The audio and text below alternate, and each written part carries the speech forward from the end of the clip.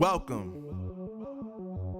to the place where dreams come true, where everything you want can be yours, if and only if you're willing to work for them, you're willing to hurt for them, but most of all, you're willing to be first for them. Look, I'm going straight to the top. I don't know how I would stop, like it or not. I got some goals that I'm hitting. You hear what I'm spitting, it's hot. Look what I got, whole lot of passion and pain. The road to success is insane. Stay out my lane, cause I'm on a mission. I'm getting what stands in my way. Yeah, I'm a beast, I wouldn't play with me, baby. The way that I'm training is crazy, and I do it daily. You wanna talk about drive? I got more drive than Mercedes. I've never been lazy. I'm in the room, it's a red alert. You wanna compete? Well, get better first. I got 10 toes in the dirt, push through the hurt just to show them my worth. I'm the best. Yeah, I'm the best. I never stress. I know what's next.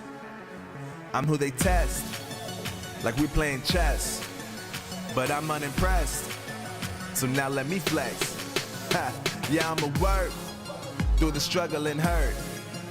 cause I know my worth, and I gotta be first. Yeah, I gotta be first. Look, I don't want anyone's sympathy. I understand what is meant for me. I give my focus and energy. If it's meant to be, then it's meant to be. But mentally, I'm undefeated. They hear that and say I'm conceited. Like there's no reason. Like I don't beat them and come back again just to teach them that when you work under pressure, you reach higher measures. They'll try and bring you down, but you cannot let them, and only get better and focus on cheddar. Eye on the prize and you'll become a legend. Like, when I'm in the room, it's a red alert. You wanna compete, well, get better first. I got 10 toes in the dirt. Push through the hurt just to show them my worth. I'm the best. Yeah, I'm the best. I never stress. I know what's next. I'm who they test, like we playing chess. But I'm unimpressed, so now let me flex. Yeah, I'ma work through the struggle and hurt, cause I know my worth, and I gotta be first. Yeah, I gotta be first. They don't know what's gotten into me, how'd I turn pain into energy. Through all the struggle and hurt, remember my worth, and that's why I gotta be first.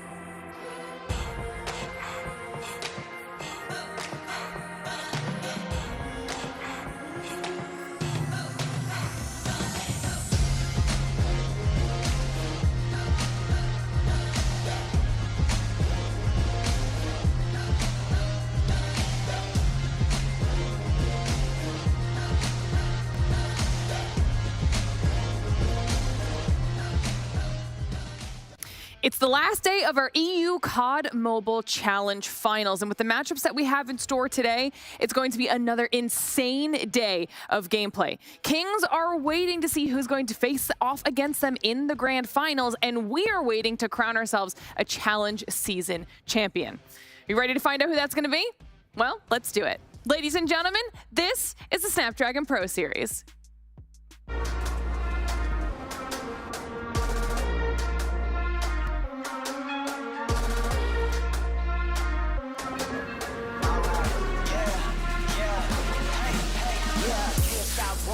Going till a player on top, know it. Rooftop, penthouse, suite. If you really want it, gotta own it. Fight through it, we was at the lowest. Blood, sweat, tears, the components. Riding all year, now's the moment. We are not friends, we are opponents. Yeah, I'm coming for mine. Yeah, I'm making a play, the game on the line. Yeah, I've been on the grind. Yeah, I jump in the spot, I made it my time. Yeah, look in the sky. Yeah, the stars align, no shade to shine. Can't stop it already. Emotional work and devotion, we put in this time. Look,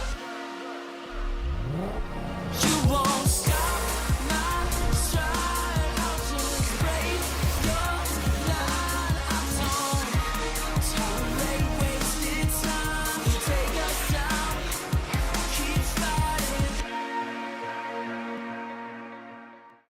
The Snapdragon Pro Series powered by Samsung Galaxy is brought to you by Snapdragon Elite Gaming, Samsung Galaxy S23 Ultra, and Monster Energy. Hello everyone and welcome to the Snapdragon Pro Series. It is the last day of our challenge season for EU. That means we've got lots of action in store here today. I'm very excited to get into all of it. Obviously, your crew is here. Myself, Glitter Explosion, Bobby, Beef Mommy, and I hold shift to close this whole thing out. Oh, it's getting violent on the sofa already. Gladiator-esque. Just getting my Joaquin Phoenix action in for the day. Okay, all right. All right, Bobby, are you excited for today? I am. We have been in Poland watching COD Mobile for a long time. We finally get to crown a champion for Europe. So obviously we got to wait a little bit longer for North America, but this has been a long time in the making, and I think everybody watching is more than excited to see who the champion is going to be because Europe has been completely chaotic and unpredictable. I'm expecting the same today. More intense today. I mean, yesterday everything was topsy-turvy. People are already memeing our pictures with the 3-0, 3-2. Looking at you, Neil. But I think it's going to be the same case today. We did have our predictions, but I think it'll be thrown out the window by the end of the day. Top two teams from groups, only one of them even have a chance to make it to stage 5, which is wild to say out loud. Exclusive, they still have a lot to prove, I think, after yesterday, but the final 3 teams that are fighting for that last spot for stage 5, all of them have earned a chance to battle for it. Yeah, it's going to be a really good day, like we're all saying, so you need to make sure you're here for every single second of it. If you can't be, and if you haven't done so already, obviously, make sure you're following along with us on social media. I don't know how you haven't done that already. I've reminded you every single show, but if you haven't, Twitter, Instagram, Facebook, all of our live streams, hang out there so you can stay up to date on everything Snapdragon Pro Series related. And if you haven't done so yet as well, Discord, okay? Discord.gg/Snapdragon Pro Series. Join there, hang out with the community, talk all things COD Mobile, and of course, stay up to date on all things Snapdragon Pro Series as well. Now that you've got that done, you know what we're not doing today, Bobby? Oh. I don't have to break down the format? We are not doing the format because we're pretty much done. We're in the lower bracket portion of our challenge finals, so you don't get to tell people about Ranked with Friends any longer. Heartbroken. Do I get to talk about the prize? You do get to talk about the prize pool, though, Mommy, because we have to remind people what's on the line. It's not the money that they've already won. That's now in their pockets from group stage. There's more cash. More cash. I can have this one with Bobby so he feels like a little bit fulfilled. No? Okay. All right. Well, at the top, we have $7,000. If you weren't on the broadcast yesterday, this is a different prize pool from what we've seen in the group stages. So even more money in the pocket for both of these teams. But like we keep mentioning and reiterating, first place still needs to be locked down, but we already know at the very least Kings already has their stage 5 spot secured. Yeah, which is super important. Those top 2 squads move on to the World Championship against all of the other global teams. So obviously those are very coveted spots, which is why the lower bracket matches today are going to be as chaotic as you probably assume they're going to be, Bobby. And we keep referencing it, and if you guys missed yesterday and you don't know what we're talking about, before we get into today's action, we'll give you a little bit of a recap for what happened because it it needs one shift, okay? Walk us through the first match. I mean, like we already kind of talked about, I think everybody pretty much expected Animus to beat Exclusive in this opening series. They were flawless through the group stage. They looked convincing in every single game mode. And it started off with a little bit of a fumble from Exclusive. They were up big on the Takeoff Hardpoint. Through it, we heard it from them at the end of the series that they thought that they should have won that game. I think all of us thought they should have won that game. But in the end, it didn't make much of a difference because after a bit of a fumble from Animus in the control, Exclusive won 3, 4, and 5 for a reverse sweep to surprise and upset Animus, giving them their first loss so far through stage 4. And that was not a good time to get it, having to stew on that loss all night long leading up into their match today. Yeah.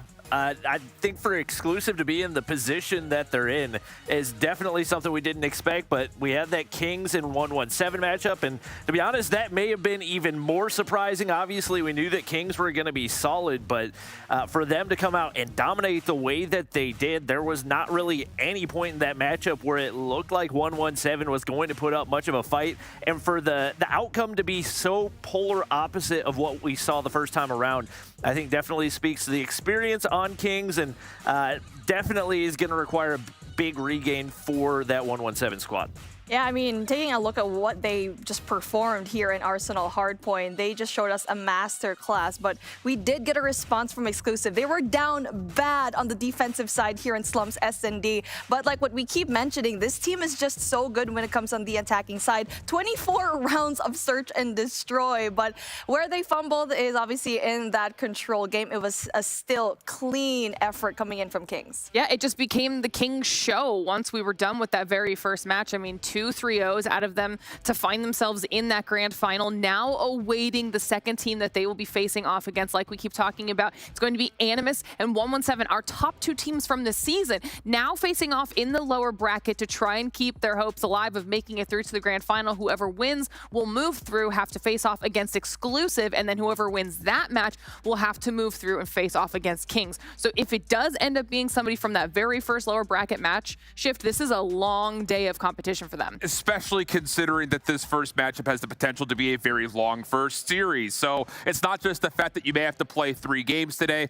it's you're going to have to play through probably a very lengthy best of 5 to start, and then you have to remember that grand finals is a best of 7. So there are a lot of things in the air here when it comes down to that team starting in lower bracket 1, not just having to qualify, but to take the lion's share of that prize pool at the end of the day. It's going to take a grueler, I think, to get through it from start to finish. Yeah, definitely a situation where experience in these types of competitions is a must if you're able to make it through that type of a slog. But we keep talking about that first match. Let's start breaking it down a little bit because I'm very excited to get into the action here today. Match number 1, you saw it on the schedule.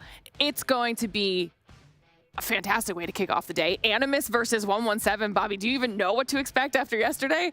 I don't think anybody can confidently say that they know what to expect at this point. I think a lot of us expected we would get a 1 versus 2 seed. This is not the position where we expected that matchup to happen, though. So I think really the biggest regain is going to happen for 117. I think if you're Animus, looking back at the way you played yesterday, yes, there's some things that you can fix up, but there were multiple points where the match was at least winnable, and that was not the case for 117. Very uncharacteristic performances for pretty much everybody on their squad, and it's going to take a serious mental adjustment for them to be able to bounce back.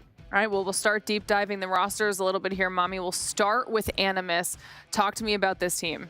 I mean, this team is definitely a shocker, the fact that they had not a good job when it comes to performing in that control round. It really is that overutilizing all of their score streaks at the very bad round. So I'm really expecting that everyone else in this team will kind of polish up in those mistakes and not let that kind of snowball out of control, especially with that reverse sweep. What we're thinking about is how they're going to be regaining their mental energy for this game, because it was pretty grueling what they experienced yesterday. I think the other thing about this team from yesterday, we talked about a lot about Animus in their last couple of games in the group stage. They played tough opponents and they beat them. But who was big in those performances? Boot was. Yep. However, yesterday only dropped a 0.67 in the hard point. That has to be different here today, because even though 117 did kind of get smacked around by Kings, Boot has to be here for Animus, I think, to have a chance today.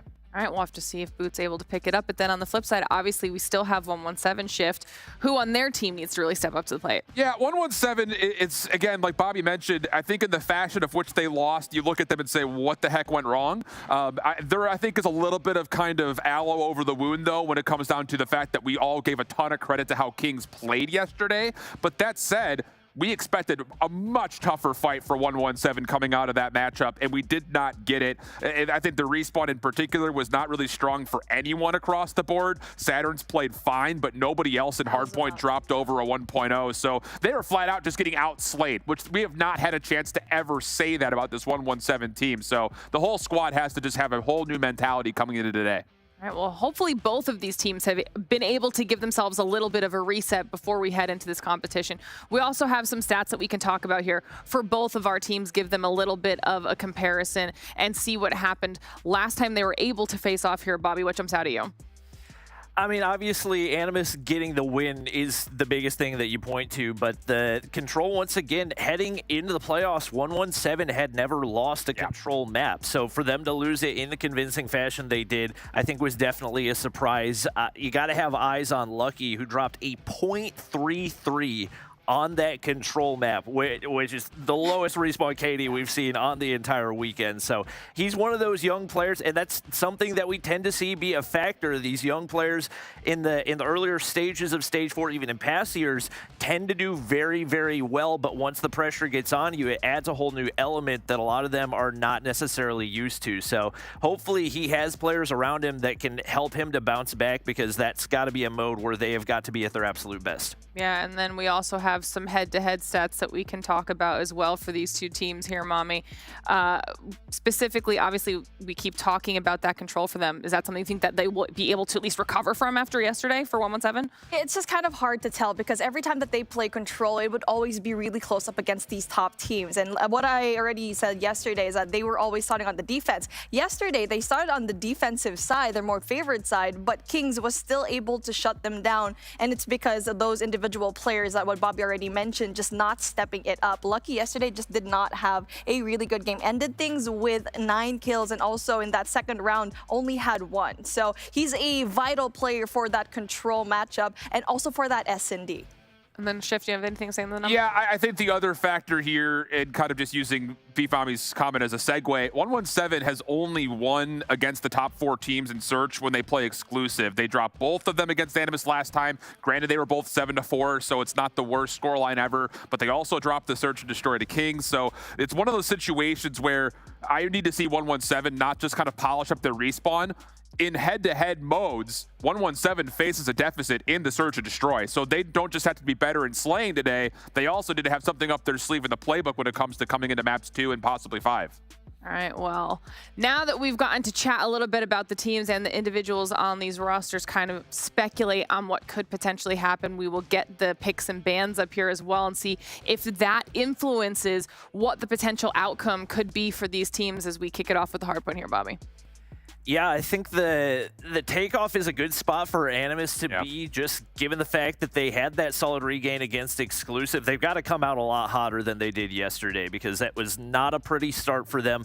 But we know that they're capable of doing that. The firing range Search and Destroy, once again, is just going to be a big fat question mark, because we've not seen that throughout the entire duration of Stage 4. Now that it's fixed up, definitely going to be interesting, but I don't think that's a great option for 117, given their struggles in Search and Destroy, and given the fact that they probably don't have a ton of reps there. And I think on top of that, we also saw Shark provide problem after problem for exclusive when they played this map yesterday. So I think Bobby's absolutely right. Animus is going to be thrilled to have firing range in the mix, especially early on in the series, where these hard points, I think, may be 50-50 overall. Mommy? Absolutely agree. The hard points will be a question mark, because both of these teams are pretty good, especially looking at that summit, since no one's had mentioned it yet. They're very good in this map. The first time that they played us was in Stage 3 a long time ago, but it was Animus that was able to get the better of them. But we've seen time and time again, that's why it's important to kind of note that 117 has been working on their summit gameplay every single time that they bring it out. So I'm really excited to see the rematch here if we get into that map number 4. Wow. Ooh, all right. Well, we've got the control pick coming through as well. You guys don't get to talk about it until later because okay, I'm going to let you guys go get set up. But Bobby, I want to hear your thoughts on the standoff.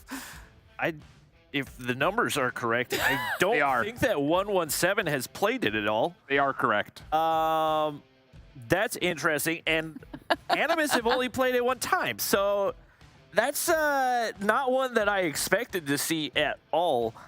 I think heading into this, obviously, you got to keep eyes on the fact that it has, for the most part, been a very defensive-sided map. So really, whichever team ends up being on the defensive side has got to feel good. But once again, even with having the defense in the raid control, 117 didn't look convincing yesterday either. So they've definitely got to come out on the right foot, and hopefully for them be on the defensive side to start. All right, well, we'll have to see if these map picks work in favor of 117 or if it is Animus who will come out on top. I expect it to be a very long match regardless because neither of these teams is going to go down easy, but it's time for us to send it on over to the other side of the studio. So Mommy and Shift, take it away. Yeah, the standoff is definitely a big question mark. And I think the biggest thing, like Bobby mentioned, is once you start to put in the perspective that the defense is so heavily sided on that map, you essentially say if you're going to pick standoff as the map 3, you have to play 3 offenses, probably, which is, again, one of those things that depending on who selected it, you better have a very good first-round offense. Otherwise, the map feels pretty unwinnable. Whoever won that coin toss and also chooses Team 2 will definitely have more of an upper hand in that control game, choosing where you are going to be starting off on the defensive side. So, again, a little bit of a back and forth. We're already starting off with mind games here when it comes to the map picks and bans, and this is what we love to see here in playoffs. But we're starting things now with Takeoff, where Animus looked absolutely great yesterday up against Exclusive. Just did a phenomenal job when it comes to picking up the points after being down so much yesterday. See how things go. 117 and Animus, it's a repeat matchup from the final week of regular group play, but here it's play and survive, lose, and you're done on the season. And I'll tell you that $1,000 for 4th place is not going to feel like anything worth talking about if you miss out on stage 5. Animus, a very good opening start. 117 will a bit surprise Animus with a bit of a spawn flip coming through early. So a chance for them to recontest, and as they do, Animus pick it up, still hold into the hard point. And you do get to see that Gothilla just taking advantage of that Holger in hand, just dealing with the long-range shots. And so far, that's one thing that 117 not found. We haven't really seen that kind of long-range gameplay from Lucky yet yesterday, but hopefully he is going to be awake right now. It will be 117 not found, trying to go in there for the contest, and they will have the more favorable spawns for P2, but they do have 21 seconds left, and Animus still in the lead, not letting go of the hard point. Yeah, really nice start here for 117's SMG line in particular. Saves and Caesar did not have exactly what I would call a light-up performance yesterday versus Kings. They're actually getting worked by the SMG line of Kings, but here a little bit more of a resounding initiation from 117. Even though they find themselves down 30 points, they will have an opportunity to start to put up their setup towards P2. Narc's looking to play through window side. The rest of his team nearby. Good first blood comes through. That'll get him in towards the stadium area. And all of a sudden, Narc's can hit a route all of a sudden. 117 in a little bit of trouble, kind of spawning from behind. Here comes the pinch from the front. Good prediction from Boot, and Animus already have a chance to contest. And also player number 3, that's going to be important for Gothilla to try to go in there for the pinch. So far, point is going to be contested, and when it comes to the spawns, it's just really huge kills coming from Animus, just getting rid of everyone from 117 here from this hill. But they are still going for that pinch, and they win the gunfights, and 117 recaptures the point. This is an important last 30 seconds here for 117, not necessarily for the objective, but can they soak up time and start to put a little bit of pressure on Animus on rotation? A couple of kills will allow an opportunity for 117 to exit. Follow-up from Caesar pretty much puts any further threats from Animus trying to recontest out of the question. And now here comes the rotation. Caesar's going to go around the, maybe not around the backside. Thought about it for a moment. I like the idea. Rasmo will scout out one, try to make a route over towards Jenny's side. Caesar trying to get up top, but no. Rasmo shuts it down and finds the second through mid-map, and Animus will win rotation anew. Good points from 117 back in P2. When it comes to that rotation for next, it's actually not that bad of a deal for 117. They're still going in for a heavy push, but it is those rotational gunfights that Animus is just winning, even though that 117 not found, finding really important kills. Say's still going to be alive, though, trying to get that spot into Jenny's, but they're still not winning their gunfights there. Yeah, spawns all over the place in the middle of this opening break-off for both of these two teams. Animus with the benefit of having Narcs on the Purifier. will be able to at least control some of the chaos early. Claw out on the other side now for Razmo, who really is just trying to block off some of these doorways. Say's doing the same thing with the War Machine. Really can't lock anything in at the moment, though. Some damage is dealt, but ultimately speaking, Animus are fine to survive through it. Shark gets a double, and with that, Animus reestablished control of the hill. That pinch from 117 could have worked out, but Razmo so pesky when it comes to the claw. Just shut down the War Machine right now of 117 not found. Rotation, though, on the other hand, 1 by 117 not found, and they've been pretty good when it comes to that generator control, but at the same time, they do have to worry about 2 players from Animus trying to go in for the push. Yeah, the P4 spawns aren't open yet. They will open as soon as we get to the intermission. So even though 117 took the early rotation back, they don't actually have the numbers to hold as Animus were able to get the follow-up. Shark is lighting things up early once again, and now has the Sparrow out with a little bit of support from Guathilla's Annihilator. Only getting a single kill, though, doesn't really lead to 117 feeling too bad about the opportunity to break on through.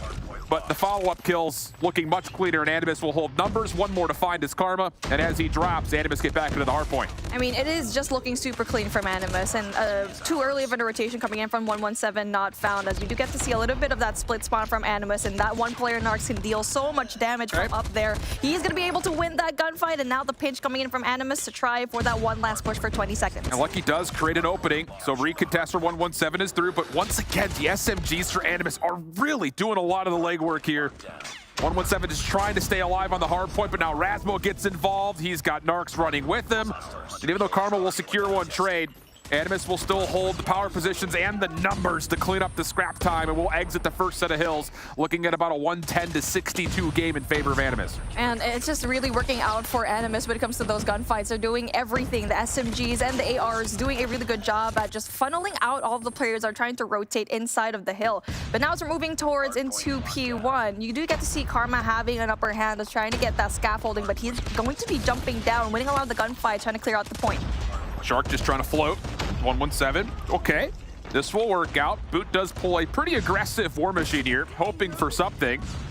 And honestly, he's just really not in a position to find too much with it. So that will kind of go empty-handed. 117 still back into the hard point, though, from the favored side. Animus trying to work back through the northern side of the map while also focusing back towards mid. A couple of the kills come through. Animus now a chance to contest. Lucky Says trying to hold on. Shark has a couple of low health pulls in front of him, but Says stays tucked in a corner. And with that, 117 will hold on to the hard point, and now we've got essentially a neutral game. 15 points just to take for them, and for Animus, they do have a hold of spawns for next as they are trying to contest. So still not bad for Animus, even though that 117 not found. They basically found a lot of points there in P1. Otherwise, a really contested point, but it is still going to be Animus going in for the more favored spot, where we do get to see 117 have that previous set of rotations. And 117 will have to fight this from window side. You'll have a little bit of a late hit here from Caesar spawning out. Pred Missile makes life a little bit easier around the back. Animus only have 3 members alive. Guathilla does well through mid-map to clear out some of the presence, and then also a nade from Narcs clears out the hit from the front. Oh my goodness, that's a 3v5 hold from Animus, and they've done it without really giving up anything. War Machine now out for Says. 117 trying to find a way to break back through, but Says is, again, not finding enough with this. He's throwing some desperate shots from the other side of the map, and yeah, he's found kills, but it hasn't changed the influence of what's actually happening out of the hard point itself. Animus are still soaking up time. Finally, there's a bit of a contest, but Animus are in a position with the proximal spawns to recontest until Caesar puts it out of the question with a Sparrow for 3. Narcs was the biggest playmaker for Animus. Not only did he get those kills when it comes to the nade, but the moment that Says brought out that Preddy to take out the spawns, he was able to readjust, go in there, and everyone else spawned right beside him, and it could have been an easy 117 not found spawn flip. As the rotation now going for next, we do get to see 117 bring out another Preddy, getting that information down. It is still going to be contested, though. Still no map control from both of these teams. Though no one knows that Says, keep your eye on number 1 in blue. Says at the top side of the map is just trying to finesse his life a little while longer. He does get eventually traded out. Karma with the Annihilator from the front. He's trying to get in towards mid-map, but again, Animus just holds so much control. Razmo's just absolutely flooding these doorways with the Claw. Shark follows up with the Sparrow, and 117 attempts to break. Doesn't even really get off the ground. Saturn's attempting to try to change that up, but the Purifier doesn't really find too much, and Animus continue to still be soaking up hardpoint time. I mean, it really is just Animus knowing very well that 117 is spawning on the bottom right side of the map. You can see that every time that they're spawning on top of that right side, they're just looking towards the bottom of the map, knowing very well that it could be a heavy hit. they're getting a lot of the points. And even though that 117 has the Jenny spawn, they're still trying to go in for that early rotation. It's just not working out for them. They have to play for exits here. I mean, you've had too many members for 117 back off, and look at the exit. Animus just walk right through. Caesar doesn't see any of this. Now the hardpoint spawns will start to change as we get into the intermission. It's going to be split spawns for 117, but Animus winning gunfights over the top of the new hill means that all you have to do is clear out Caesar, and you're going to have Jenny spawns all of a sudden. Another fumble by 117 on the timing of this rotation to 4. It really is not being able to stop that rotation from Jenny from 117. Even though they were kind of set up, Caesar not able to find those kills. But we do get to see that Saturn getting that double kill. Might be able to flush out that one last player. Okay, 117, trophy system keeps him safe for the Pred missile. You've got Lucky with the claw out. He'll do well to clear off any remaining Animus members inside the hard point and then possibly follow up behind this. This is a nice effort here for 117. They desperately need this last 23 seconds. Split spawns for Animus, but Nades will try to make safe the front-sided hit. Narc slipping in from the back. Smoke allowing him a chance to get in, but gets completely burned by Saturns. And now that Say starts to feel the pressure, he'll call the War Machine and alleviate any further hits from the front. And again, 117 do what they need to do to stay in the conversation, but they're still fighting themselves down 50 points. Yeah, they're using their operators as a lifeline when it comes to breaking and holding the point, and it really is a good usage, but they stop when it comes to that momentum and needs to finally get back into the driver's seat and be the people who are actually going in there for more of that rotational gunfights. And now as we're going in for that P1, Animus going to be right there, and we do get to see that one player, that's Narcs, being in a really good spot. Yeah, this score line, every second for Animus is a bad second for 117. 151 to 213. Good clearance from Lucky. Allows 117 a chance to at least contest, if not possibly win some time of their own. Smoke making life difficult for Boot and the rest of Animus as they come off spawn from the right side of the map. Guadilla, first one in. Goodness, talk about being the tip of the spear with a Hulker, mind you. Again, he just keeps on doing this. Able to find another behind this. Guadilla, wow. He's not done. A little maybe turn and burn. Caesar gets pushed back, and Animus find themselves into the hard point. Guadilla eventually gets taken down. Contest is on the way. Animus still holding inside, but the help from beyond is working out as Animus continue to find a couple extra seconds. I mean, it really is these individual gunfights that Animus is just winning. It's 223 and 162 with just getting a lot of those points down in P1. As the rotation for next finally pushes through, 117 kind of pushes forward a little bit, but it's a good thing that player number 5 on their end, Caesar, going to be spawning right there. But we do get to see that Guadilla is going to be really pesky with Annihilator. 117 needs to pop something here immediately. It may not be a bad opportunity for the War Machine to come out from Says. Couple of nice kills come through. Animus has to reset. It's all going to come from the front. Shark up the top of scaffolding. How does he get in for free? He pops out the Sparrow, and he takes down 2 with it. Oh, a big fumble again from 117. They don't pop any of their operators until it's almost too late. Saturns gets the Purifier out. It creates an opportunity for him to work from the backside staircase, but Animus are still in the hard point. Saturns gets traded, and Animus can put the game away right here. One more hit attempt for 117. Couple of shots do land. Trades are through. Lucky back into a very desperate claw. Boot with the War Machine shut down, and even though 117 will find the scrap time, they have to fight the war on multiple fronts as they need to rotate. Man, I really love the fact that Animus is still trying to contest the point, still soaking up whatever seconds that they have, and not just that, rotation for next is going to be key. 117 not found has 7 seconds to try and contest this hill with just 8 seconds for Animus to try and get the point. It's just a perfect setup for Animus. They've got players all over the top side of the map. 117 just trying to get in one by one. Now they have to hit from the back through a choke point, and they will not be able to get there in time. Man, a couple of very critical fumbles for 117, going from 2 to 3, not once but twice, kind of put the game out of question a couple of different times, but Animus looked like the Animus we expected to see. Finally, they showed up here. It really is that rotation from P3 to P4 that was the biggest fumble for 117 not found. Just going in there a little bit too early, and also not minding the rotational gunfights that you need to win in that Jenny spawn. And there you go. They tried to go in for that catch-up, but unfortunately, it was just Animus always 5 steps ahead. Yeah, I think the biggest thing, too, is the duality between how the ARs and SMGs are playing for Animus is really clean today. And again, we saw that yesterday versus Exclusive. I think in most people's minds, even though Animus dropped to Exclusive, the power rankings don't change too much. I think a lot of people would say, okay, maybe a bit of an off day for Animus at the tail end of that series, but still, the way they played in Respawn was looking mighty fine. And you definitely got it here out of the SMGs. Boot played better. Narcs dropped, I think, 46 in total, so he had a hell of a game. And at the end of it, it just, again, came down to this kind of snowball effect of Animus just continuing to build momentum, continuing to find the critical kills when they need it. And I think at the end, you kind of saw a prime example of 117 playing too retroactively, not popping any of their operators until it was too late. Exactly. And when it comes to the players that have been shining, I mean, ARs from Animus definitely just performed super well. Gothilla, even though that he has an LMG, he just sprays it down as an SMG player when it comes to funneling out everyone from the objective. Rasmo, on the other hand, really good when it comes to the anchoring and also just getting a lot of those players when it comes to those long ranges. But a player that I really want to talk about is Narks, and that win from P2 we already kind of highlighted a while ago. It's really just small presence of mind like that that can definitely turn a game on its toes. Yeah, I think plus 24 or so kills in total in terms of how the slaying went back and forth between these two teams in favor of Animus. So that's a pretty hefty margin as well. 117 is not really able to stay involved with the gunfights. But kind of as we framed up when we were talking on the couches, we kind of expected that Takeoff was going to be a map that slightly favored the side of Animus because of the reps that they've had on it, the convincing wins that they've also been able to find throughout the group stage. But now we go to something that we don't have a lot of information on outside of the one time that Animus played it yesterday. We're going into a firing range search and destroy. Shark was a major issue for exclusive.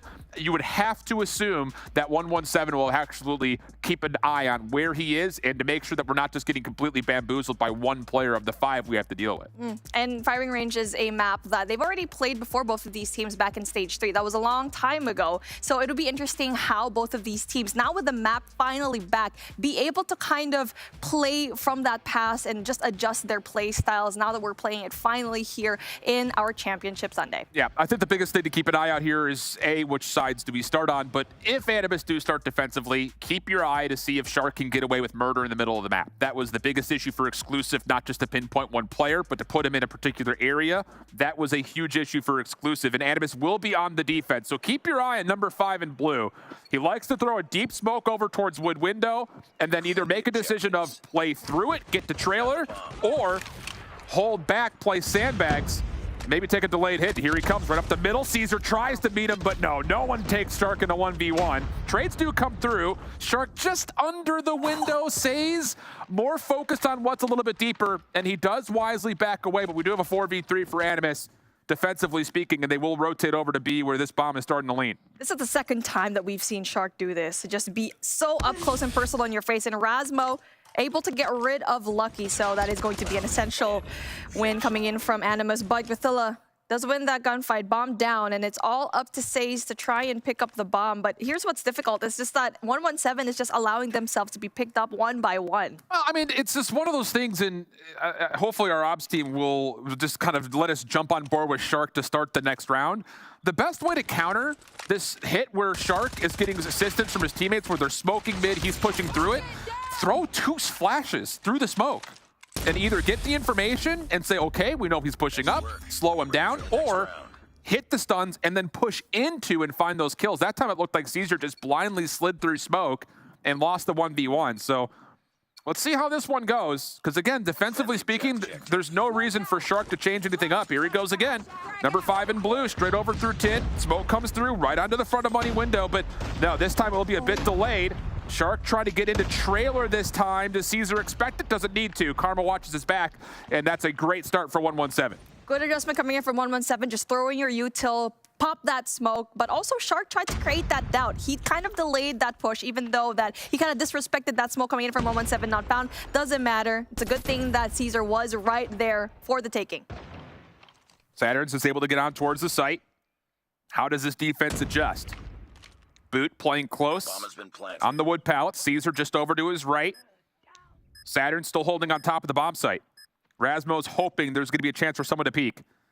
And Saturn's actually gives him a chance, but it's Narks who connects.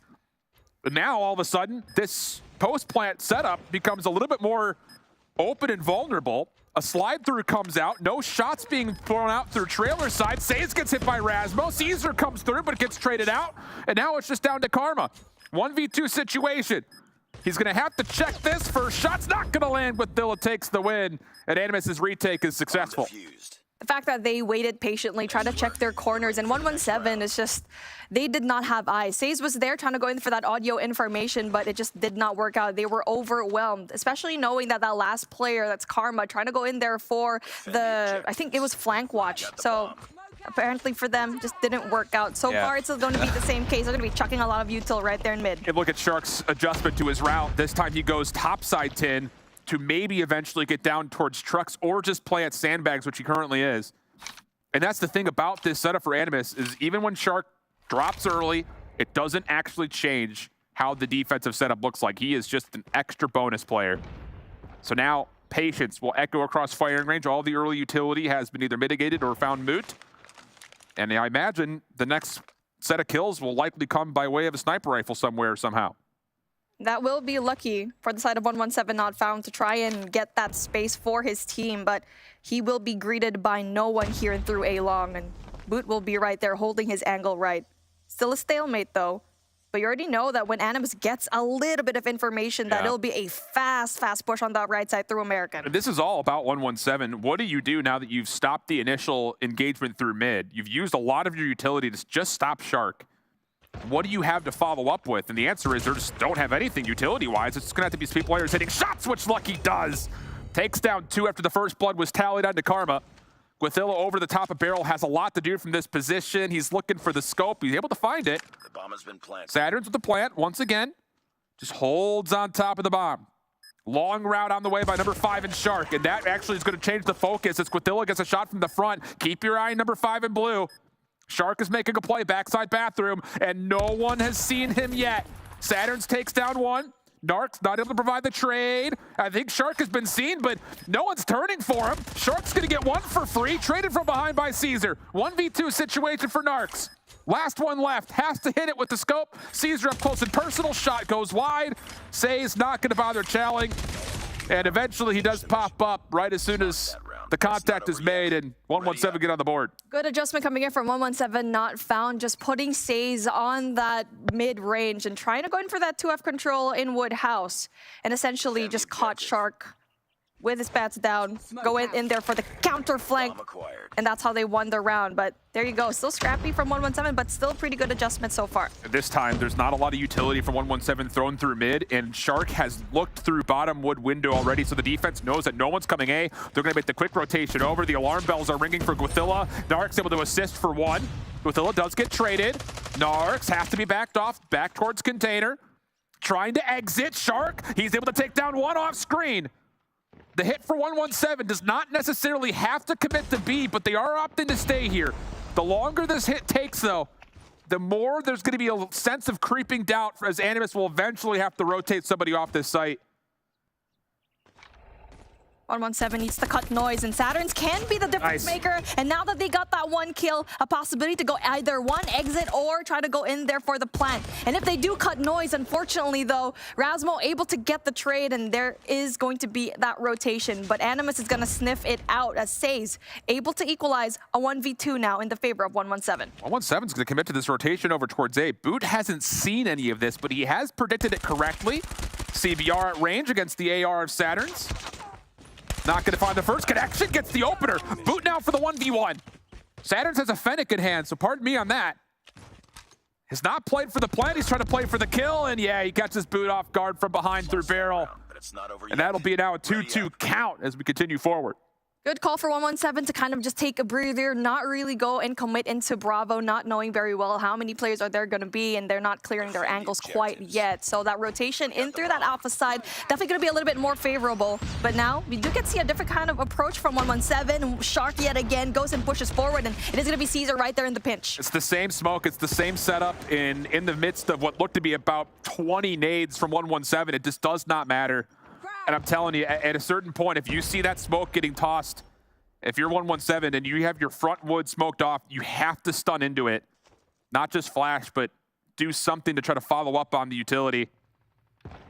And as Caesar gets pulled off, again, Animus kind of rule the world here with a 5v4. This is just a good defensive setup from Animus, and Boot definitely going to be dealing some damage. He will have eyes on that left side by Bathroom. will probably give that first information just in case it will be that A hit. But it looks like it's going to be Bravo. Gothilla going to be the first point of contact here in Bravo. And that bomb carrier is going to be in a really big trouble, speaking of. Yeah, that's all Gothilla needed to do was just to get one. 117 now in a world of hurt. They've got no map to play with really whatsoever. You don't know if anyone's pushed through A, which Boot has. You don't know where Shark is, which is, again, always a lurking issue when he's alive. And someone's going to have to do something unbelievable for 117, or on the other side, make a critical error if you're Animus. With only 35 seconds on the clock, I imagine the comms right here for Animus are, nobody move. Just wait for them to make the play. And as Karma starts to sneak forward, Boot in the corner will get the read that, yep, one player is here. Razma will take care of two from long range. And the hunt is on for Says. And it doesn't take long to take him down. 3-2 Animus, one more to play in the half. Here's one thing that we kind of said yesterday while casting that Animus an exclusive game. Animus just does not give anything away, and 117 had no information whatsoever, even though they would have some sort of, information given in those 1v1s. You always know that Animus is always going to reposition themselves, and now the same case coming in from Shark, going in through mid, and that smoke definitely going to be right there, but he will be welcomed as Woodhouse is going to be wide open. This is interesting. Animus are going to allow, or pardon me, 117 are going to allow Animus to get into wood, but the problem is Razmo is teeing off through the backside of trailer. Didn't get to see any of it, but he got 4 of the 5 quickly. And that'll be a 4-2 half, and the recipe for success again for Animus is if Shark stays alive, they win the round. He got 4 kills there? I saw 3 on the board. My goodness, he is crazy when it comes to that smoke. And so far, it is Lucky that is kind of struggling to get those opening picks that 117 desperately needed. Smoked is going to be mid. Caesar going to be right there for that defense this time around. You see how different it is, though? Like, when Caesar gets into trailer, not by the route of mid, look at the extra focus that 117 have to put on mid. They've got number 4 in Karma watching the cross very tight through the front of wood, and it allows Animus a lot of free space because of it. So Shark, again, gets the quick plant, and he'll just hold on top of the bomb site because there's no reason to move. And 117 are in complete handcuffs right now. That kill from Saturns is fine, but you've got 30 seconds to make a play towards the actual bomb itself. Razmo and Lucky will trade. Shark is still just kind of doing his own thing on top of the bomb. Follow up here as Says tries to get in, and Shark just gets to work. I'm telling you, this is not a multi-dimensional setup. It is just Shark is going to do the exact same stuff he did yesterday, and 117 did not do their homework. I love Animus's, the setup there, post-plant. You had Gothilla to try and cut off that rotation from mid, just in case 117 wanted to do that, because they would have no choice after a fast plant. There's no way that there's going to be a rotation in through jungle, in through spawn. That would just take too much time, so instead, took their eyes in through mid. And now the smoke popping off for Animus, and now they're going to be going in there aggressively. Karma does get one, but you do have Shark pushing aggressively through. Nice attention from Lucky. Trades come out on both sides. We end up in a very early 2v3. Bomb still in hand for Gothilla. He was the dedicated carrier as Shark was looking to make a play right through mid. And I'm telling you, I think they've made the exact same read that we've been calling out here. If 117 aren't going to put anyone through mid, we're going to smoke it, we're going to nade it, we're going to run through it and force you to make an adjustment. The only bit of good news here for 117 is that they were able to initially, but Razmo still has the hot hand, and he will clear things into a 2v2 with a chance for the bomb to get planted. Now that rotation from player number 2, that is Saturns, needs to make a quick hit, but then an amazing god name from Karma stops the plant. And now Razmo is going to be up for a pinch as the information given to Saturns, and they finally play off that nade super well. But this is one thing that we're seeing from 117 is that heroics on their side when it comes to this S&D game. 5-3 the tally. And these rounds that 117 are winning are still feeling extremely taxing. Different setup this time for Animus. Early focus down towards the jungle path, while Razmo gets to work over towards A. Gothilla is the bomb carrier, so expect to see Shark be the first one to open up space. Shots up top over towards Tin, not quite able to land. And we will be empty from opening first bloods this time. Razmo, though, knows very well that there's at least one player from 117, spots the trophy, gets rid of it. So that's one player, but so far it is going to be Animus not knowing where everyone else is in the map apart from Tin and Trailer. Still pretty good for 117 though, as their defense is still going to be pretty solid. Yeah, Crossfire setup here over towards B with both ARs. Got Saturns and Karma watching opposite angles here over towards B. Shark looks like he wants to make a hit. And I would not be surprised if someone still has a flash or something of the nature to try to get this opening. Saturn's is getting tagged through the fences. Here comes Animus trying to follow up on it, and they eventually do, but it comes at a cost. Shark and the rest of the squad now into a 3v4. Razmo still on his little solo mission over towards A. Catches one, and there's no attempt for Says to pull a trade, so we get a free 3v3 at 45 seconds on the clock. Essentially, though, him being kind of patient kind of pays off because they would not know. They think that A is going to be clear, but Says is going to be welcoming them with open arms. There you go. Gets the trick down, but also getting information and also getting traded out by Narcs. That's a smoke for Narcs to start to step forward. They don't know if trailer is clear. Karma trying to make a route. That should give them at least some sort of information that no one's actually inside trailer. So even though Razmo gets pushed off the play, Narcs will plant. Can he hit? Oh, the predictive shots are beautiful. Now on to Lucky. No, misses the first. Holger out. Not going to work. This would be a 1v2 for Lucky. Trying to keep this within grips. He's going to hop it. Razmo, good to see the head. Misses the crossbow shot. Lucky hits the gun. Oh, my. And Lucky will 1v2 and bring us back to within one. That is a momentum shifter coming in from 117 not found. In the beginning, it was Says being patient, giving that information to his team. Instead of getting the kill to Razmo, instead waited for the rest of Animus to possibly go in there, and they did. And Lucky's 1v2 definitely gonna be big for them. Smoke over the middle, and Lucky keeps it going. Takes down Razmo just before the smoke could fully embellish the cross. Now, 5v4 early. Withilla gets us a catchback. That's on to Caesar inside of trailer. No idea how he hits that, but it's a wall bang headshot. And Animus will be blessed into a 4v4, but they are lacking on a lot of information on the map. Lucky's going to be changing that position. He goes into America instead. And the last info from Animus that he was by that steel, top 10 rather. And now for Animus, they're just going to be pushing it back, but they won't have any kind of map control whatsoever, no information. It's probably just them trying to figure out, okay, where are we going to push? Let's go work from Narcs' perspective and see if he can get something with this nade. Oh, Lucky. Oh, boy.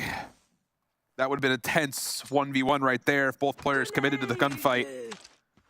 Narcs is trying to get some information over towards A. Nade will not land, nor will he see anything with the scope.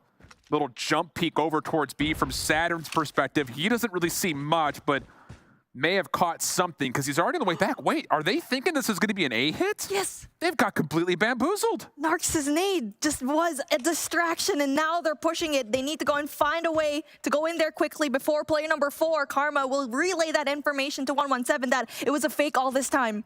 Karma has to get a read on this and keep his life. He cannot drop. He will hear the bomb being planted. 117 trying to flash their way back in. Shark counters. Saturns takes down one, but Shark, yeah, he gets his trade, backs away. And we have a 3v3. Boot still playing inside a closet. Karma up close and personal. Here come the rest of 117 on the retake attempt. Once again, Shark on the outside, Boot on the other. They'll both collect kills. Karma, 1v3 opportunity. He gets the second. To the 1v1 with Shark to get us to a tie game. He's on the hunt. Here comes the play. Karma getting danced with. Shark still on the run. And he just tucks himself into a corner. And Animus get to map point. Man, that was such a good attacking side from Animus. And 117 just played into the game. And the puppet master being Animus with those strings attached. Let's see, what kind of look will Animus do in this side of the map? A 1-1-2 split coming in from 117 not found. And for Animus, will bring up a barrage of players on through A. Razmo does get tagged. Says still trying to play the front side of the staircase. He does not have Caesar with him. Says has been tagged. He will not find the exit into trailer. Shark looking for more. Damage onto Caesar gets him out of the play. And Razmo will connect by way of the sniper rifle again through the wall. Bomb not fully planted though. Withilla gets taken out by a name, and as Shark tries to step in to collect the bomb, he's taken out by Saturns. So 117 are putting together a bit of a response, but Razmo takes out Lucky.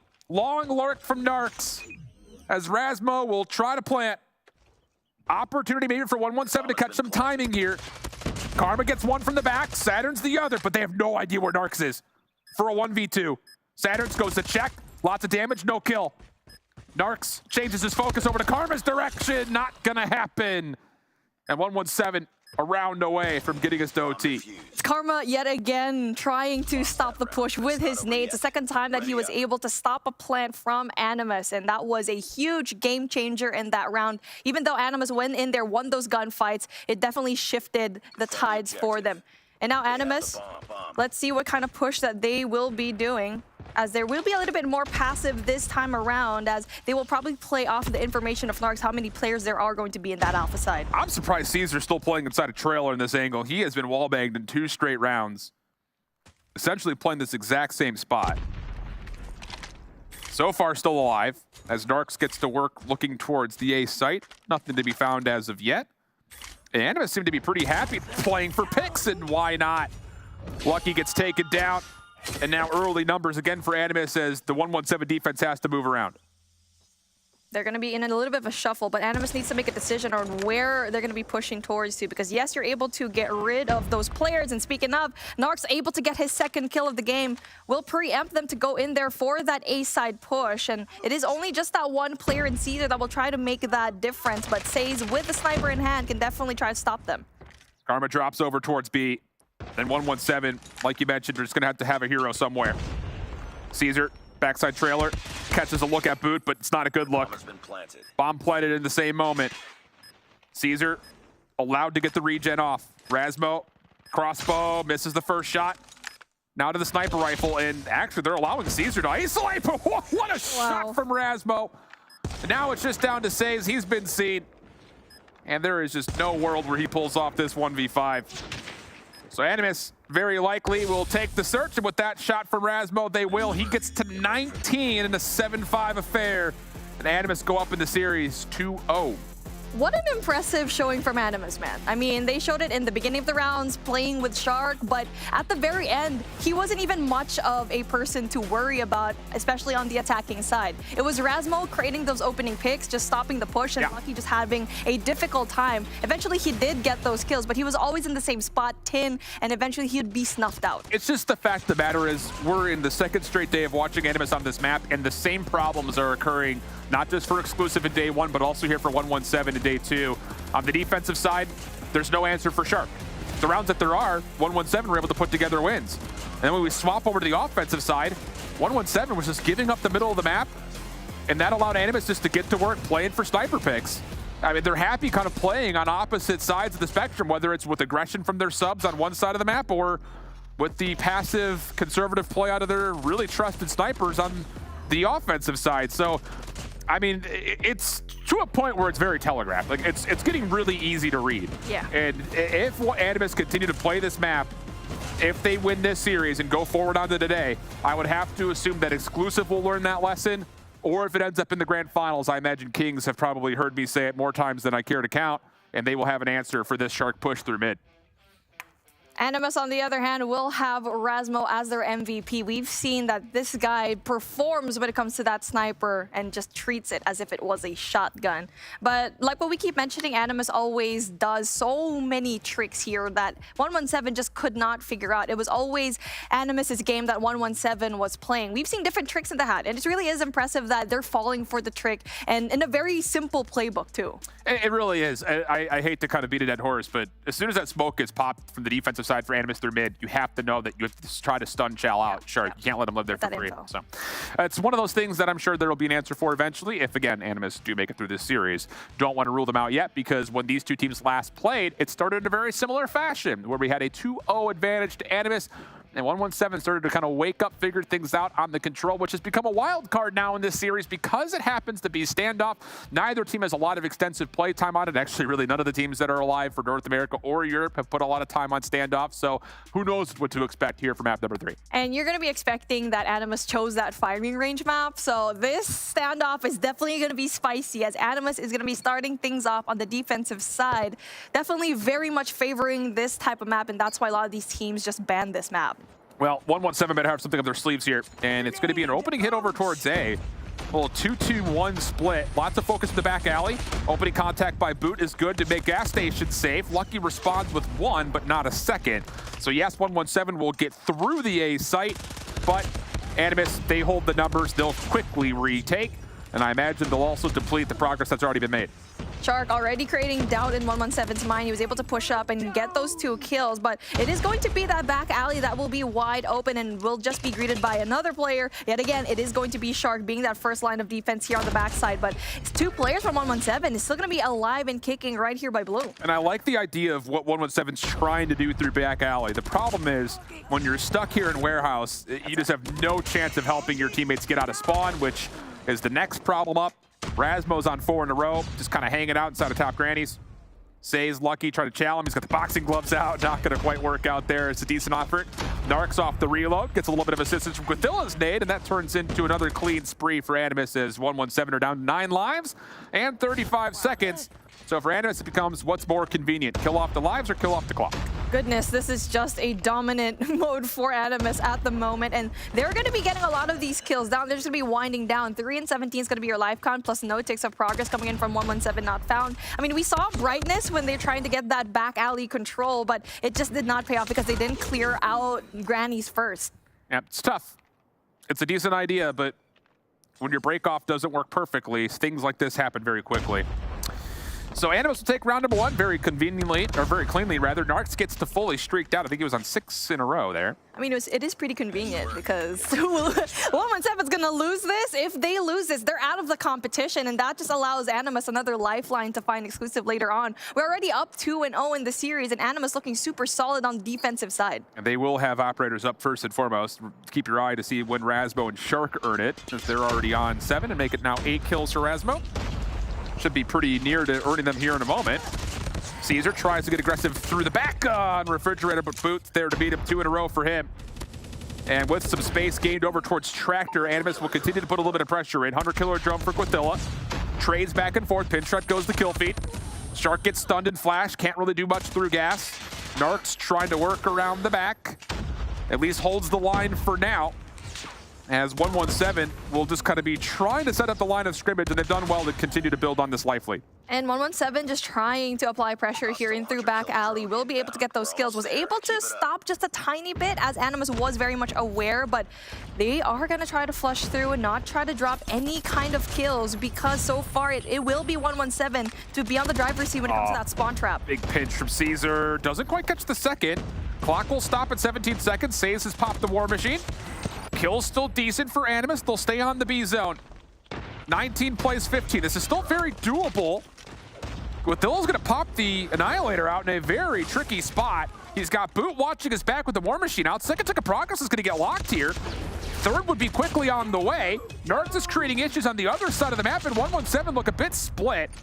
Quithilla, tough position to be using the Annihilator. Does take down one of the spawn. Turns for Caesar. Doesn't quite catch the kill, but the Holger gets the job done.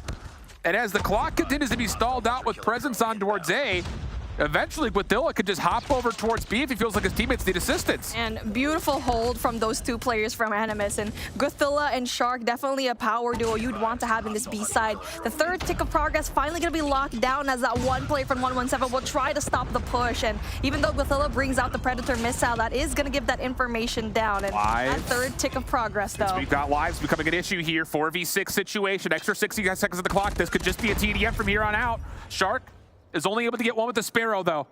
Annihilator for Karma. In the 5v3. Narcs on the hunt, but backs up very wisely. This will solely be a TDM, you'd have to think. And 117 just have to trust that their setup is good enough to force Animus to have to play for the zone. Don't give anything away. Play in pairs. Make sure you're getting your trades. On towards A they go. Boot gets one. Stays alive through mid-map. He's still trying to fight back against Says. Karma trying to get here to help. He takes down one down middle of the load. Says gets the second, leaving things down to Narcs, who could not finish off Lucky.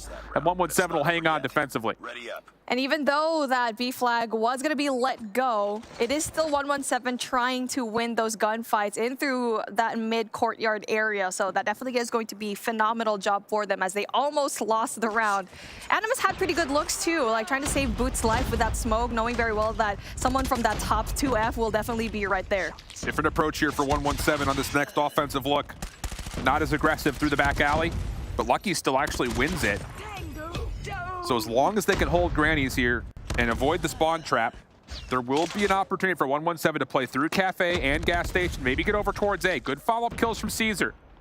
an opportunity to start making your play now is all of a sudden you've got one member and Caesar looking to kind of control through Hotel. Nice chow, gets away, and Caesar's on a bit of a rampage. 3 in a row, Sparrow at the ready. And Caesar is just so good when it comes to handling all of the gunfights here in through Hotel. So he probably will get one more. And speaking of, he's just on a rampage. And that also allows him to get and have that hunter-killer drone in hand to get even more information and deal so much damage here through spawn. Shark just on the outside. Caesar now on 6 in a row. Teammates are capturing B. And Caesar has a chance to try to get the Sparrow out to do a little bit of spawn trapping, and unfortunately doesn't quite thread the needle on that last shot, so he takes himself out of the picture. But 2 ticks of progress are locked. Saturns has the chance just to hold the front door by way of the Purifier, and that will be good enough for an extra 60. 7 life lead now for 117. Minute 38 on the clock. And Animus still have an opportunity to play through Hotel to maybe still hold on to this A zone and try to dwindle this life lead, but 117 are happy to play for kills. And now for Animus, they're trying to go in more for that back alley presence and still has to worry about Caesar. And at the moment, he's not going to be winning that gunfight. It is still going to be Yellow trying to get that first tick of progress into Alpha, but with 14 plays 4, it's definitely going to be so difficult for Animus, especially knowing that they're going to be broke on that next round. Yeah, Says gets fully streaked in the process, so between Says and Caesar in this round, incredibly well done to keep controlling tempo on either side of the map. Says on one, Caesar on the other. And that will lead to an offensive win. Unless Boot can do something amazing, he will not be able to. 1v9, first tick locked, so Narcs will have to not just get through this spawn, but he'll also have to get back over to A. And if you can't take it by the tone of my voice, it was never very likely. And 117 go up 2-1. 117, putting Caesar right there, and he winning the gunfights from that Hotel mid-courtyard definitely was a big presence, because for Animus, they did not have anyone. They basically opened the floodgates, and he was right there getting those kills.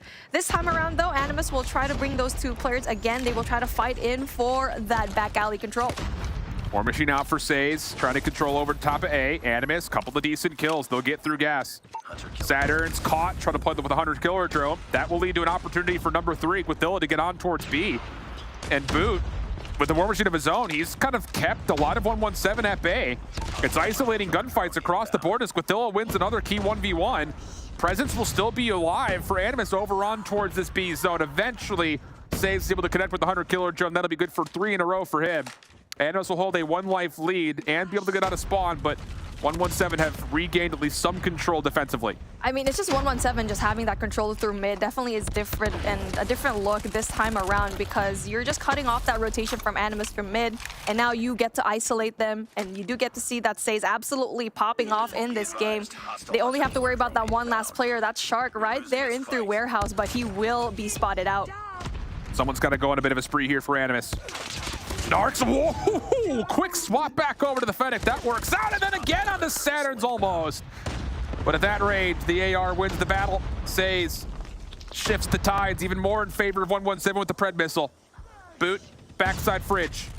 Has Lucky and Caesar in front of him. He's able to hold off the play, but this entire hit has to be successful on towards the A zone. Purifier for Narcs only gets 1. He does trade out Saturn's Purifier, though, in the same moment, but a 13v4 not looking good. And 117, who have been so darn good in control, do it on essentially a brand new map. 3-1 here on Standoff, 117 on the board.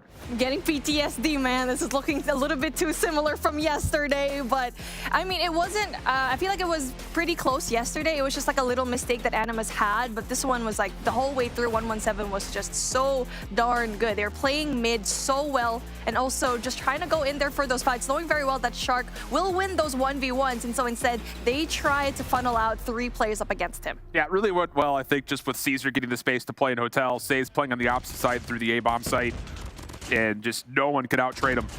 That was definitely the key difference maker without question. Even though Animus' first offense in round 2 did look pretty darn good. I mean, you got a full capture on B. They got a tick and a half worth of progress at A, but not enough to turn things their direction. So 117 on the board.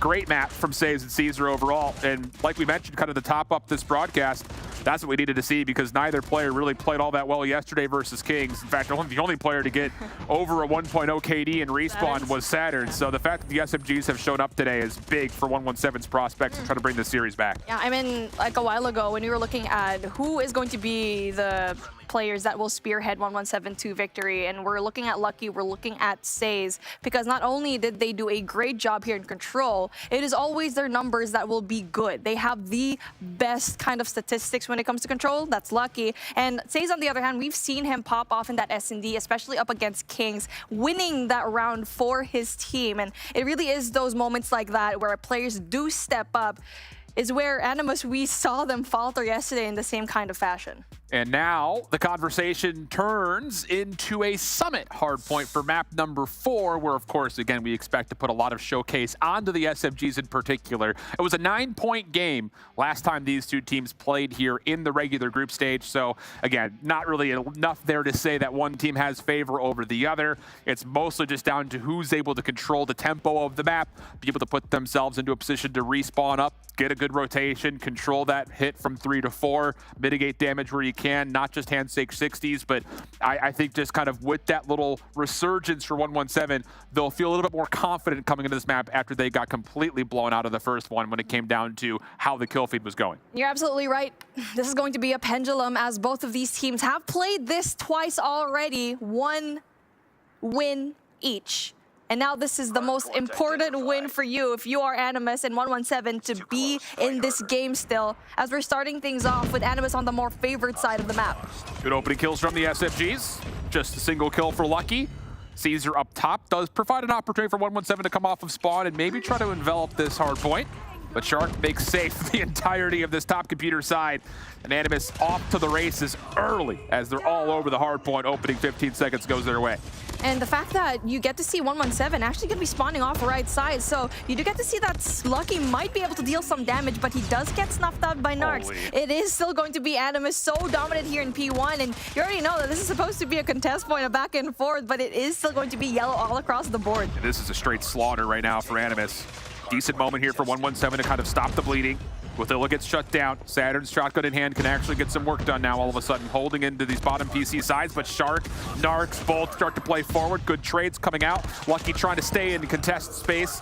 Boot from the high ground, able to work his way in for a triple. That Animus will secure the scrap and have numbers as they rotate over to Catwalk. And now we do get to see that 117 will have the more favorable side, as that rotation from P2 to P3 gonna be good, but it's a matter of will Animus be able to flip that in this mid P2, as Shark still getting those kills down. And as we're looking at them through the fly through, Saturn's is gonna be right there with the R9 in hand. He's the best person to have when it comes to that control, but it doesn't matter because Godzilla will shred with the LMG. Couple of trades back and forth. 117 trying to work their way back in. Still holding on to control over towards this green side. Shark just, again, you don't think he's feeling himself right now? He is ego-challing everything and usually coming out on top, as Animus don't just play for the hard point. They've also got some pressure on rotation. In particular, Rasmo is trying to get backside forklift. And with these kills coming from the front, 117 are a bit staggered. Rasmo does get traded out, but Animus's focus is continuing to be multifaceted. Scrap time looks good for them as 117 are again going to kind of turn tail and run towards the back. Good clearance on towards Shark, but they're going to have a problem in the lingering fashion of Godzilla playing over towards Silo side. Oh my goodness, tries to slip through Says. Nearly gets the better of him with the movement, but 117 will deal with a lot of this, and they're going to have numbers as the hard point opens up the next 3 seconds. And here's the thing, though. It took 3 players to try and get rid of Rasmo and just leaving that P2 side, just leaving Animus a lot of the scrap point, but in return, they will have the spawn advantage, as Animus still trying to get that spawn right here through Silo, and eventually those Says' War Machine will be able to stop the push. So good utilization of their operators. A little bit of breathing room, but it's not over yet. Animus still trying to play around the back. Godzilla gets red playing through Jenny's. He's going to be taken out of the picture, so now it comes down to what Shark can do from the front.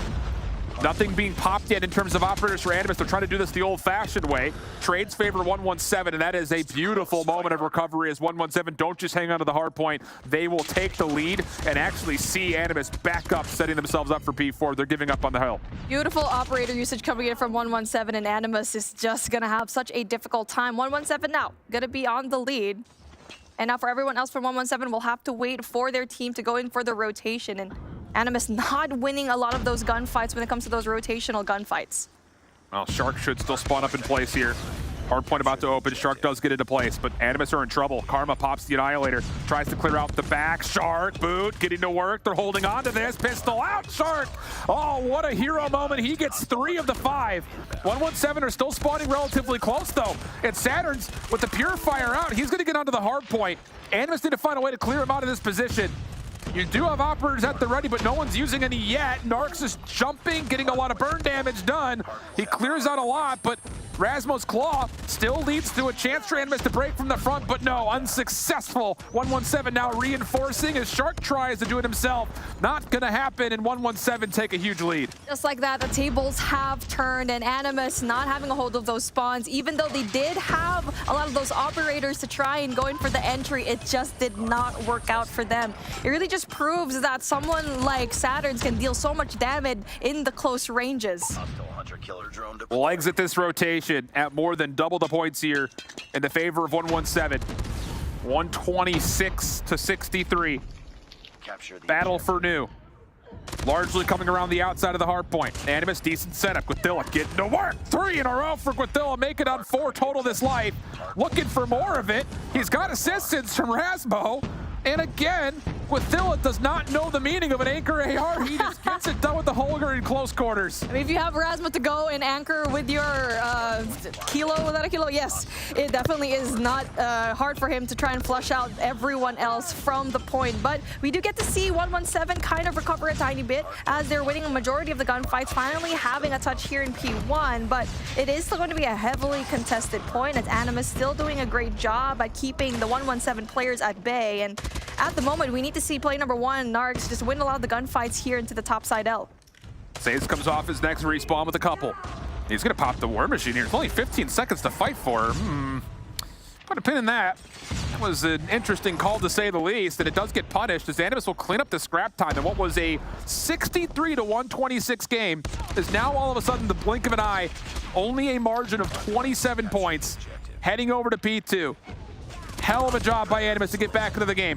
Pred Missile called in for Guathilla. Saturn's making a mess of the hardpoint with the R9, but Shark just slides right through him. And with that, Animus will have a chance with numbers to try to get some time here on too early. My goodness, 117 tried to go in there for the early setup for spawn. They had 2 players there, but Guathilla able to sneak around and win that one gunfight near Silo, and that actually prompted Shark to spawn right next to him. Preddy gonna try to clear it out as Guathilla yet again being the biggest playmaker so far here for Animus. Animus will have numbers, trying to recontest. 117 still in the hard point. Decent damage coming through, but shotguns, nades, both finding kills. Shark trying to finish things off, not able to. Just down to Rasmo, and no. Caesar slides through, finds himself a double, making 3. Boop trying to follow up off of his own flash.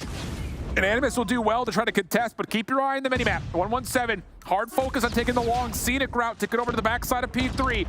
Tight engagements going on both sides, but it's Caesar and Says again who find the kills. And 117 should be in a position to at worst block spawns, if not win them with a couple of more gunfight wins. Yeah, I mean, it really is Animus just spawning right there and through mid-street. That's player number 2 that'll try to get those kills down, and Boot able to get those kills, but unfortunately Lucky is able to trade him out, so it is still 117, and they found so much points here a while ago in the first set of rotations, and Animus have no operators to play with to try and clear out the spot, but just as I said that, Rasmo able to take out 1.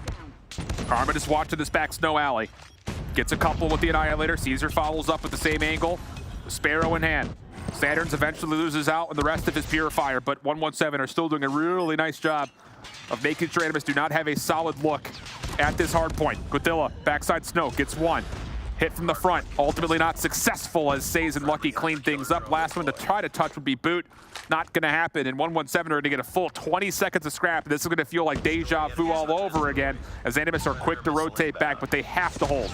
I mean, it really is just 117 doing for the early rotations, winning those gunfights into spawn, and also player number 3, that's Guathilla, even though that they anchored down the spawn. Yeah, everyone else is still spawning off into the left side. Spawns aren't open yet, and their hard point's still active, so this is all going the way of 117. That's beautifully done. Absolutely perfect. And again, for Animus, it just feels like it was just too soon to not put a line of scrimmage at the middle of the map. There are no spawns on the far right side until we're in intermission, so 117 will get a free rotation off of a missed play from Animus. Not at all what you'd expect. Saturn's just playing with his food, checking for the R9. Lucky holding down Snow with the claw, and Animus look completely bewildered on this rotation between 3 and 4, and 117 can win the game here. Objective almost complete. It is just solid map control from 117 not found, and it just the lack of rotational gunfights that Animus kind of loses on the P4 side of things. And like what you mentioned already, it's like the hardpoint hasn't even opened up yet. They're going to be in position, but if they're going to be losing the gunfights every single time, it will be difficult. To finally recover right now with 133 and 244, it's just so difficult, as Caesar will be that last person for 117 not found as they win this hardpoint. A lifeline on their end, but it really is looking like this reverse sweep is just bound to happen. It's a replay from what we saw yesterday. It's just not a map that you would assume Animus would drop the ball. Like that in that like manner, yeah. Like, I hate to make it sound so simple, but these teams are the most experienced we have probably in Europe, maybe with the exception of Kings. 117 do have a couple of newer members, but this Animus squad in particular boasts some of the most experienced players in Europe. So the fact of the matter is, they should know. That is day one summit. If you're rotating from 3 to 4, you can't give up on 25 seconds of time, which is actually 33 seconds of time with the 8-second intermission, to say we're going to give up that time and just play for rotation, because every single kill that happens in that last 25 seconds ends up being a spawn behind the third hard point. And also, I mean, if you're going to be spawning, I mean, if you're going to be rotating that early, make sure to get those exit frags. Because Absolutely. so far, they're just letting 117 not found, especially with their operators in hand. Just wide open clearance on their end. But even though that Animus tried so hard to get those spawns on that P2, they were just losing it every single time because 117 is just always there first. And the thing about it is, like, again, just to re-hit this one last time, and really lock in when I tell you guys this, there are no spawns while P3 is active behind the fourth hardpoint. The closest you can spawn to that hardpoint is in the middle of the map. So why not set up your line of scrimmage in mid. over the top of P1 and P2? Absolutely. It just doesn't make any sense, and Animus should absolutely know that. It's clinical. I feel like what you mentioned already, you kind of hit it on the nail. It is going to be lesson 1 in Hardpoint Summit, that you, from that rotation from P2 to P3, you put someone there in top L, in top control room, in that angle to cut that rotation, because you know there's always going to be that rotation from those players remaining from 117 to try and go there for the next hill. So now we're going to be going in for that game number 5. I mean, with our predictions being right here, we already have it on the board, but it's looking like the momentum is shifting into 117. And now for Animus, they need to get their mental in check. Yeah. Because yesterday we saw it kind of dwindle down, and now it's looking like the same case here. Let's see how well they can actually do in this last map of Express S&D. Neither team has played a lot on Express, and the times that they've had played it, it's been like 7-5s or overtime. So there hasn't really been anything convincing on either side when it comes down to, oh, we could look back to this matchup and say that this team holds any favor. This is all about who's better prepared and who can mentally hang. Again, it feels very familiar to the last time these two teams had played up against one another. Animus took the first 2 maps. 117 took map 3 and 4, working on the reverse sweep. Can they get it done this time when it matters most? Caesar, great first blood, backside monitors. Narcs able to chow, find the trade, and that with a follow-up from Shark leads to Animus controlling the B side on the offense. And now for 117, need to go and recuperate just a touch, as the bomb is going to go down, dwindling it down to 45 seconds on the clock. And now if you're 117, you have Lucky still alive, and best believe that he will try to open things up, especially in through that arrival side. Narcs gives him a check. Bold to say the least. Couple of shots come out, and Narcs will push through that. Tough gunfight. Lucky. Oh my goodness. Huge gunfight win. Now to Says' perspective, he's playing through over towards top monitors. Guathilla provides 1 trade. Says over the back, gets a little bit of assistance from Lucky. 2v2. Says with the pistol, gets it done. Now it's just down to Shark. 1v2 situation, trying to play the time and the region, gets 1, steps away, oh, doesn't quite get the kill, and Says has enough time to defuse. Now that's scary, because this is the same map that Says just gave Kings a difficult time, brought it to OT, and this is where we saw 3-dimensional plays from 117 not found. And that is an essential first opener from this team, and Lucky winning those gunfights is just so nasty, man. He treats that scope well, and he's looking like he's very alive this time around. And now a different look from Animus as they try to push in through that Alpha side, and we'll bring Rasmo in his favorite spot here through mid. We'll try to get that first blood. Rasmo, I think, did see that he was being pressured, so he backs off, throws a nade essentially at his feet, rechanges his focus up towards top overpass. Shark has train control. Bomb in the hands of Withilla, number 3, just over towards lockers, looking for a chance to sneak on. But the thing about this is Lucky is watching this cross. There is no smoke here, at least as of yet. Karma's also paying close.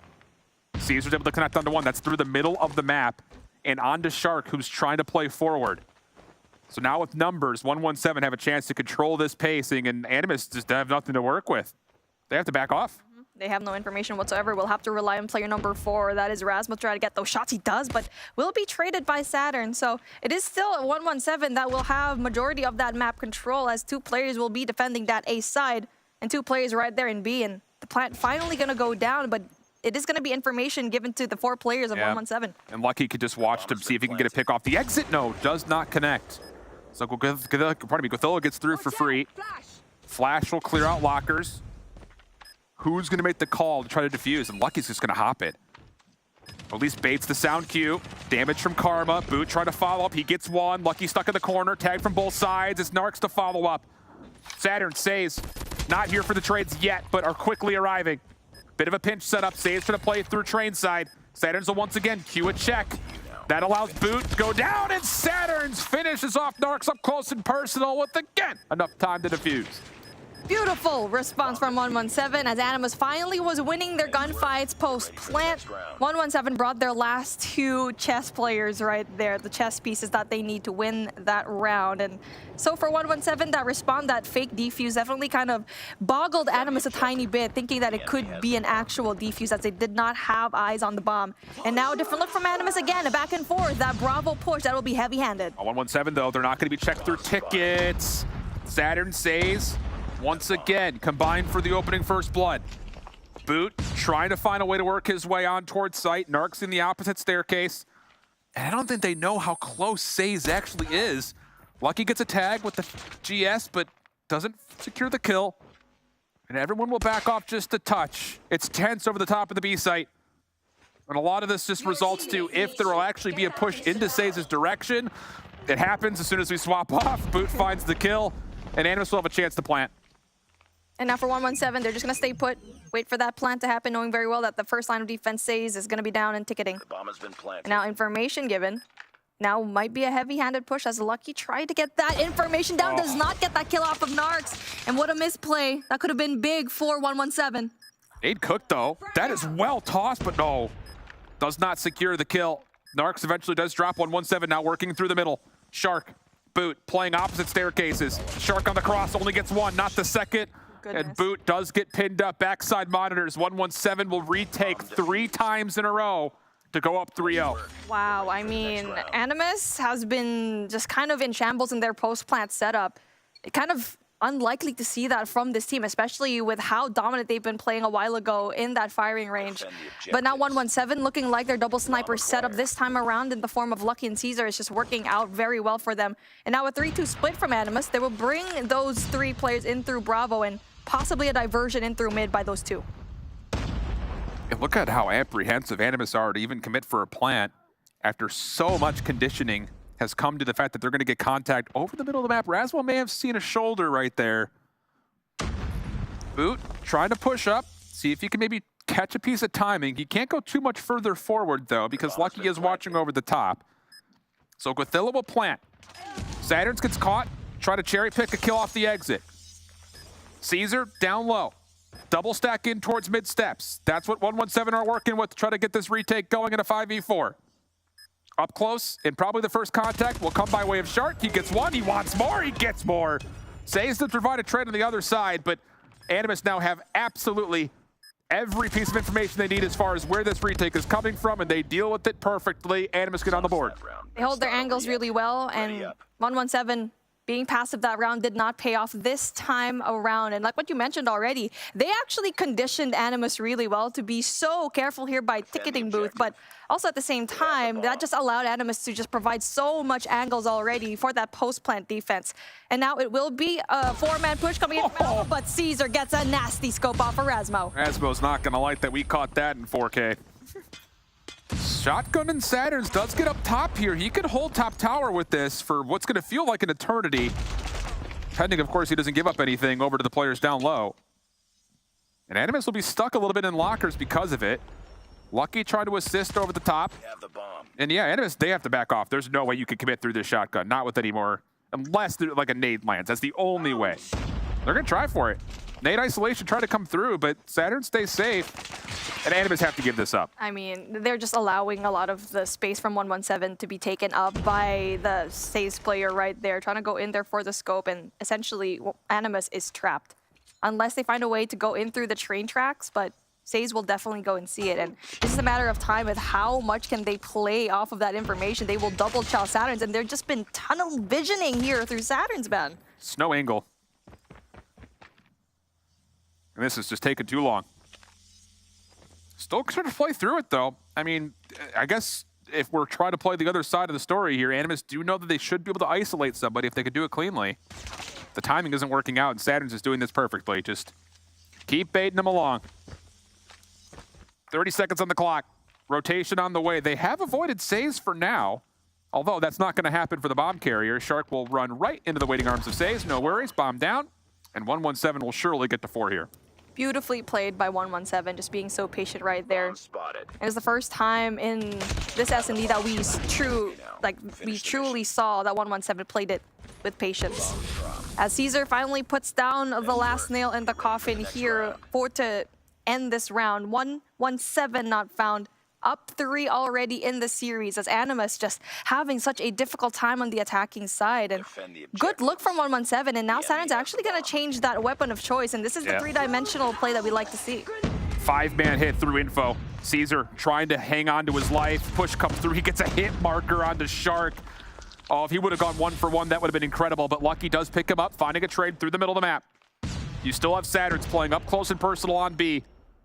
Nades coming on in. Saturns does not get tagged by that, so his position is still concealed for the most part, although I think maybe Boot caught maybe a leg. Trophy goes down. Animus not going to be able to actually get a read. I thought for sure Boot maybe saw him. It looked like there were some shots that were coming at a ticket, but now Saturn's is completely concealed. Lucky takes down one on the cross through overpass. Saturn's makes his move. He gets one, not the second. Trades for Animus decent, but numbers still reside with 117. Rasmo for the 1v2, no bomb to play with yet, but it looks like he very well may be able to collect this. Now Says and Lucky, 2 players that have been doing a phenomenal job here, will be met by Rasmo, but they will not know where he's going to be. All they need to do is just wait for that information, wait for that plant, because there's no use for you to try and chal at this point and be singled out, especially with a player like Rasmo.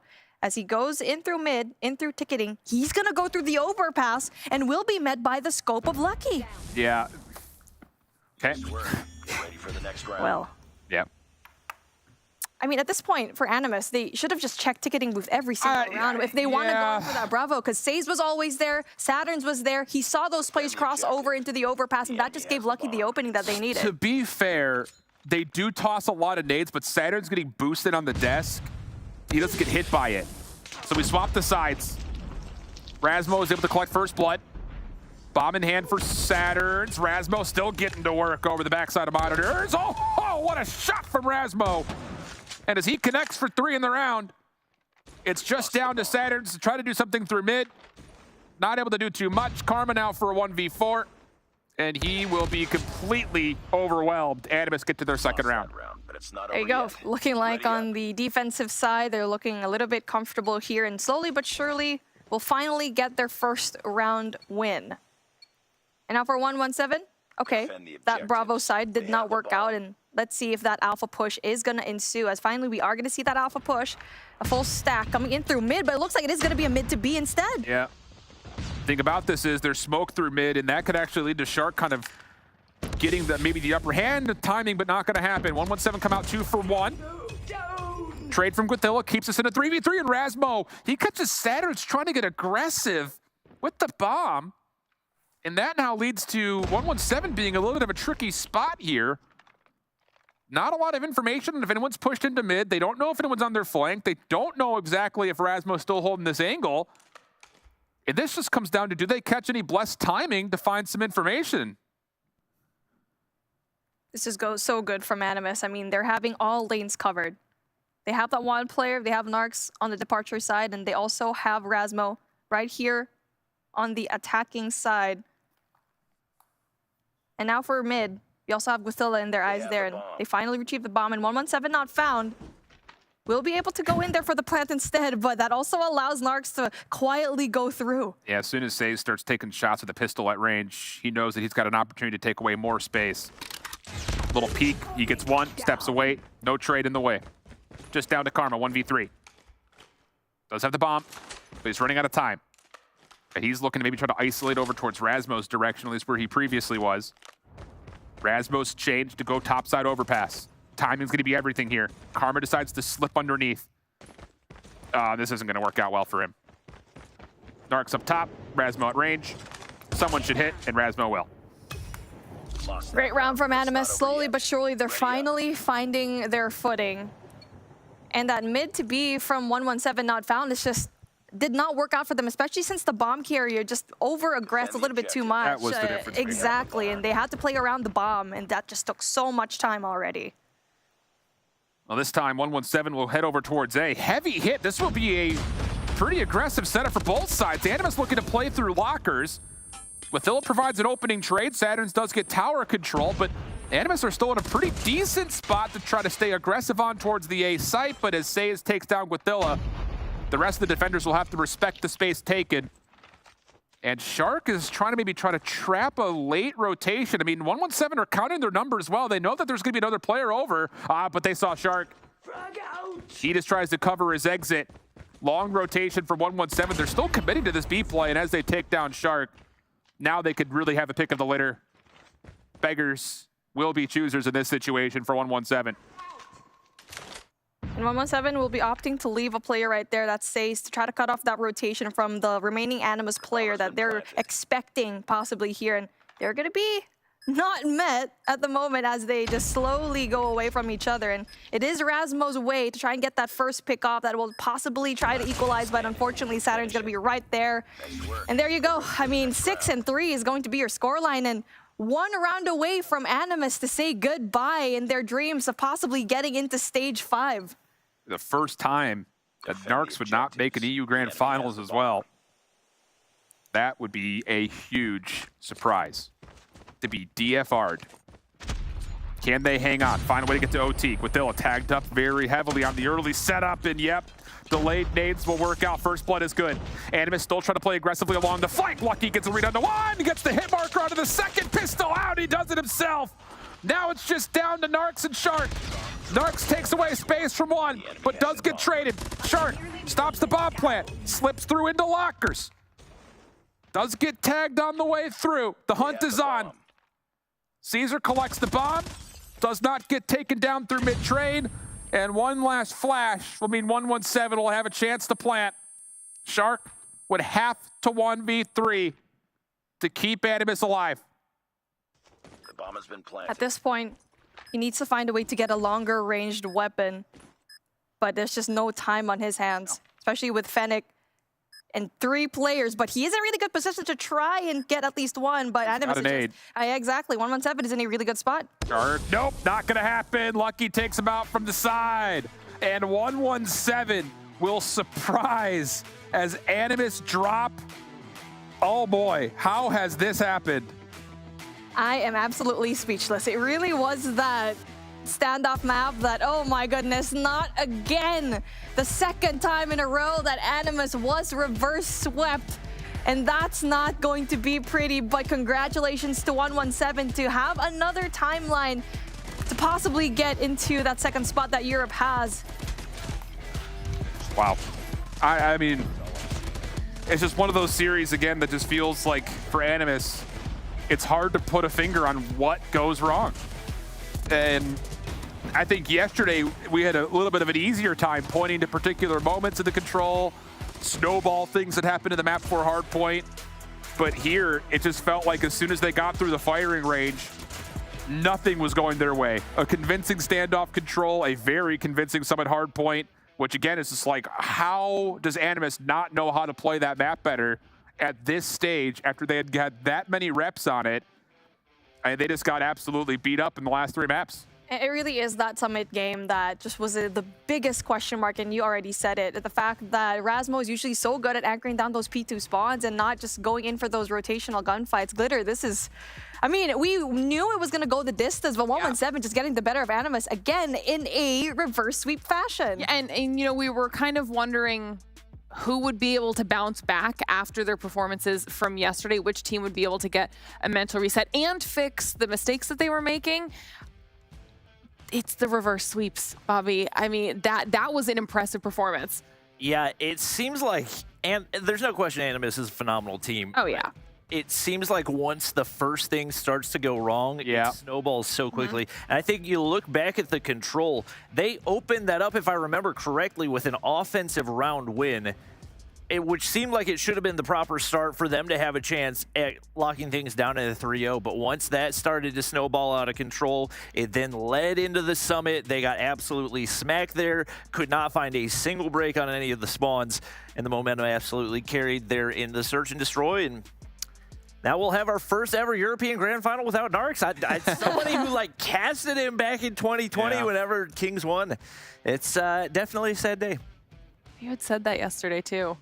Something to keep our eyes on. I mean, we knew that was going to be a tough match. The number 1 and number 2 seed had ended up in that lower bracket, and that was going to be sad for either side, whoever did not come out on top, because they both played so phenomenally throughout the season that both of them deserved to be in this end portion, the finals of our challenge season. But it is 117 after another reverse sweep. They keep themselves alive right now in this bracket. You'll see this reflected here down there at the bottom. 117 moved through. Now they have to take on Exclusive if they want to eventually face off against Kings in the grand final. After the performance we saw yesterday out of Exclusive, give me a little bit of a preview of what you think might happen here, Shift. It's so hard to read because Exclusive played Animus really, really well. We talked about the fact that they kind of threw away map number 1. Map 2 was out of hand, but then everything else after that, it looked like Exclusive were really the trendsetters.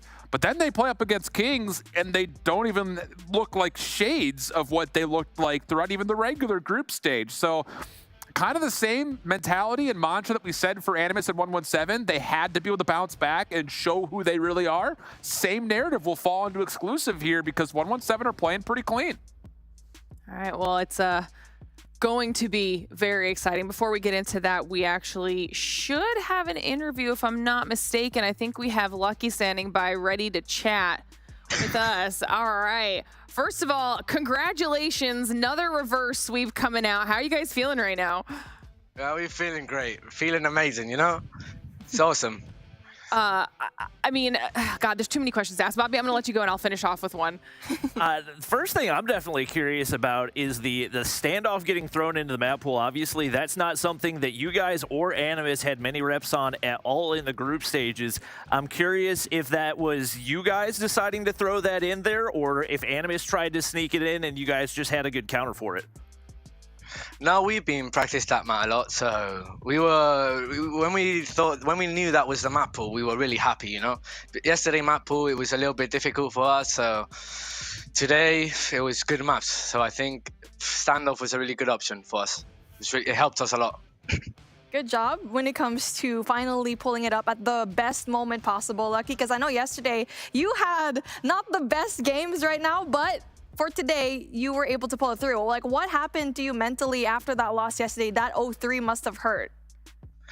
It hurt, you know, but you cannot drag it to the games of today. It's just one day. A bad day could have a bad day, and they played really good, you know. Sometimes it happens, and they deserved it more than us. They played really good, so GG's for them. You guys got Exclusive coming up immediately afterwards here. Not a lot of time to kind of reset, talk about things. Where do you feel like through this series you kind of established some maybe new pros or strengths going into that matchup coming up next versus Exclusive? I think we feel good, you know. For Exclusive, we've been playing them a lot lately, so I think we can beat them, you know. Well, like every team, you know, but even I don't know what to say, you know. I just want to start playing, you know. Okay, Take off the nerves. Then and obviously I won the rematch against Kings, you know, so Okay, I was gonna ask about the Kings rematch, but also you're right. I don't want to keep you here too much longer because you guys do need to get set up for your next match. So any last thoughts before I let you go? Thoughts on next match? Oh, I think it's gonna be a close one, but we're gonna be able to get it. You know, we feel confident today. All right, I love it. Well, Lucky, thank you for jumping on and chatting. Obviously, good luck in the next match. Thanks a lot. All right, I keep forgetting. I don't know how, but I forgot that they were going to have to go straight back into it. So now they're going to get a little bit of prep time heading into the next match. You excited for this? Oh, yeah, absolutely. And heading into this, I think I and a lot of people expected to see Animus, so that matchup with Exclusive and 117 is not one that we've seen in a while. Obviously, Exclusive have made improvements, but I think the big factor right now is going to be the momentum. And right now, the current setup that we have for how this bracket's going to play out gives so much advantage to the teams coming out of the lower bracket because they're getting lots and lots of reps to get warmed up, and especially going to a grand finals, if they make it there, they'll be going up against a Kings team that's going to be cold without anything, especially as far as the official bracket goes. So they might have scrims, whatever that is, but 117 definitely have a huge opportunity ahead of themselves. I know you had that theory from yesterday, Shift. I wonder if we get a chance to ask, I want to see if it holds true about the scrims. Yeah, I mean, that could be something. That's something I kind of pull out of the multiplayer side is like a team that's sitting in the advantage of being in the winner's bracket can kind of pick who they practice up against on the day of. Obviously, we had a lot of conversations about EU not really getting full scrim time at all leading in the last week and a half, but that could be an element that comes into play later down the road. All right, Mommy, you ready? You ready for this? Oh, man. It's really the question is, like, I feel like for Kings, they set the bar. If they 3-0'd Exclusive and 117 not found, and 117 did a 3-2 reverse sweep to Animus, it really just goes to show with how good Kings actually are. And they're feeling confident at the moment, and that confidence could be scary in this competition. All right, so suffice to say, not just the grand finals, but this next upcoming match are both going to be insanely good, very close, and I think everyone's excited to see how they play out. Before we get into that, though, we're going to be sending it to a short break, give our players some time to get themselves ready for that next match, so don't go anywhere. You're watching the Snapdragon Pro Series.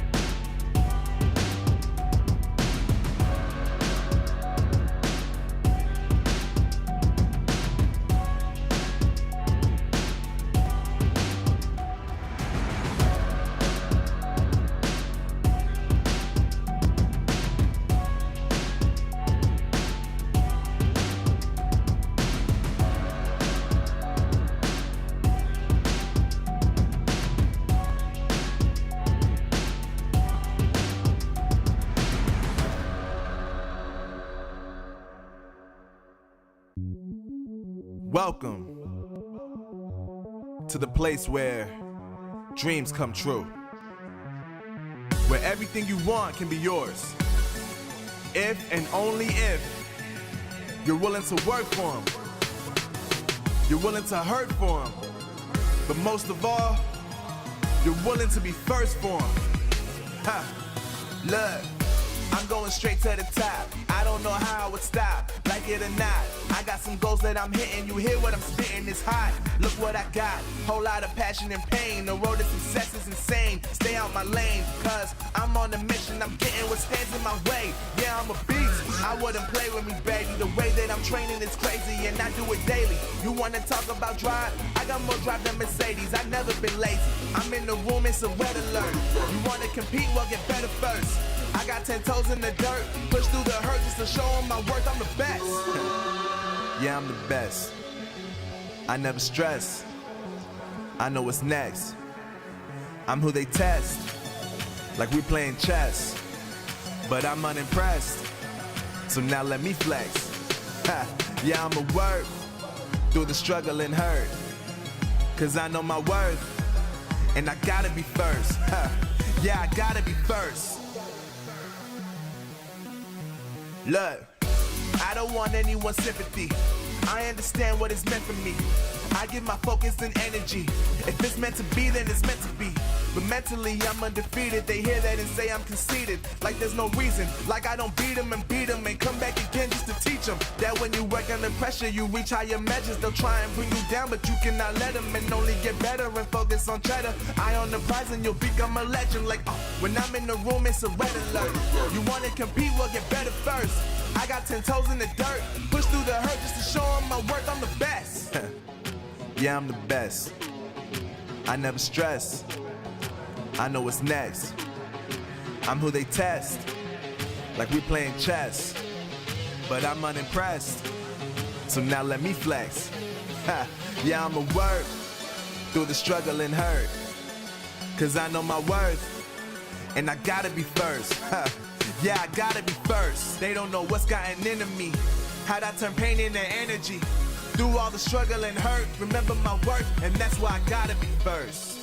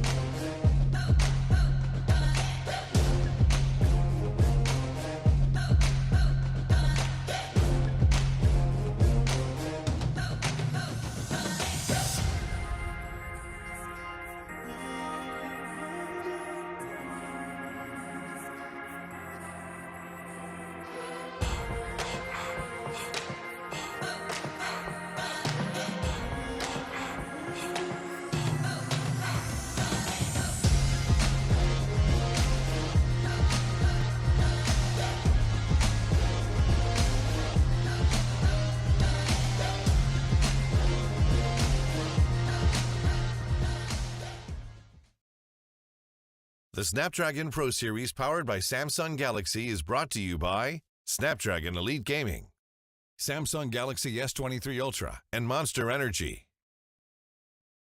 All right, everybody, welcome back to the Snapdragon Pro Series. We got our break in, and now it is time to continue on through our lower bracket to make our way through to the grand finals of our challenge season here for EU. You can see on the screen behind us the next match right around the corner.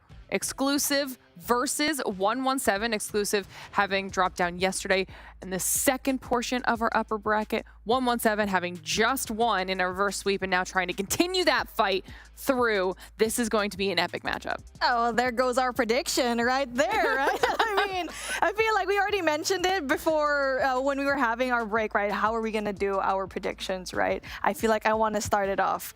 I think that 117 will have that momentum, but I think if they find some sort of mistake from 117, they are a momentum-based team. They reverse swept. Both of these teams reverse swept Animus. So I think Exclusive might have to win this, I think 1-2-5. If they bring it to a game number 5, I think they'll take the win. Jumping straight into it. I am here for it. I'm going to ask the same thing of you guys, but not before we start talking about the teams.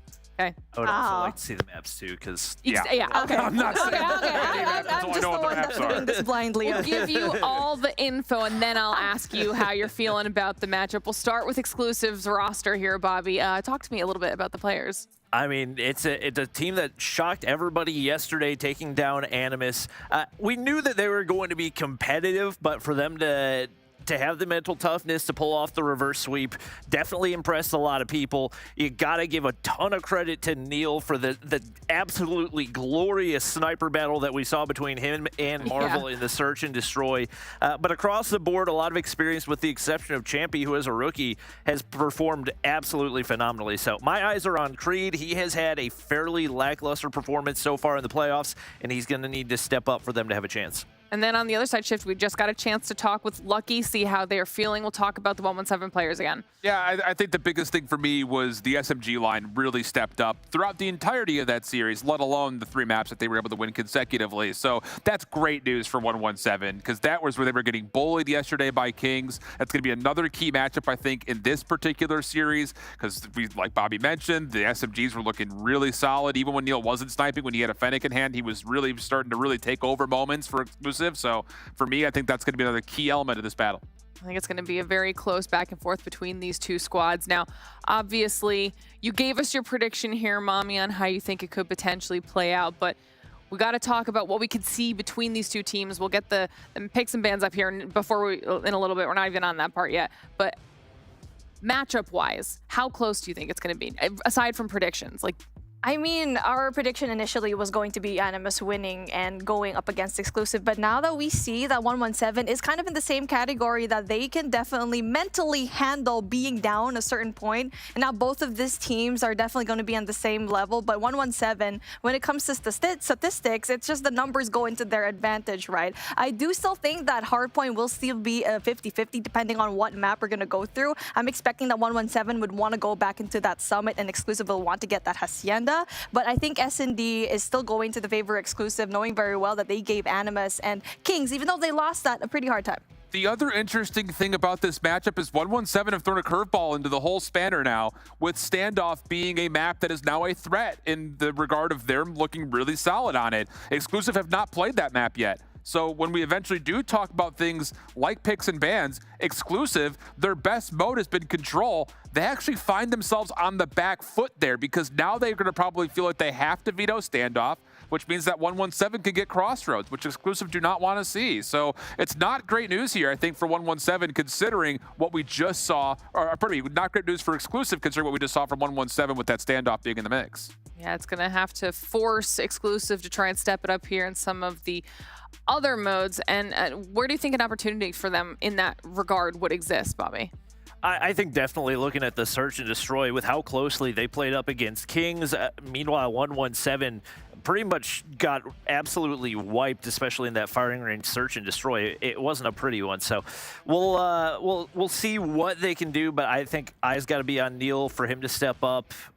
Snipers have been hot, no question about it. And even though the S&D wasn't really a super strong mode for them previously, they've shown improvement. Realistically, they don't have a super strong search and destroy or a hardpoint. It's a 500 team in both of those modes. So seeing them in the upper bracket was certainly unexpected, but showing that they are up to the task and the experience definitely giving them a little bit of a boost. Okay, well, we're getting the picks and bans, the information that you guys wanted to give me. Your predictions is starting to come in here. Is this swaying you in one direction or the other here, Bobby? I feel pretty good for exclusive, to be honest. Me too. The takeoff was just phenomenal for them yesterday, even though they didn't close it out. Super strong start, was incredibly winnable against Animus. They had the absolute slugfest on Slums that was a beauty to watch, and then it is going to be Raid making its way through. So I'm assuming that we have 117 banning Standoff? I have no idea. They have to have seen something. Exclusive ban Standoff. That makes sense because of 117 coming off. I'm just surprised that 117 allow exclusive a chance on Raid, which has been their best control map and where they found the vast majority of their wins on their 6-3 mode. So yeah, Bobby's absolutely right. This series, based on the maps, is actually great news for exclusive. I think the takeoff is great news. The Arsenal isn't terrible news. We saw what they could provide on Slums. Raid's their best control.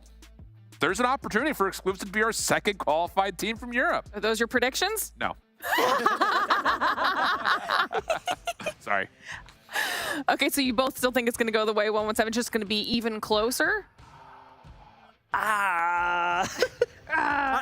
Think about it. I'm just going to go ahead and say this ahead of time. We're getting clowned on Twitter. I know. You guys are allowed to clown us, but only if you reply to the ESL tweet with your own predictions so that we know that you were right and we were wrong. Because if you were right, then you don't have any grounds to talk. With that being said, I'm going to let Shiv make his predictions. I'm still going to take 117. I think 3-1. I think they dropped the Raid. No, they dropped this. I got 3-1. I'm not putting any maps on the radar. That's fine. You go. Bobby can continue to think about it if he doesn't want Twitter to see us being wrong for like the 4th time this weekend alone. You guys go to the other side of the studio. I finally want to get your thoughts on this. Does it change your prediction here at all after seeing the map pool? A little bit. Knowing that control is going to be Raid, I feel like that does swing a little bit more to the favor of exclusive. I did mention that it could be a 1-2-5, just because it's going to be even more fortified because Takeoff is going to be a map that exclusive was pretty much comfortable yesterday. They just kind of dropped the ball right up against Animus, but Slums was a slugfest up against Kings. They were so good. It was 24 rounds of S&D. It was so long. I'm still going for exclusive, man. I'm going to be the lab rat for Twitter to roast later on if I'm wrong. That was, honestly, at this point, that's all of us. It's literally all of us, but I'll take it. We've got an exclusive pick here. We'll see what the boys commit to. And maybe after the first map, maybe they need one map under their belt. Either way, it's time to get into match number 2, determine the second team that will be making their way through to grand finals to face off against Kings. So Bobby and Shift, let's get into it. It's just really funny because this could be a 3-0 either way based on the maps, but also because 117 looked decent. I don't know where to go. I'm just going to go 3-1, 117. I don't know what map they're going to lose, but I think they're going to lose one. I don't know. I'm like so torn right now because I trust you, but my heart says that the maps are so strong for exclusive. But also, you said 117 was going to be Kings yesterday, so I'm going exclusive. All right, bet. I'm here for that. Because honestly, there's a world where if 117 come out and lose this first map, they could get 3-0'd. Yep, 100%. Just based on how exclusive have played Slums, and more importantly, how they've played Raid. I think 117 have completely boggled this map veto and pick process. I'll be completely honest. So we'll see how things unfold. It will be 117 starting off on the left side of the map. First couple of kills are decent. Neil's trying to stay alive on the hard point, but 117 kills will allow them to neutralize quickly. Eyes on Creed for sure, like we said, has struggled so far, especially in the respawns, but they locked down the high ground position, couple solid kills. Champy's able to lock down the doorway, and exclusive hopping on the hard point early. Nobody there in position, so it is going to be 117 trying to force through mid, but a big kill on the top side by Lucky. He's definitely been stepping up for them following a slow start yesterday as well. Nobody occupying the hard point, but Creed continues to lock down the backside and working on some streaks early. Yeah, not bad at all here for Exclusive, kind of just getting control, finding kills, not necessarily playing for one side or the other. They're just kind of happy being where they are, just existing in the space that they find themselves in. How about this? Now with the last 15 seconds of the hard point, Exclusive make their move. 30 seconds on the clock already for them. Trying to get over towards the left side of the map. They ultimately get shut down, but Neil gets over towards the front side staircase, and how about the hot start for Neil? Getting some early neutralization over the top of P2. Big kills and spawns still locked in for 117, so they're happy with what they've been able to muster here on P2, but going to be difficult to hold with some of the operators likely going to start getting charged up soon. They hold the line for the time being. Nades do connect, and it's been all yellow in the feed since this rotation on over. Creed finally going to find one more. He's sitting on 7 right now, make it 8. Wow. And trying to cycle those streaks is Exclusive. Finally going to find some kills to at least afford them an opportunity to get some contest time. And Veer needs to step up here. He needs to get into this position frontside stadium, try to pull off these reinforcements. The Lead as SMGs have a chance to make some magic happen over the top of the hard point. That's exactly what unfolds. Caesar turned away. Balance from the front, good for a handful. Neil following up, but as the trades continue to go back and forth, the status's hard point is still largely in contest. Champy trying to cancel the reload, but no. Caesar will turn the tides, and 117 will get the scrap time of about 15 seconds. Veer opts not to go for the kill, instead going to make sure they lock down that map control on the far side, and he's able to get the kill to clear things out. That'll get him some high ground positioning to watch those crosses as well. And right now, you got an AR holding down the hard point. Champy arrives to reinforce, but he gets shut down, and now Creed has to hold the line. Sparrow doesn't connect for any shots onto Lucky. 0 value found, and very reminiscent of the Sparrow that we saw out of him yesterday that went completely to waste. I don't know what's happening inside the hard point, but somehow Exclusive come out on top. Is that like a almost execution on accident because he was looking for the beatdown? I have no idea what that little pause and hesitation was, but Exclusive get the benefit of somehow finding a couple of kills. Neil really gaining space now with the claw, and Exclusive are off to the races on Takeoff. 23 seconds to fight for. 117 have to essentially chalk this and rotate, and they do have at least a couple of forward members to play for exits, so there's a chance that they could really pack a punch here, but Exclusive have done more than enough in winning this third hard point and growing a huge lead. Well, it's been a party at the disco for Neil so far. 11 kills on the board for him, and he is moving and grooving. Gonna lock in another there. Looking to find some streaks for himself, and it's full control for Exclusive once again. Creed knows there's going to be at least one player spawning out. They're going to be left guessing. Saturn's breaks through the front side. It looks like it's going to be enough for a full break right here, as Exclusive just do not have the reinforcements in position. And a big kill right there, but once again, you got to break through the Annihilator of Karma. Neil takes him down, but a lot of these operators starting to get activated for 117 as they're trying to lock in a big chunk here. Decent trades overall, though. Exclusive will still have a chance to contest in the face of what has been 4 operators now for 117 on this hard point. Neil clearing out 1 from deep, tries to get the trophy in, but Caesar still connects before he could do so. That turns into 2 kills for Caesar, and likely the majority of this scrap time. Balance getting to work through mid-map, trying to create an opportunity for Exclusive to give this one more try to break. But Caesar holding on with time.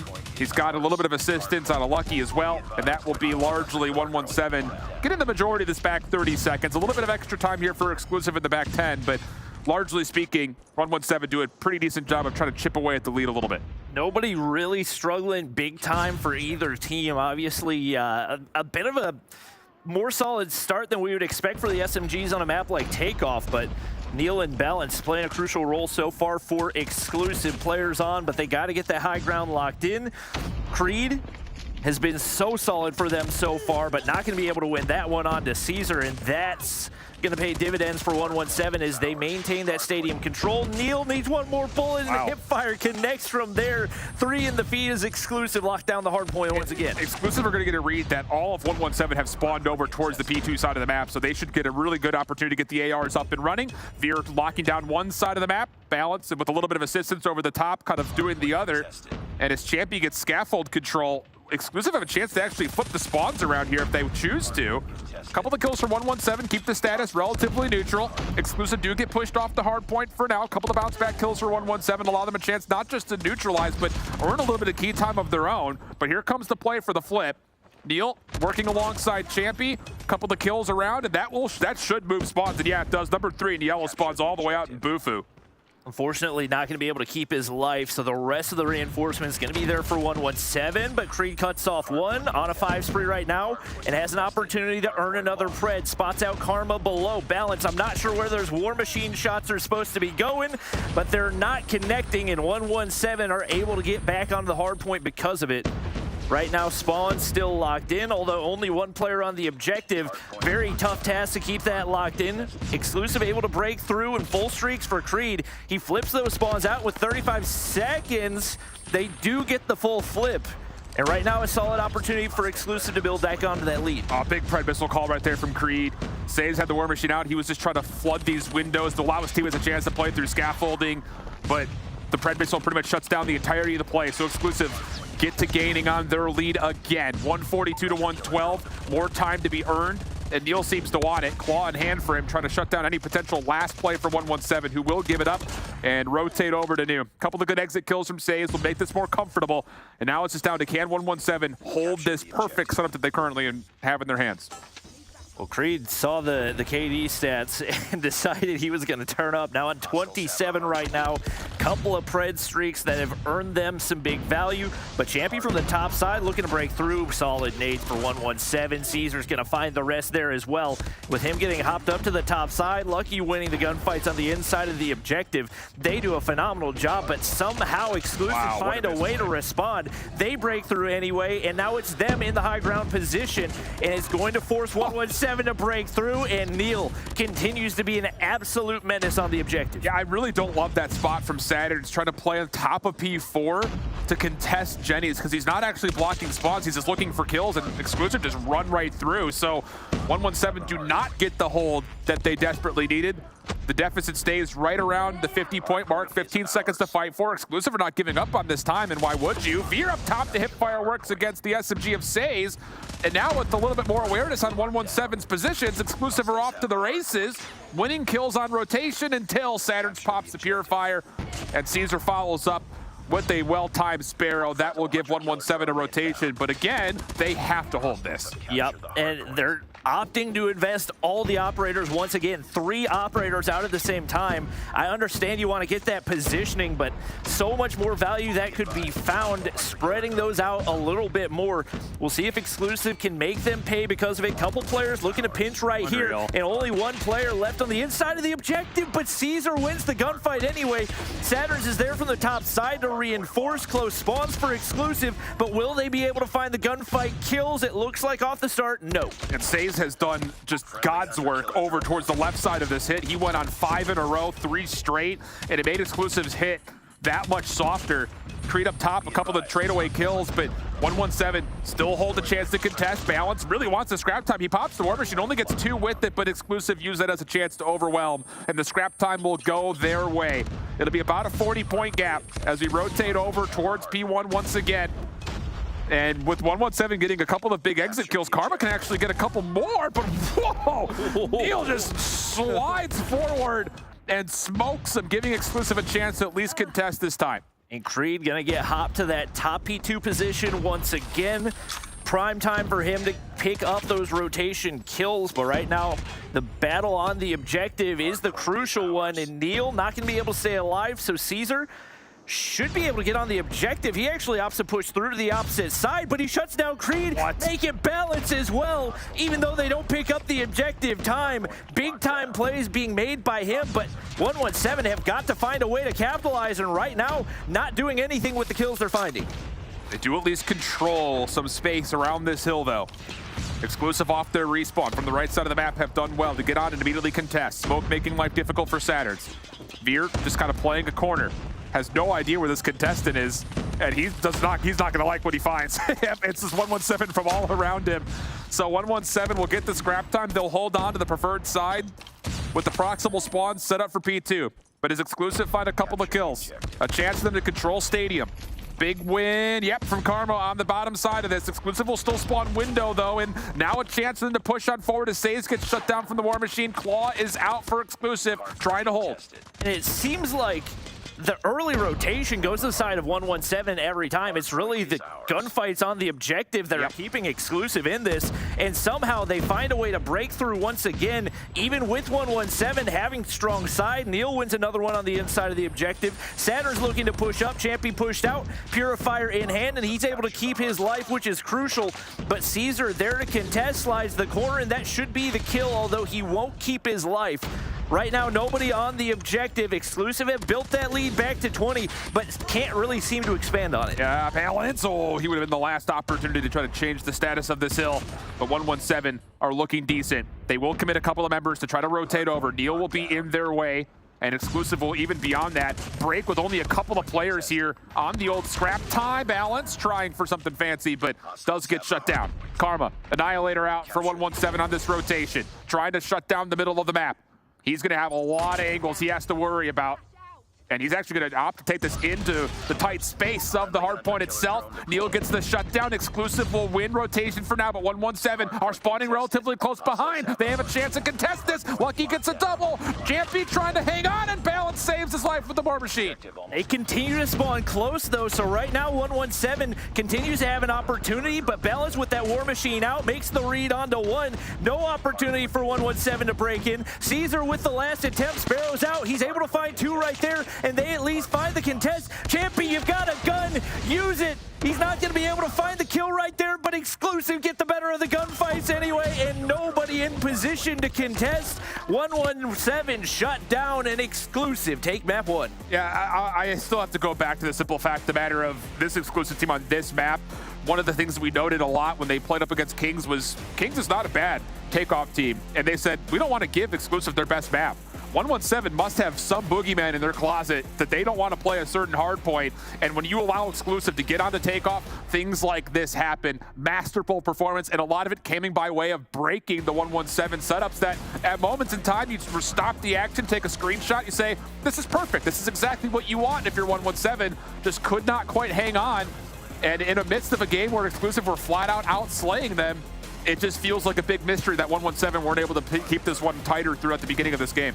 Yeah, and realistically, 117 were playing more fundamentally sound hardpoint. Like their rotations, sure, they were being won every single time. They knew their game plan as well, locking in close to full 60s on all the P4s, but I think a couple mistakes started to snowball, and I think especially that super heavy operator investment just on one hardpoint and not spreading it out at all definitely cost them and allowed the lead to maintain in the position that it was for Exclusive, whereas if they had used that a little bit differently, maybe could have closed the gap. I agree. And when we see the final scoreboard here in a moment, I will challenge all of you at home to just look at the differential between the top of the leaderboard for Exclusive and the bottom, because everybody was sharing the load. Flat out. I mean, I think everyone got over, everyone definitely got over 30 kills on one side, and I think everyone nearly finished at 40 evenly. So, I mean, for Exclusive, that is a brilliant way to start. And yeah, you look at it 38, 39, 36, 41, 38, like that is as even as it gets when it comes to slaying presence. And it shows you the impact that the SMGs had on the objective, because every single one of the SMGs went negative and they sit at the top of the leaderboard. So just making the most of those engagements. And we said that Creed needed to step up if Exclusive was going to have a chance at this one.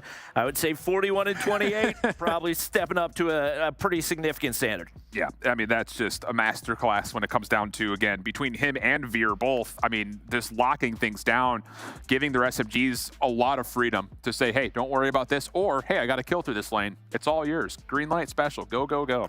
So huge opening start for Exclusive. Didn't mention this, but I think just looking at the map pool, not only did they build in a really good map set for them, but coming out and taking map one puts a ton of pressure on this 117 team, who has not particularly been great when it comes to their search and destroy against other top teams. And you're going to a Slums where you got plenty of experience yesterday if you're Exclusive. So let's see what they have to kind of maybe get themselves out of the mud and maybe take over a bit earlier than they did yesterday. Yeah, the one thing I will say is the starting side going to play a big factor here. Is we saw Exclusive just get absolutely rolled. I believe it was when they were on defense, if I'm correct. Yes, it was an all-attacking affair. And so them starting on offense initially is definitely a great sign for them as well. And obviously all eyes on Neil dropping, what, 24, 25 in that search and destroy yesterday. 117 do just get some freedom to move right into Statue, though, and with a follow-up nade from Sage over towards the garage path, that will allow numbers to also kind of echo across Slums early for 117. It's going to cause a lot of issues here for Exclusive. They're going to have to force a play, and Creed tried to. Shut down by the Holger of Karma, and with that, 117, you figured there's no way they drop this 5v3. Yep, especially with Neil dropping right there. Only Veer and Balance left to make anything happen, and now 117 can take whatever route that they want to make their way up to the bomb site. Caesar takes down Balance and left all down to Veer. 1v5, a great player, but I don't think he's a 1v5 versus Exclusive great type of player. I don't think those exist. Sage slides corner, and there's go. Caught in a reload. I think he had 7 out of 8 total bullets. Proper time for a reload, I'd say. You never know. No, that's just, again, one thing we didn't really take a lot of time to mention on yesterday, neither Exclusive nor Kings really felt like they wanted to get mid-map. So 117 have already kind of turned that tempo around, getting a lot of aggression through brick side. This time, Champy here to meet it. Stuns come out delayed, and how about it? A perfect response for Exclusive, getting the first 2 kills. Right now, 117 players looking to make their way through mid, but Neil reads it. He's going to be able to find 2 right there, and just like that, it's Saturn's looking to find the 1v5. Is able to take down Neil, but the bomb's going to go down here. A couple different guns to work with. If he can find an opening, Pick might be able to make something happen, but the fleet doesn't connect. And with that, the information should be given to Exclusive, and they can sit back and wait for him to push into the setup. Creed should be able to find him on the wrap right there. I don't know how neither of them is dead quite yet, but them being spotted out, that I would assume the kill's going to come through. There it is. Just a little bit delayed. Took some time. Just keeping us with bated breath for a little while longer. But 2 convincing rounds back together, and I love that. You know, when it comes to the macro chess game, Exclusive get a read saying 117 have fully forced their way through bricks on their opening defense. Let's throw some delayed nades. Let's get some flashes and stuns out there. Make sure that the frags take care of the trophy. Flashes come through, and once again, the same thing comes out. And oh my goodness, this time it's 117 who say, we'll stay flashed. We'll just kind of hold our position deep towards stairs. And instead of one team walking away with a major advantage, we get opening trades in an early 4v4. Well, it looked like Balance was going to be stuck on an island, but all the 117 players opt to retreat back into spawn. The bomb gets pushed up, and it looks like Creed should be able to get it down right here, as they don't seem to have any idea, but Saturn's hits the wrap through mid and should be able to find one at least. He does that.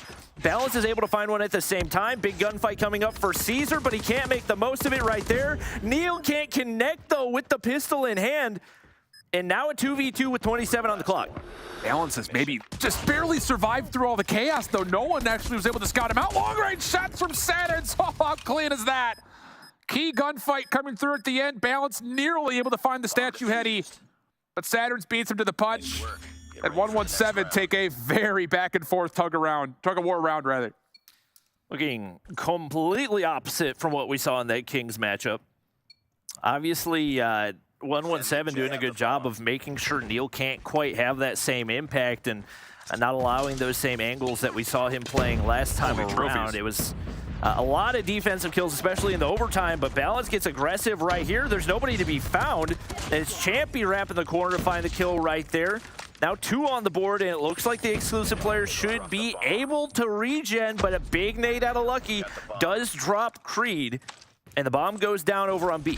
117 threw like 3 trophy systems at brick stairs, and I don't think they threw many nades of their own, which is why that delayed nade ends up connecting. The unfortunate thing is they gave away a lot of space, and that will lead to an Exclusive plant. 3v3 retake going to be required for 117. They're going to go graveyard side. And this may not be fully predicted. Veer's watching for it, but how many does he find is the real question. Gets the first cleanly. Caesar tries to slide through. Surely that was seen. But Balance doesn't really have a beat in him. Champy picks up the pinch. And with that, Sage is just not going to have enough time to 1v3 this, you'd think. Couple of shots, 1 kill, a little bit of damage, but yeah, there's just no way Exclusive give him a chance to defuse this. Yep. All you have to do is not peek. They don't peek. Balance picks up the kill. And just like that, we're tied back up. 2-2 right here. And even though initially we had anticipated it was going to be an offensive-sided map based on the matchup yesterday, that theory kind of threw itself out the window. So looking like both teams have started to figure some things out, make those adjustments, and see what they can do. It's another aggressive push on toward B. Once again, 117 sit back, but Saturns gets overly aggressive right there. Says doesn't pick up the kill. Champy, why are we peeking? You had cover to work with.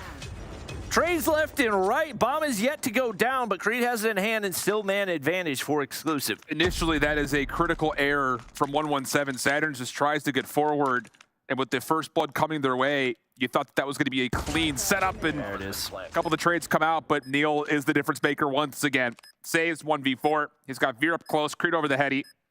Help a little bit further on with balance. And none of that is required because Veer's the one to take him out of the picture. And yeah, that's an error from Saturn to start things off. I mean, you're late to the party at mid. You have an AR trying to clear out statue or bricks or van. Like, there's so many angles he has to worry about, and exclusive just completely take him by surprise. So 3-2. I think he kind of second-guessed the game plan. I think so, too. The game plan has been working, so if you're 117, sit back, let the play come to you. Oh, and I think Balance may have gotten eyes on Lucky. Doesn't seem like he's got the angle to work with, and Creed's going to drop to Says, but traded out immediately by Champy. They hit the wrap back toward B, and nobody looking to push out toward A. But you still have Neil sitting back with the scope in hand, watching that exit from the A side as well. So definitely a solid approach right here with a nade connecting for Veer. That should open the opportunity for them to push on to B. The wallbang connects for Balance. And now all left to Saturns here before we hit the switch. Balance was about to give up on that spam. Just got the last couple of hit markers and says, wait a second, got this. So now Saturns 1v4. Hard predicting B. That is the incorrect prediction. And exclusive will surely cruise their way to a fourth round here with the post-plant setup looking the way it does. Saturns may get a chance to isolate one. It's a very aggressive route by Neil.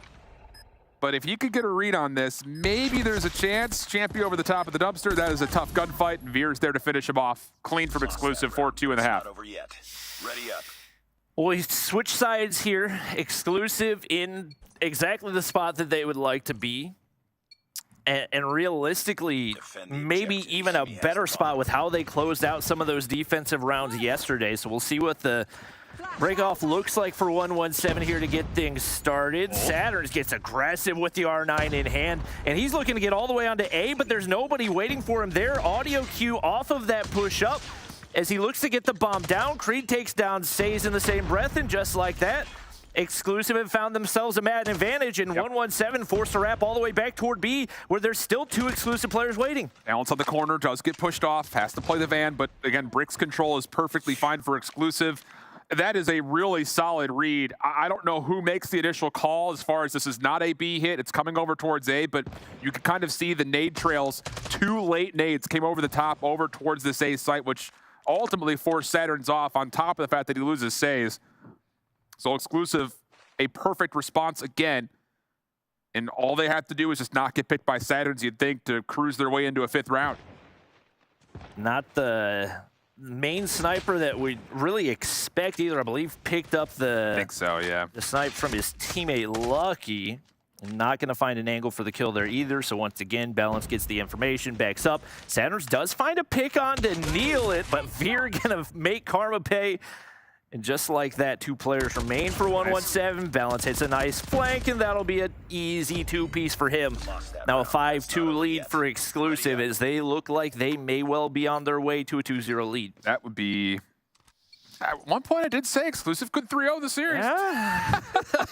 All right, Mr. Right in the fence. It's very comfortable in the middle of this fence, all right? I frequent that vacation spot pretty often. What a gunfight from Balance! The Fennec? Saturn's just got absolutely spit on. Oh my goodness! Are you kidding me? What a heat check from Balance. I assume there had to be a nade that connected there. I don't think it's physically possible for that SMG to kill that fast, but another kill comes through as Neil continues to be a menace on Slums. And right now, he continues to create space for the SMGs to work balance. Time and time again, finds those openings to hit flanks. He's got 9 kills on the board. And 117 once again forced back into spawn. I'm curious whether or not they will realize that they have not picked up the bomb yet. The interesting thing about this, we saw it on the overhead over the top of B. Exclusive still have 2 trophies that are down at B, which leads you to believe that 117 have no idea what they want to do offensively here in terms of controlling space early. If both trophies are still on the ground, come on. Definitely a lot of trust that they're trying to get opening picks with their sniper rifles, but it's not happened. And if Balance is winning SMG gunfights versus ARs at that range, 117 have to adjust, and they need to adjust immediately because this round is pretty much out of hand. Yep, they finally are back to pick up the bomb with 30 seconds remaining. 2 players alive right here. And this is about as easy as can be for Exclusive. Sit in your positions, wait for them to overextend or give away an audio cue. And Caesar just hasn't had the best luck on this map. Does find one onto Champy, but Balance gets the info right there. Nice little slide peek. Not going to be enough for the double kill, though. It looks like he's going to be able to get the bomb down, but Exclusive should have the read right here. And just like that, Neil in position to pick up the kill. Some body shots to go with it. And the defuse should go through here as Exclusive looking pretty confident heading into round 9. This is the exclusive we saw against Animus yesterday, not the exclusive we saw versus Kings.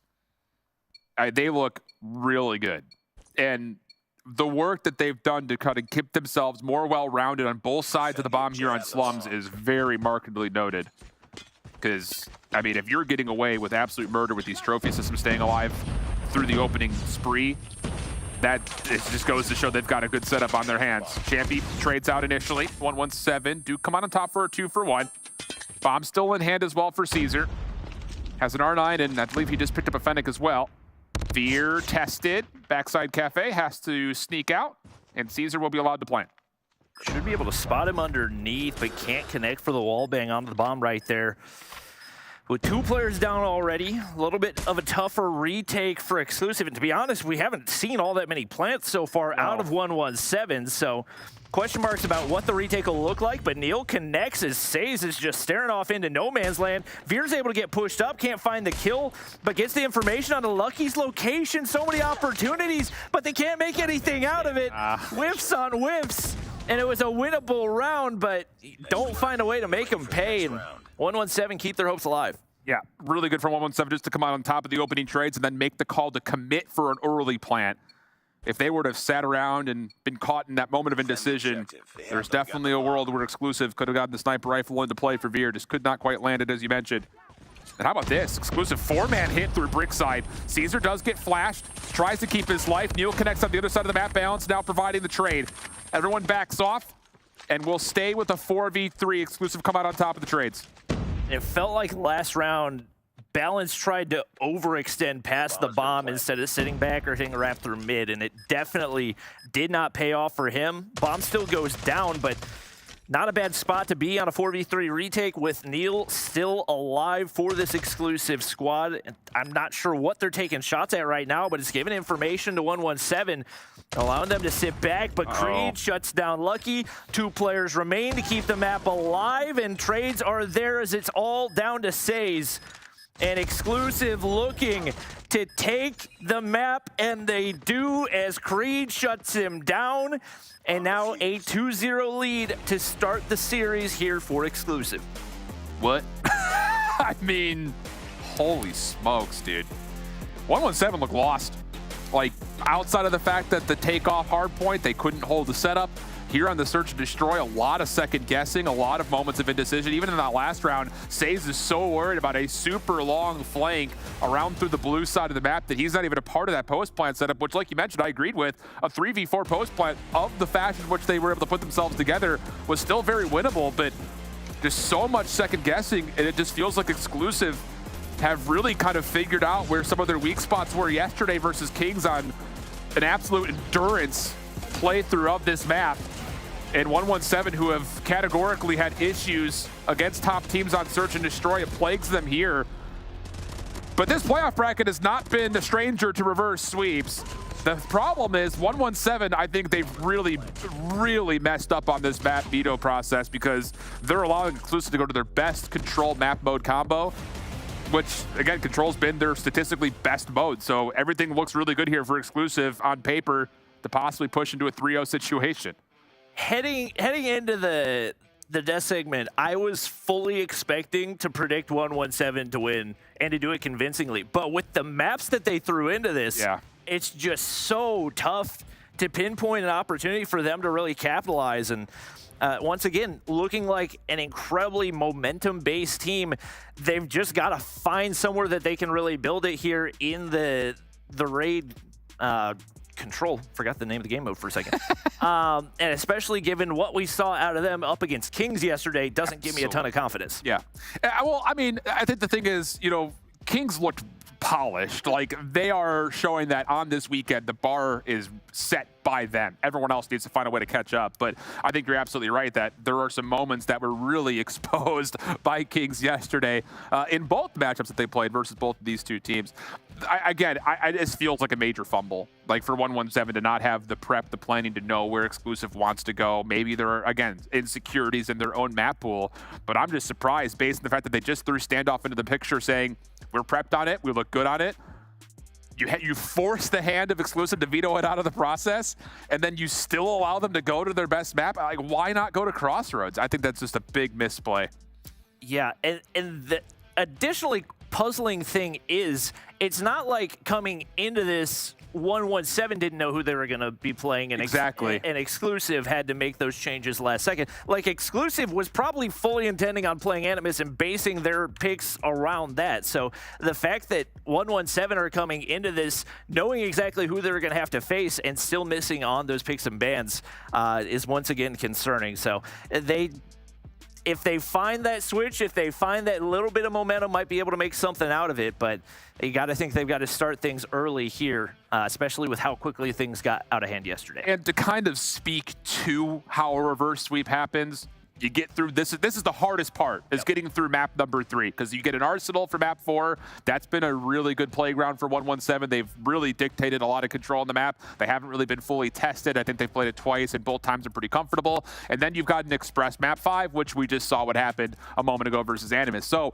in terms of how 117 gets back into the series and puts together a reverse sweep, it obviously starts here, but this is the biggest obstacle, I think, in my mind as well, when it comes down to where they would face resistance, because Arsenal, I think, really favors them, and the Express could still be just as good to them as they were against the Animus a moment ago. Yeah, I think early in the series yesterday against Animus, I felt like Exclusive were the ones that had a difficult time closing out series, but with the way that they regained off the back of that one, my assumption coming off the Takeoff Hardpoint is they were just going to be mentally checked out with how big of a lead they gave away. So they've shown they've got the mental toughness, and I'm anticipating, even if they do drop this map, it's definitely not a lost cause, but you definitely want to close things out as quickly as possible. Absolutely, and especially on terrain that's going to feel very familiar and very comfortable. Neil will start us off with the first blood, but everything after that turns the way of 117. Offensive attempt here for Exclusive, finding some ground through mid. It does give some screens control to Veer, but Karma coming upside pool stairs will clear things out, and then Saturns follows up to make sure Exclusive cannot exist on the B zone. Champy looking to clear out space, able to spot out Says, and Champy able to find one as well. Neil not going to be there for the trade. That's what you've got to find, and you let Caesar pick up a 3-piece for free right there. They keep the objectives clear, and Creed able to clear one off the objective, but once again, 117 so pesky, and a lot of credit to Saturns for making them constantly second guess over here on the B objective. And Exclusive are kind of throwing up a multifaceted approach here. They're finding success on both sides of the map at the same time. On towards both zones they go. 2 on A, 1 on B for the moment, but as Veer cleans things up, now it's kind of pick your poison type situation. 117 will clear off the more difficult zone, I think a lot of people would agree. But as Caesar tries to get back into laundry, he actually catches Creed a bit by surprise. A couple of follow-up nades will allow at least enough distance for Exclusive to secure the second tick, and it looks like 117 are going to concede the third as well. So we'll go 17 v 14, minute 33 on the clock, and Exclusive have a lot of time and presence through Laundry to potentially set up a bit of a spawn trap here. Yeah, that's a big time kill for Champy to get things cleared out. So Creed's now got 2 guns to work with for the close range and the long. Biggest obstacle right now is going to be Karma and Top Modern, but Creed clears 1 out of kitchen, but 117 fill up the feed. Karma nearly keeps his life right there. Crucial gunfight win for Veer. He's going to now be able to overlook to see if Balance can make his way up right here. Trophies start to go down, smokes across as well, and that's going to open an opportunity with Veer taking down Saturns. That should allow Champion onto the objective. Yeah, this is the right read for exclusive. You get rid of the AR top window, just get onto the zone and watch your pinch through pool stairs. There shouldn't be a reason that anyone gets surprised by this hit from Lucky. Saturn's nade does open up a little bit of space, but as Lucky drops, now the focus could continue to go back towards the front, trades back and forth. Neil keeps his life with Creed on the backside of pool. 7 plays 8.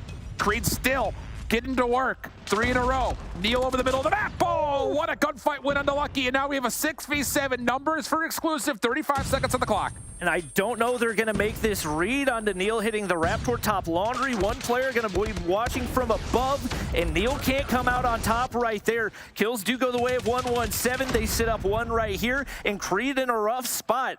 He's got to find a way to clear out basketball, and with only 25 seconds remaining, they have got to play this so very carefully. We're close to operators on both sides. 117 will have 2 earned up. Stun lands, Karma drops, Champy off the reload, tries to cancel. Lucky for 2. Creed, now an opportunity to get himself a 100-killer drone, but Caesar catches him. Veer goes to the Annihilator for the 1v2. Hops on, 11 seconds on the clock. First one breaks his camera, gets the shot. 1v1 with Saturns to win the round. Doesn't hit the first, and Saturn shuts him down. 117, hang on defensively. Oh, and that is a tough loss for exclusive right there to have that operator out the window. And now 117 with 4 charged and ready to go, not only get the round, but get that strong setup that we've seen so many teams capitalize on, where you get the operators out early, you force them back into spawn, and you get the lives down to a point where they don't have any chance to respond. Solid start here, but a valid response out of exclusive. 3 kills there. Were it to be 4, might be concerning for 117, but they do respond. Yeah, and they've pushed Saturns into a really tough spot. Yeah, really well done here from exclusive. That was War Machine, that was Purifier out for 117. And it doesn't fully work out for them in terms of getting full control of the zone. They do hold a life lead though. Creed up top at Laundry, smoked by Lucky.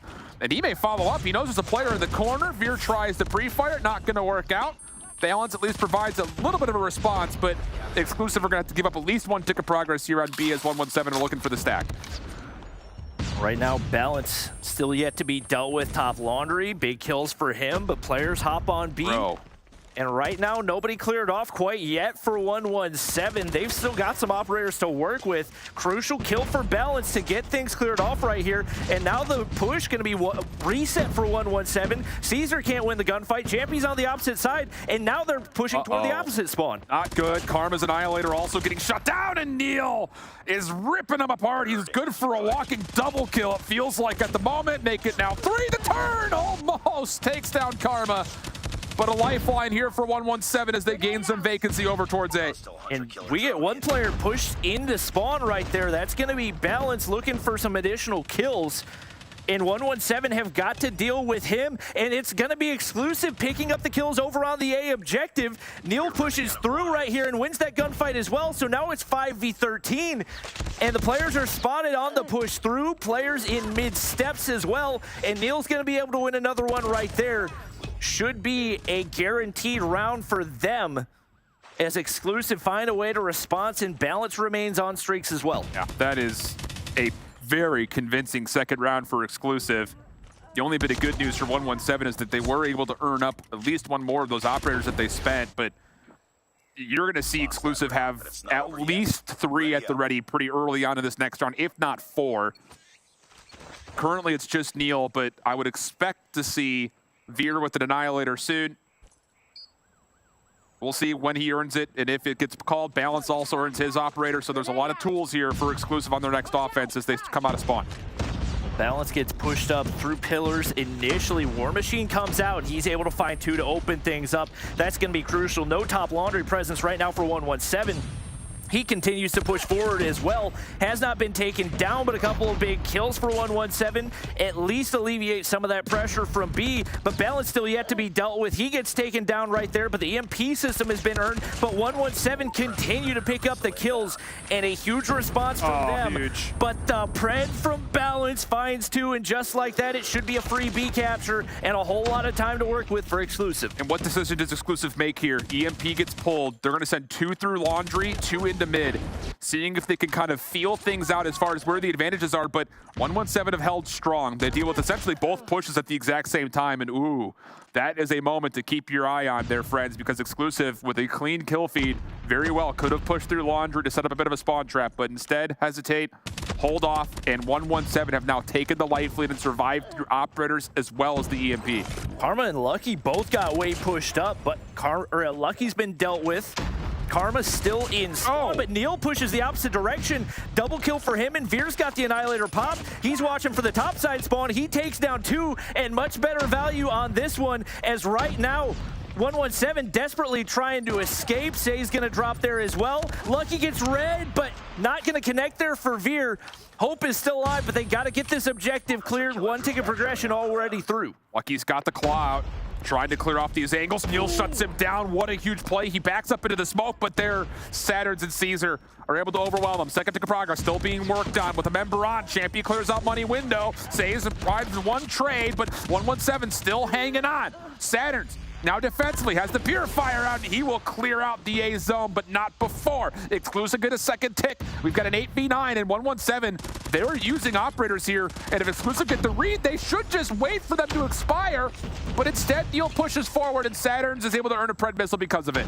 Caesar's still got a Sparrow to work with as well. Balance gets pushed up right here, and they're just waiting for that hop onto the objective, but I don't know if they heard the audio cue hop into Cabana. He gets a big one, still 7v7. Champy doesn't read Lucky though, and once again, 117 set up a man Creed with a big task to take out that money window player. And right now they're keeping the lives, and because they captured that first objective so early, still 50 seconds to work with, and they find that 1 kill to open up the push through. Creed uses the Sparrow right here. They're gonna stack it, but the Pred from Saturn's hits. Wait, but they're still on. Hold on, Champy's able to stay alive through it. He hopped off for a second, but makes the commitment to jumping right back on as soon as the Pred takes out his 2 teammates.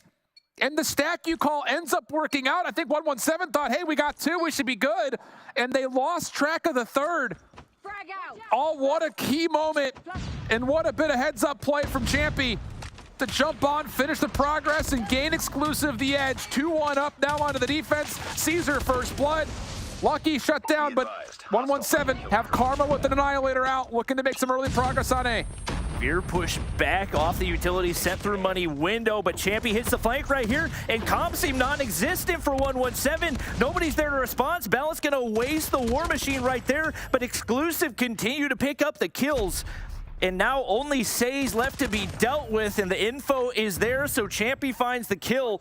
And Karma gonna work that poolside heady, but once again, a strong start for Exclusive. This is a bit of a miscue here. Exclusive did not have the vacancy to play as far forward defensively as they wanted to, and now 117 with a couple of the trade back kills have even the life count, and they're looking to get a second tick progress here on A while also threatening the B zone. Second tick at A is locked. Balance on the retake. Shut down by Lucky. Last player defensively would have been Champy, but as he drops, this looks to be an extra 60 seconds more likely than not. And Exclusive are looking for exit kills by the look of it, getting in towards Kitchen. They do have Veer pushed really far forward, up top by Art, really close to an Annihilator. And Exclusive do hold the numbers, but 117 are looking to play around the back by the look of it. And this is all about the push for 117. It looks like they're going to flood full towards spawn. Wait, second guessing it a little bit. That's what they're going to do, though. Creed able to spot down 1 and should be able to relay the information. That's where everybody's coming from for 117. So you see the adjustments right there. And 3 players make their way to top Laundry, but Champy might be able to sneak his way through. Spots out Lucky, but a little bit of an early shot. Connects for the kill anyway and gets things cleared out to maintain this position right now for Exclusive. Ooh, spawn kills better. That's what we currently have on our screens. Caesar getting the work done on one side. Champy clears out 2. Oh, goodness. Now Exclusive hold a bit of an edge. You've got Balance over towards Garage, playing behind 117. Karma trying to do the same on the other side. Champion from the front. Pure fire out, clears a couple of kills. And all of a sudden, Exclusive, I have win condition built to 3-0-1-1-7 if they can hold on to this life lead. And Champion gets all the way pushed through. Will he find the kill onto Caesar? He stays alive, 1 HP. Balance can't find the kill, but he's still got to be dealt with and continuing to give information for his team. It's going to be the better of the trades going the way of Exclusive once again. And Champy, Hunter Killer finds a double. Spawn trap has been set. It's 11v4 and Exclusive, the 4 seed, have set themselves up to make their way into the grand finals and have locked themselves in a spot at stage 5. What has happened? Where was this Exclusive team versus Raid? Or Raid versus Kings on Raid in particular. Oh my goodness. What do you say? Our 3 and our 4 seed have qualified from Europe. What the heck? To stage 5. Oh my gosh. That's the only words I can find right now. Is that I mean, come on. What happened to my pen? I just dropped it. Oh my! I heard that. Gosh, I mean, like, why even predict anything anymore? Why have group stages? You know, the bottom seed's gonna win anyway. Anything is possible here in Europe. Exclusive. Obviously, it was the front side of the map pool that was gonna give them the most opportunity, and you got to give them so much credit for making the most of it. You said it perfectly. And honestly speaking, not only did Exclusive play like they did yesterday versus Animus here in this matchup, but 117 completely fumbled this veto process. You have to be better prepared than that. There's no other way about it. I mean, at worst, you write down the vetoes versus the potential 2 opponents you're going to have. Like, you don't have to talk about it in the intermission. You should have done the planning ahead of time, and 117 have dropped the ball, and Exclusive picked it up, ran it home for a touchdown or a try or whatever they say in Europe with ball references, soccer goals and things. I don't know. I'm just... All right.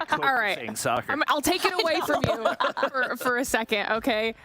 Because we're taking a look at the bracket here. Obviously, you can see Exclusive 3-0-1-1-7 in that lower bracket final, moving their way through to the grand final. And you will notice that Kings have a 1 next to their name. That is because whichever team made their way through on the upper portion of the bracket did get a 1-map advantage when it came to that grand final, which will be a best of 7. So we still have lots of gameplay in store, but that is now the lay of the land after the weekend is coming up on the culmination of the entire challenge season, mommy. Oh my I already know the answer. Can you tell me your thoughts? I mean, okay, we thought in the beginning, right, that Kings definitely was a top tier team, but they kind of fumbled at the very end of the stage 4 group stage, but they basically had such a great time yesterday and they're finally showing up. But Exclusive is definitely something that flew under the radar in the whole challenge season, but they definitely brought it yesterday. It wasn't enough to prove that, okay, they're super strong, right? But it just goes to show how one day of progress, map selection, that could definitely bring them into this 3-0. I mean, we kind of like said already early on is that it really depends on the map veto process, and 117 already really dropped the ball like what Shift said. All right, well, I feel like we have lots of questions, and maybe we can get some answers here, because if I'm not mistaken, we've got Veer standing by with an interview to chat with us before the grand finals. First of all, thank you for taking the time to talk before you go into the next match. How is the squad feeling right now? I can't lie, the squad's feeling really like hyped. Like, to be fair, that's what we expected playing them. We saw them play Animus and they looked really shaky there. And after the first 2 wins, we were like, yeah, these guys, they're not gonna shoot straight anymore, and it really just paid off. Veer, you guys just secured the last spot for Europe. And we already said in the beginning of this whole thing, in stage 4, how's the revenge tour happening for you and your team? It must feel good, man. I can't lie, it's been happening great since I pretty much had 1 year without doing anything, and I'm proud of my team. To be fair, they're done on madness. I'm gonna be real. I didn't do too much today, so, but yeah. I'm really proud of my team. What can I say? Yeah, you absolutely deserve to be. I think heading into the matchup, obviously one of the big talking points was the fact that you guys basically got the best first 3 maps you could have possibly asked for, especially based off the way that you've been playing those heading into it. Were you guys feeling extra confident once you saw those first few maps sneak through? I can't lie, I'm pretty sure the reason why 117 lost is because they failed like throughout the whole veto system. Like all 5 maps we actually got to pick. Like they were all our best maps like they could possibly pick. So except the Arsenal from yesterday against King, that looked very shaky, but I'm pretty sure they did a very, very good preparation for that. So. Oh, Veer, again, congratulations, my man. You guys are the second team to qualify from Europe, but there's still a European Championship to play for. One of the things that Kings did to you guys yesterday was take away some of your strongest maps overall. Has that changed your mentality now looking at the rematch and grand finals coming up at all as far as what you guys want to try to get in this map pool selection coming up? I can't lie. We actually, after the win against Animals yesterday, we kind of went on low energy because we were all hyped and then the match happened. But right now, I think we have the momentum going into the match. So I'm not kind of too worried about what we're going to play. It's just like how we're going to end up in the game. Like if everyone's going to be on point, if the comms are good, then I'm pretty sure we could easily take out Kings as well. But of course, anything can happen. I love that. I love the confidence. Well, Veer, we don't want to keep you too long because we know you do have to get set up for the next match. Any final thoughts or final words before I let you go? Thank you for my team, obviously. Thank you guys for having me right now. And shout out to the ESL team. They're doing a great job throughout the whole tournament. All right, well, thank you so much for jumping on and chatting. Good luck in the grand finals. This is going to be a great way to close this out. Thank you very much. Stay safe, guys. I can't believe he even agreed to jump on and chat to us before the grand finals. I did not expect that. I was waiting for production to be like, no, they just want to lock in. It was so quick. Right? I forgot my jacket. It was literally telling Glitter. Glitter, they're gonna end it in control. We gotta go. We were not prepared for that. I mean, and you heard him say in the interview himself though, Bobby, they feel really good with the momentum that they have now. And you mentioned that earlier on in the show, Kings could be cold, sitting there waiting to find out who they're playing against. So do you think that's going to work in Exclusive's favor? Oh, absolutely. I think especially coming off a 3-0, it's not something that expended a lot of your energy. You didn't have to come from the lower bracket. So right now, Exclusive are in the best pot that they could be. And Kings probably haven't had a whole lot of options for scrims because everybody that they were potentially going to scrim against has been playing for the entirety of the day. So I anticipate they're not going to make the same mistakes that 117 did in regards to the map bans and picks. That's not something that I anticipate being an issue, but we'll see if we have a little bit of a slow start and if they can find ways around it. I can't wait. I think this is going to be a great way to close out the challenge season. Grand finals are right around the corner, but you guys know the drill. We're going to give the teams a little bit of time to get themselves set up before we get into the epic finale of this entire season. So time for another short break. Don't go anywhere. We'll be right back. Welcome to the place where dreams come true, where everything you want can be yours. If and only if you're willing to work for them, you're willing to hurt for them, but most of all, you're willing to be first for them. Ha! Look, I'm going straight to the top. I don't know how I would stop, like it or not. I got some goals that I'm hitting. You hear what I'm spitting? It's hot. Look what I got. Whole lot of passion and pain. The road to success is insane. Stay out my lane, cause I'm on a mission. I'm getting what stands in my way. Yeah, I'm a beast. I wouldn't play with me, baby. The way that I'm training is crazy, and I do it daily. You wanna talk about drive? I got more drive than Mercedes. I've never been lazy. I'm in the room, it's a red alert. You wanna compete? Well, get better first. I got 10 toes in the dirt. Push through the hurt just to show them my worth. I'm the best. Yeah, I'm the best. I never stress. I know what's next. I'm who they test, like we playing chess. But I'm unimpressed, so now let me flex. Ha. Yeah, I'ma work through the struggle and hurt, cause I know my worth, and I gotta be first. Ha. Yeah, I gotta be first. Look, I don't want anyone's sympathy. I understand what is meant for me. I give my focus and energy. If it's meant to be, then it's meant to be. But mentally, I'm undefeated. They hear that and say I'm conceited. Like there's no reason. Like I don't beat them and come back again just to teach them that when you work under pressure, you reach higher measures. They'll try and bring you down, but you cannot let them, and only get better and focus on cheddar. Eye on the prize and you'll become a legend. Like when I'm in the room, it's a red alert. You want to compete, well, get better first. I got 10 toes in the dirt. Push through the hurt just to show them my work. I'm the best. Yeah, I'm the best. I never stress. I know what's next. I'm who they test. Like we playing chess. But I'm unimpressed. So now let me flex. Yeah, I'ma work through the struggle and hurt. Cause I know my worth. And I gotta be first. Yeah, I gotta be first. They don't know what's gotten into me. How'd I turn pain into energy? Through all the struggle and hurt, remember my worth, and that's why I gotta be first.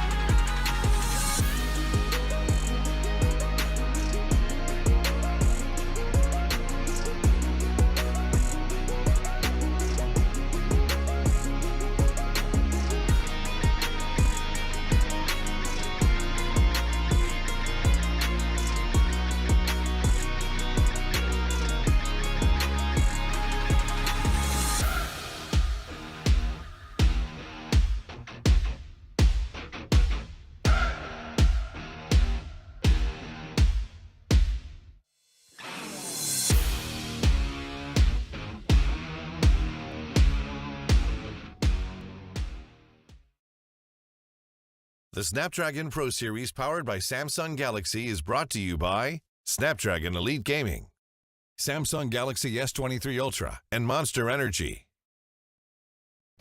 All right, everybody, welcome back to the Snapdragon Pro Series. It is almost time for us to get into our grand finals of the challenge season, crown ourselves a challenge season champion.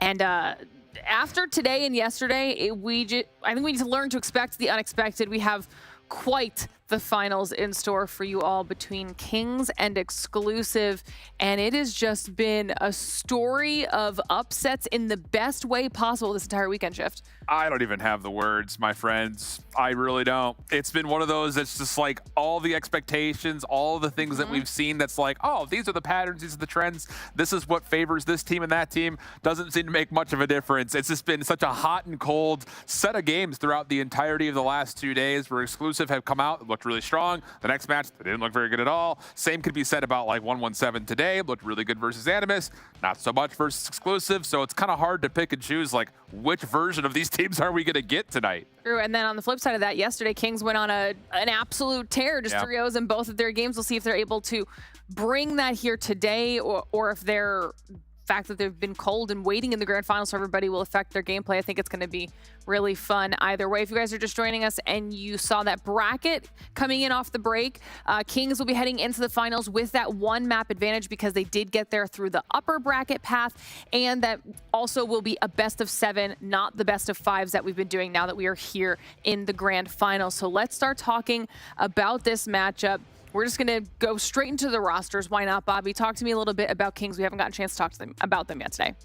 Yeah, obviously, you got the combination of experience and the young talent. There's 2 SMGs, Raid and Spy, absolutely wreaking havoc yesterday. And the ARs and Inferno and Marvel, both very experienced alongside Grizz, keeping things locked down. I would say really everybody looked phenomenal yesterday. Grizz was the only player that I think was slightly lackluster, but in back-to-back 3-0s, I don't think you can put a ton of stock in it. A lot of it probably just that his teammates were farming too many kills. So for me, Spy's the guy to watch once again, leading the team in KD. In hardpoint time, he was doing it all.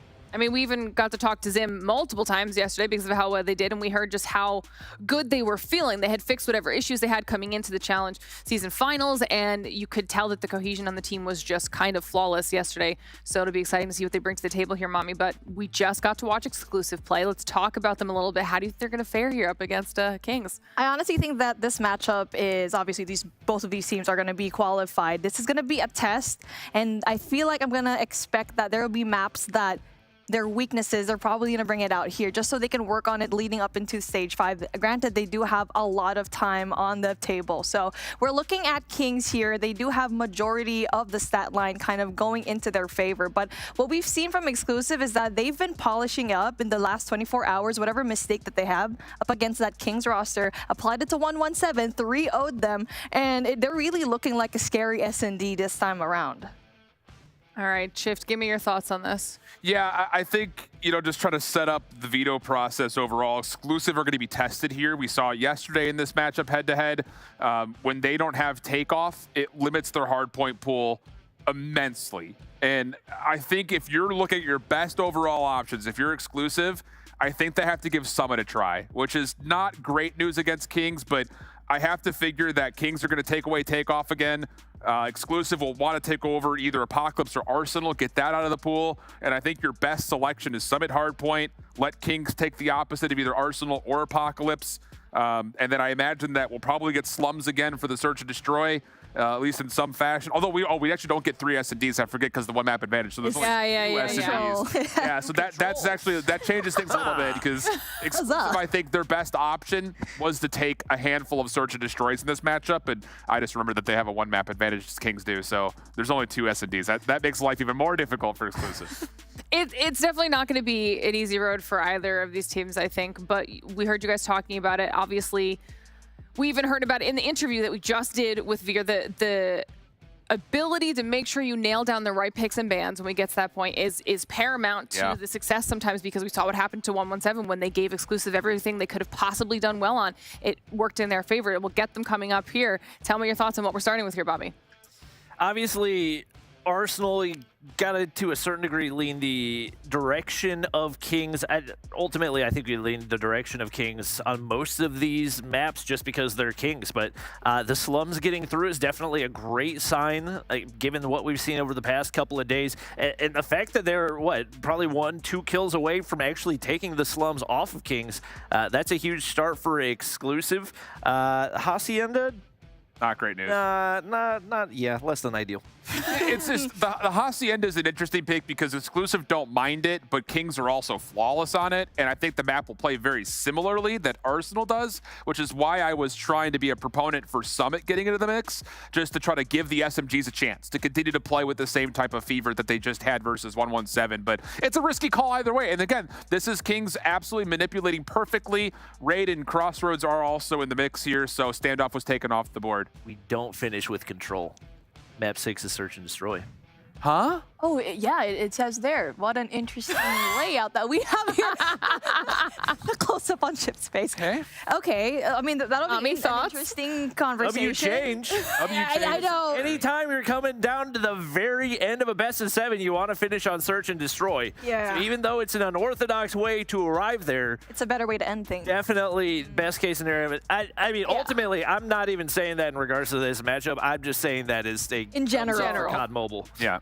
Good We love that. Thank you for that change. And the fact that it's going to be in Express, man, this is like a copy paste of what we kind of saw yesterday. I guess apart from the Crossroads, obviously, because we have 2 controls, but it is a copy paste. So it is going to be what we see from Exclusive, what kind of adjustments they're going to be making, especially since they were kind of bombarded yesterday by the Kings. All right, well, I'm going to let you guys head on over that way while I finish talking to Shift about how you think this whole thing is going to play out. You've got all of the picks and bans, all of the information. It's just not good news for Exclusive, flat out. I mean, their best lifeline is to be competitive in the Arsenal. Don't get overwhelmed early. You have to take the Slum Search. You have to beat Kings on raid control. Like, the only way they win this is by way of winning the searches and winning the controls. I don't see them winning either the Arsenal or the Hacienda Hardpoint, so it has to be a 2, 3, 5, 6. Which at that point also then kind of shoots their momentum in the foot a little bit, right? If they lose that first map, they need to be able to have a big bounce back after that. Yeah, I agree. I just think both these 2 Hardpoint maps could really snowball out of control. Again, our predictions have been terrible all weekend long. Absolute garbage. But I think Kings take this 4-0. You know, and I think, okay, all right. He said 4-0. I think I had said 4-2. Okay. Originally. Bold, but did you? That was before Exclusive had just absolutely upset everything and come all the way through to this state. So we'll have to see how it goes. Either way, it's going to be super fun, and it is almost ready for us to get into the action, which means for the last time of the season, it's time for me to send it on over to the other half of the studio for Bobby and Mommy to close this thing out. I also predicted 4-2, but I also thought it would be Animus in the grand finals. So I'm going to toss that one out the window. I'm on board with Shift. I think a 4-0. I don't even necessarily have an issue with the map picks for Exclusive because they have looked good on Hacienda. I'm not saying they look good enough to necessarily beat Kings, but they took down Animus twice in both the regular season and in the playoffs. So I know they're capable of winning on that map. It's just the Kings are in such prime form right now. They looked untouchable yesterday. And you throw on top of that the one mode that Exclusive kind of piggyback on to give themselves an advantage in the control.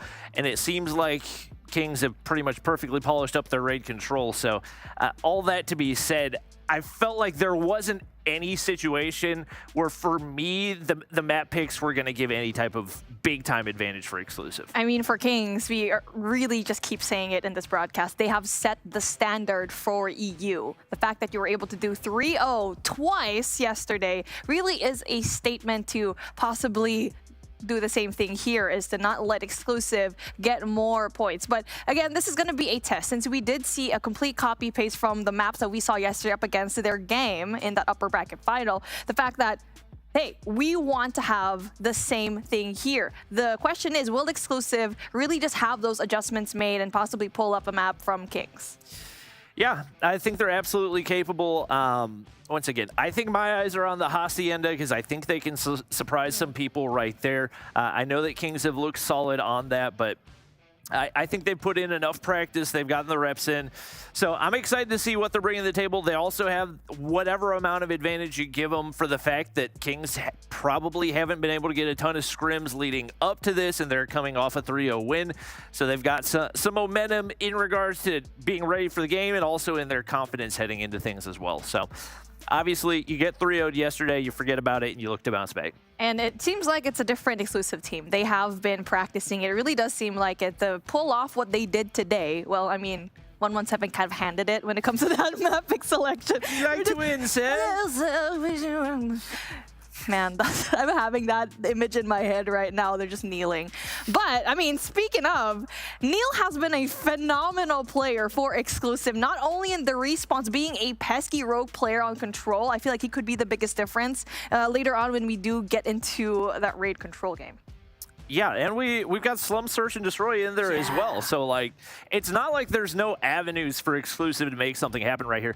I'm kind of surprised that Kings left it in because so many of the Slum Search and Destroy have felt like a coin flip, and that's not something that I would expect them to want to do.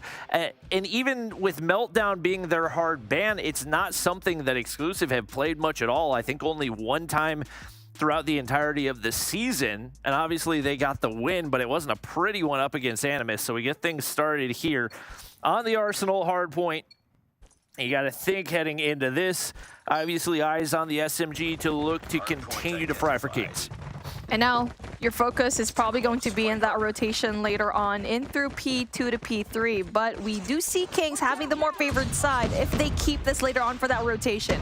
And now King still getting a lot of those first opening picks, but it is exclusive going in there for the trades. Grizz gets aggressive off the start, hasn't been traded yet either, and Spy gonna be content to sit on this backside of the wall and let his teammates overlook. It's Raid picking up one, catches the flank, but can't find the kill there.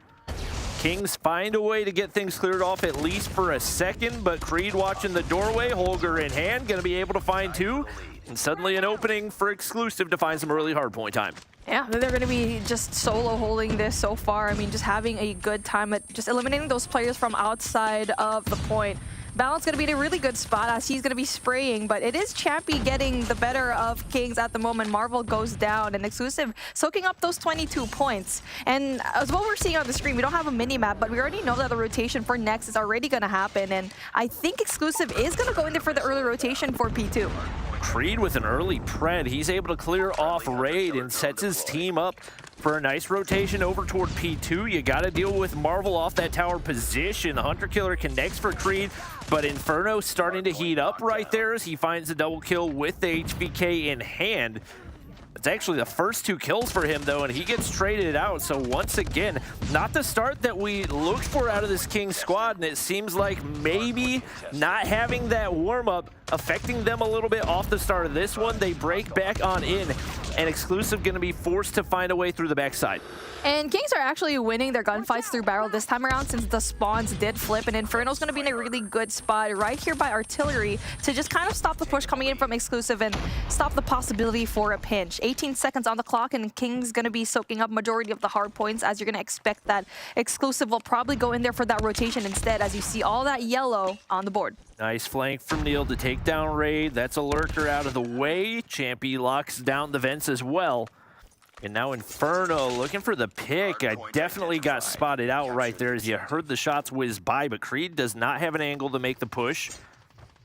Big gunfights up ahead as he looks to get this control room cleared out, but playing a little bit too slow mean that exclusive maintain that position. Inferno finds a way to win the gunfight, but Balance takes himself down off the war machine, and the hold not looking quite as strong. Headshots connect for Inferno. Just like that, he's sitting on a 4 spree and looking to take down Creed as they try to push from the bottom side. I mean, that was super heads up from Inferno, knowing the fact that he just turned on that player, but he is going to be going down though. It is still Kings having the more favorable power position, which is going to be by Flower Pot, and you do know that that is a more favorable spawn because of the fact that you're going to be spawning right beside that P3. 21 seconds left on the clock, and exclusive was able to kind of get those points down, but for Kings, able to finally get the scrap points again. So I'm similar to what we saw actually a while ago in that P2. Interesting time for Raid to invest the Sparrow right here, especially given the fact that they've pretty much completely wiped Exclusive, and they were going to be on rotation, so no real value found. And Exclusive in position to try to get some time. It's going to be Spy with a big-time gunfight on the inside. They're looking to break through this mid-window. 3 players here and nobody there to watch it. Perfect opportunity. We'll see if they can capitalize. War Machine connects, and just like that, most of the players cleared off, but still one left to be dealt with. And Creed from the backside is causing some issues, but King still on the hard point. Inferno, though, is going to be really pesky, but Creed with the Holger goes in there for the wall back, able to flush him out. And Grizz not able to find any kind of opportunity to use that Purifier, will be taken down. And it is Exclusive still holding on, and it is going to be a huge thing that they're able to shut down majority of the operators that Kings actually brought out in the first place. Well, Raid trying to get pushed through, but Neil shuts down 3 with the claw in hand. Flashes do connect, but Exclusive doing a phenomenal job of keeping things even here. Marvel going to be able to clear out one more, and it looks like the scrap time should be there for the taking for Kings as they start to rotate here and kind of second-guessing the route that they want to take. Neil drops the pred. That's going to find 2 and softens up the push, and right now, big task ahead for Marvel as he's got to find a way to poke through this defense. And now we need to see a pitch coming in from Kings, either one from Robot and also here in through Cafeteria, which they will do. They will bring 2 players right there to go in, plus the flashes should have helped them, but unfortunately it does lose that gunfight. It is still going to be Exclusive getting a hold of this P5, and having 2F here by Lounge is definitely going to be a huge deal, but Spy is able to take down that 1 player. Huge wipe there for Kings. I think that's 5 in a row now, and everybody gonna be sent packing for Exclusive. Champy's got nothing to work with right here. He opts to peek it anyway. Flash goes across, but Raid should be there to pick up the kill, and indeed he is. But the better of the trades go the way of Exclusive. They find a way to break back in, and even in the midst of a solid push, they do some damage. Balance with the War Machine is going to be able to clear off 1. Keeps his teammate Champy safe, and the War Machine not going to be enough for the second kill, but Exclusive do find the rest of that scrap time. Interesting for the operators to come out at that time, and now for Veer. Knows very well where the Kings players are going to be spawning off to, will apply that pressure, and that stops the push from Marvel, but he's not going to be having those kills down, but he's able to shut him down. The Annihilator not going to be used to his advantage, as it is very difficult here in P1 since the tight corners is just going to not allow him to get those kills, but able to stop the push neitherless. Right now, Exclusive sit up 10, but as expected, a heavily contested P1. Back and forth they go. Creed pops the Sparrow and able to find 1. And it looks like his teammates do the dirty work and clear off the objective too. So with Neil being taken down, the objectives cleared off for the time being, but they reinforce. And once again, Exclusive doing a great job of maintaining some semblance of a lead. Kings break back on through, and it has definitely been a back and forth affair. Champy seeing what he can afford on his own, but it's not going to be enough for a break as Kings look like they're going to be able to tie things up as we head over to P2 once again. It really is that battle for batteries that you need to have if you are Exclusive, and Kings so far has been doing so in the last set of rotations, and now it looks like the same case here as Creed will try to get that information down, try to cut that rotation, but he will get that beautiful double kill. Has to worry about 1 more, and Raid is very much aware that there's 1 player there, and he brings out the Sparrow right on time, and a possibility for him to actually just shut off the players there from Exclusive that'll try to go and enter the side, and it will be Exclusive having that backside spawn, and with Raid having the Sparrow, it will just create so much defense on King's end. Big value there for the operators. Marvel takes down 2 with the Annihilator as well. Kings get things cleared off, and with Ferno on the top side, they go all in as they look to get a full 60, and Exclusive now miles away, trying to make their way to the hard point. Inferno clears off 2 more, and with that push, that allows him to now rotate with 20 seconds. So not only are you getting the scrap time for what should be for free, you got Raid, who has earned a Pred missile. 2 players rotated early for Exclusive, but if he wants to use it, should be able to get them the information. And this is not a safe rotation by any means for Exclusive right now, as Veer has got to find some of these cutoff kills, but that's going to be a Pred dropping on the head of Balance. And just like that, the opening is there for Kings. Yeah, you mentioned it already. It's not going to be a safe rotation for Exclusive. You also have players like Grizz just holding on into those tight quarters and trying to catch Exclusive players off guard. And now we do get to see Kings finally having the more favored side. We'll probably go in there for the pinch. We'll be greeted by 2 players from Exclusive, but a beautiful game coming in from Balance as he tries to go in there for those kills with the War Machine, but not able to sustain. And just like that, Kings have broken in. Veer there to find a double kill, but Inferno has the last laugh. Not going to spot Balance through the flashbangs. They continue to go over top, and a couple kills go through for Exclusive. Hardpoint remains contested. Neil can't find the kill, but his teammates can. But the SMGs continue to pop off for Kings, and that's 3 in the feed as Champy tries to get pushed up. They get absolutely cooked, and right now, Balance, you have no time to make a push for 8 seconds of scrap. You got to back up and try to alleviate some of this pressure for a Kings team that is now built a 50-point lead. I mean, it really is just Kings' utilization of their score streaks and operators from that rotation into P3 to P3 definitely was the biggest difference for them. And now Exclusive goes in there for the early rotation, but Marvel and Inferno going to be getting those trades as well. Grizz times his operator perfectly as he stops the push from that right side spawn, but it will be so difficult for Exclusive now that they do have operators to play with if they choose to bring it out. And Grizz going to be a menace right here. I don't think saw the players hopping through window, but Raid gets the information. Hunter Killer goes across as well. Somehow they stay alive, but the Sparrow connects for Raid. And one final opportunity for a push for Exclusive as they're left spawning across the map. Grizz drops the Pred, and all down to Veer to try to find a push in. Creed with the Sparrow shut down.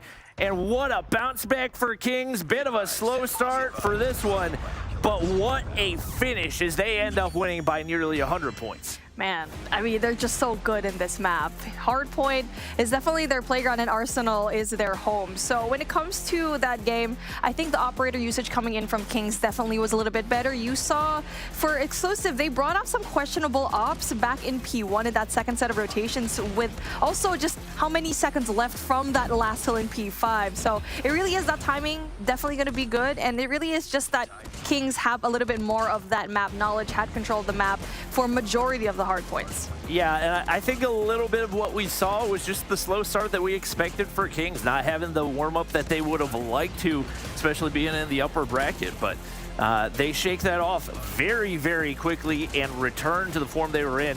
I think especially credit to Inferno, who didn't have a bad day yesterday, but maybe not quite the performance he would have liked. He ends up going 34 and 29 right there. And as expected across the board, Kings back in prime position. Yeah, I mean, you already mentioned it, Inferno. Getting 34 kills in 36 seconds right there on the hard point. But on the other side of things, Neil is going to have 1 minute 23 and 31. So when it comes to the gunfights, I mean, it's just Exclusive was just outgunned every single time. The timing as well for the rotations kind of lacking on their end, knowing very well like the spawns. Possibly they were fighting for it. I think I saw it in P3 where they wanted to go rotate early into P3, try to get into those garden spawns. But unfortunately for them, Kings is just so knowledgeable. Sometimes that delayed push, knowing very well that Exclusive was already there. They're very knowledgeable of where Exclusive was the majority of the time. Yeah, I think part of the issue was the ARs for Exclusive were just playing way too slow. I think Veer only had like 43 engagements on the entire map, which when you look at the amount that everybody else on the squad had, he was just not getting into position to find the kill. So even though he wasn't going super negative, wasn't contributing as much as they would have liked him to. And obviously some of that on the SMGs to clear a way for him to get into power positions, but he's got to find a way to have a bigger impact. And he said himself that he didn't quite have the series that he would have liked in that first matchup. So we'll see if he can bounce back here in the search and destroy. Obviously eyes on Neil. And eyes on Marvel as well as we get a rematch of that Slums S&D slug out. The best of the best. And we already heard Kings a while ago where they said, yeah, it was a show of who is the best sniper in Europe. We saw Marvel yesterday was the king of the hill. So let's see how Neil will respond, knowing very well that he did an amazing job a while ago up against the same map, different team though. But again, I feel like we kind of brought it up a while ago. The fact that the SMG line of Kings is just absolutely nuts, right? And now for the side of 117, they didn't have that. They lost it. I mean, rather for exclusive, they have Neil, but I think everyone else needs to step it up when it comes to their roles, because so far I think their ARs are pretty solid. It's just they need to find a response to the SMG line of Kings. Yeah, it's not an easy thing to do. It really is on the ARs to create this space. And when you have Veer getting so few engagements, that puts additional pressure on the objective players. So they have the solid start. I think the rotations were solid the first time around, but once Kings got into their rhythm, they started to snowball things. And that's when we saw things get out of control. I think especially with a couple of those last-minute pushes that we saw for exclusive, they ended up paying for those big time. I think especially on the second rotation around to P3, once Inferno got, what, 20 seconds, he already knows it's a full wipe, and you can already start hitting the flank toward that bottom side of the steps. That was where things really started to get out of control. So in the search and destroy, you don't have to worry about that as much because they sat down 5-1, getting absolutely smacked yesterday, and they still found a way to bounce back to force a 24-round S&D, if I remember correctly. So anything is possible in this one, and obviously a lot of the pressure once again on the snipers. Yeah, this is the, I think, game mode that is most likely to be in favor of exclusive, knowing very well how back and forth it was. But it was Kings that had a pretty sizable lead in the beginning on the attacking side. And the moment that they found out, okay, now exclusive is going to be on the attacking side, it was back and forth, and exclusive was able to recover. But when it became OT, everything kind of flipped, right? Exclusive was getting defensive rounds and was losing out on their attacking rounds. I feel like they were kind of having a frustrated kind of gameplay. Maybe it was some sort of jitters, I believe, because there are times that Creed was holding the bomb and over pushing on the attacking round where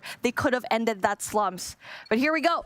The rematch that we wanted to see, and a question mark is, will it go the distance? We'll see as exclusive do start on the defensive side right here. And Kings, a little bit of a split push off the start. 3 pushing up early on to B. Flashes connect, and exclusive get the better. That's not even the better of the trades. Nobody drops, but Grizz finds a way on through to drop 2, make it 3. And just like that, Veer left all alone as Grizz wipes him off the board. Man, it's just great first blood from exclusive.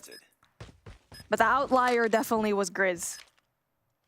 And now they're going to be having that post-plant setup for Garage, where you also have a sniper in hand to cut off that rotation. They have it perfectly, and Marvel able to take it. And now Kings with the lead and on the attacking side. It was very smart for them to start here in the first place. Yep.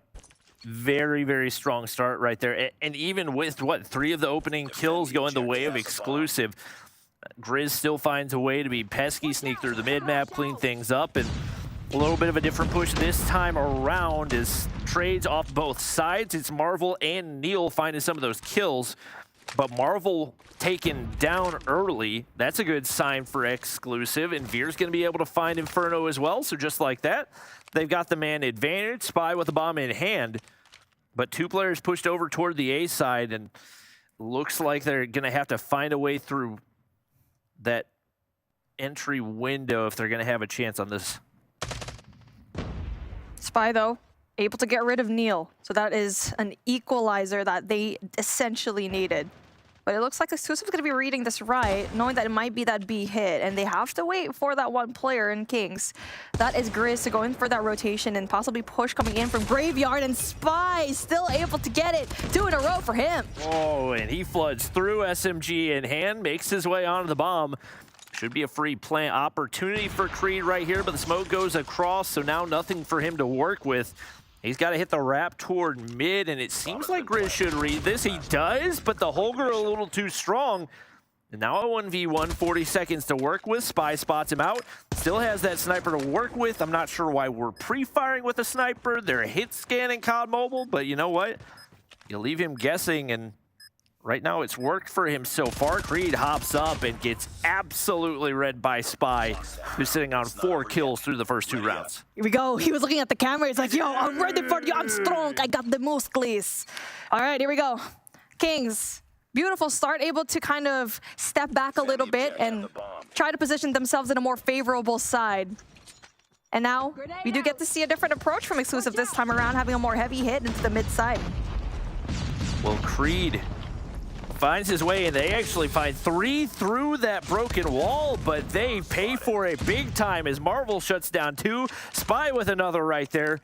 And that push backfired in the worst way as Marvel was perfectly set up.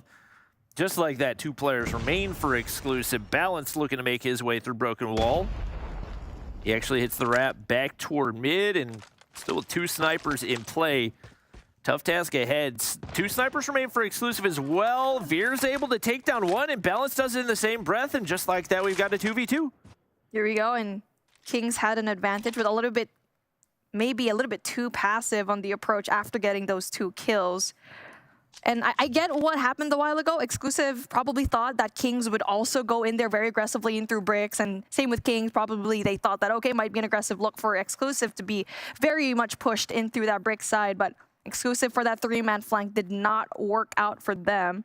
Now the information trying to be taken from both of these teams, as Veer will be the first person to try and give that information in Bravo. I mean, you get to see that balance in the same thing here for A. Well, Veer's just going to sit here and wait, expecting the A push, and only 30 seconds to work with. Kings may have the read on this, but SMG in hand, that's a risky spot to chow. You don't have any time. You got to wrap back and get the bomb down. They find the kill right here, but not much to work with, and that allows Balance to get in position. They're hitting a long wrap. There's only 13 seconds. Grizz, you have got to run on over to A, but it looks like it works out to their advantage as Balance expects the bomb to go down here on B, and with 1 second to go, he's now completely out of position. Yeah, that could have been a really big dub for Balance if he played time, but I mean, it is a 50-50. He had no information apart from, you know, his teammate going down. And now he goes into the backside. He might be able to kind of just flush out. He is going to be patient, though. Beautiful trigger discipline from Balance. And as he brings it down to a 1v1, Raid has no choice. He's looking at the opposite direction. And Balance able to put a board, able to put that score for exclusive. Wow. What a play for Balance to be completely caught off guard on the plant there and still hit the flank. I think maybe a bit of a misplay for Kings as there was nobody watching the flank. And even once they figured it out, Raid seemed to have no idea where he needed to play and remained in a position where he could get spotted out. Exclusive find a way to make him pay. They keep things close here as it's going to be a little bit more of a passive approach once again. No first bloods, but Creed gets way pushed up with the R9 in hand. And he can very easily sit here until Kings decide to make the first move. There you go. It looks like the contact will be made by Spy. There you go. He gets the first blood, but they don't know that that one person's going to be right there as exclusive. Not able to get those trades down, and unfortunately for them, the positioning that they had, they were able to recover from the map, is just not going to be well. Grizz able to get rid of that one player and brings it down into a 1v5, an almost perfect round for Kings. Oh, I think Marvel should have seen Balance, but he's not going to find the kill anyway. Inferno's there to make him pay, and Kings extend the lead back out to 2 once again. A little bit of cat and mouse going on in this one, but Kings stay level-headed. 6 on the board for Balance, but it was really that 1v2 that got them 1 on the board. They've got to find a way to put themselves in better position and haven't really had a response for the passive approach that we've seen out of Kings. Even with Creed getting pushed up with a shotgun in hand, still ends up losing that opening gunfight, and that's one that they've got to have. Yeah, I mean, we've already seen the similar look from Exclusive here, but apart from that, I mean, Neil is going to be instead trying to offer that help here in through that Bravo side, leaving Alpha open, but Balance able to pick things up. But we do get to see a pick from Inferno that will balance things out. So it is going to be a question of who will win this gunfight in that rotation, who's going to be that flank, and it looks like Champy will open things up, but it's still going to be a back and forth trade from both teams. Raid still tucked away. Dicey gunfight right there. He gets traded out. Exclusive bounce back. Once again, keep things close and an opportunity to stay pretty close to tied as we get ready to head into the half. Once again, looking very much the opposite from the Slums S&D that we saw yesterday between these two, where it was super lopsided from one side or the other. And Seemingly both teams making those changes. Oh Marvel, a triple with the nade off the start. Champy's going to be able to flood through to find at least one right there. But you cannot ask for a better start than that for Kings. The nades, they are insane. And that opening for Marvel was just a really heads-up play. We saw Exclusive do the same thing. It just didn't work out. They were just full forcing it in through Broken. And every single time, it just did not work out for them because Kings is very much aware that there will be some sort of presence in through that ace side. And now we'll see a different look, though, on the other hand, as we switch things up with Exclusive being on the attack. Oh, and Neil gets too aggressive right there. Inferno's already on the bomb heady and waiting. Veer's gonna drop there as well, and both snipers down. He's gonna find a third, finally traded out, but Grizz, they're on the opposite side and all down to Creed early in this one as it feels like the momentum quickly slipping away from Exclusive, and Kings with an opportunity to close this out quickly. Yeah, they're just speedrunning this at this point.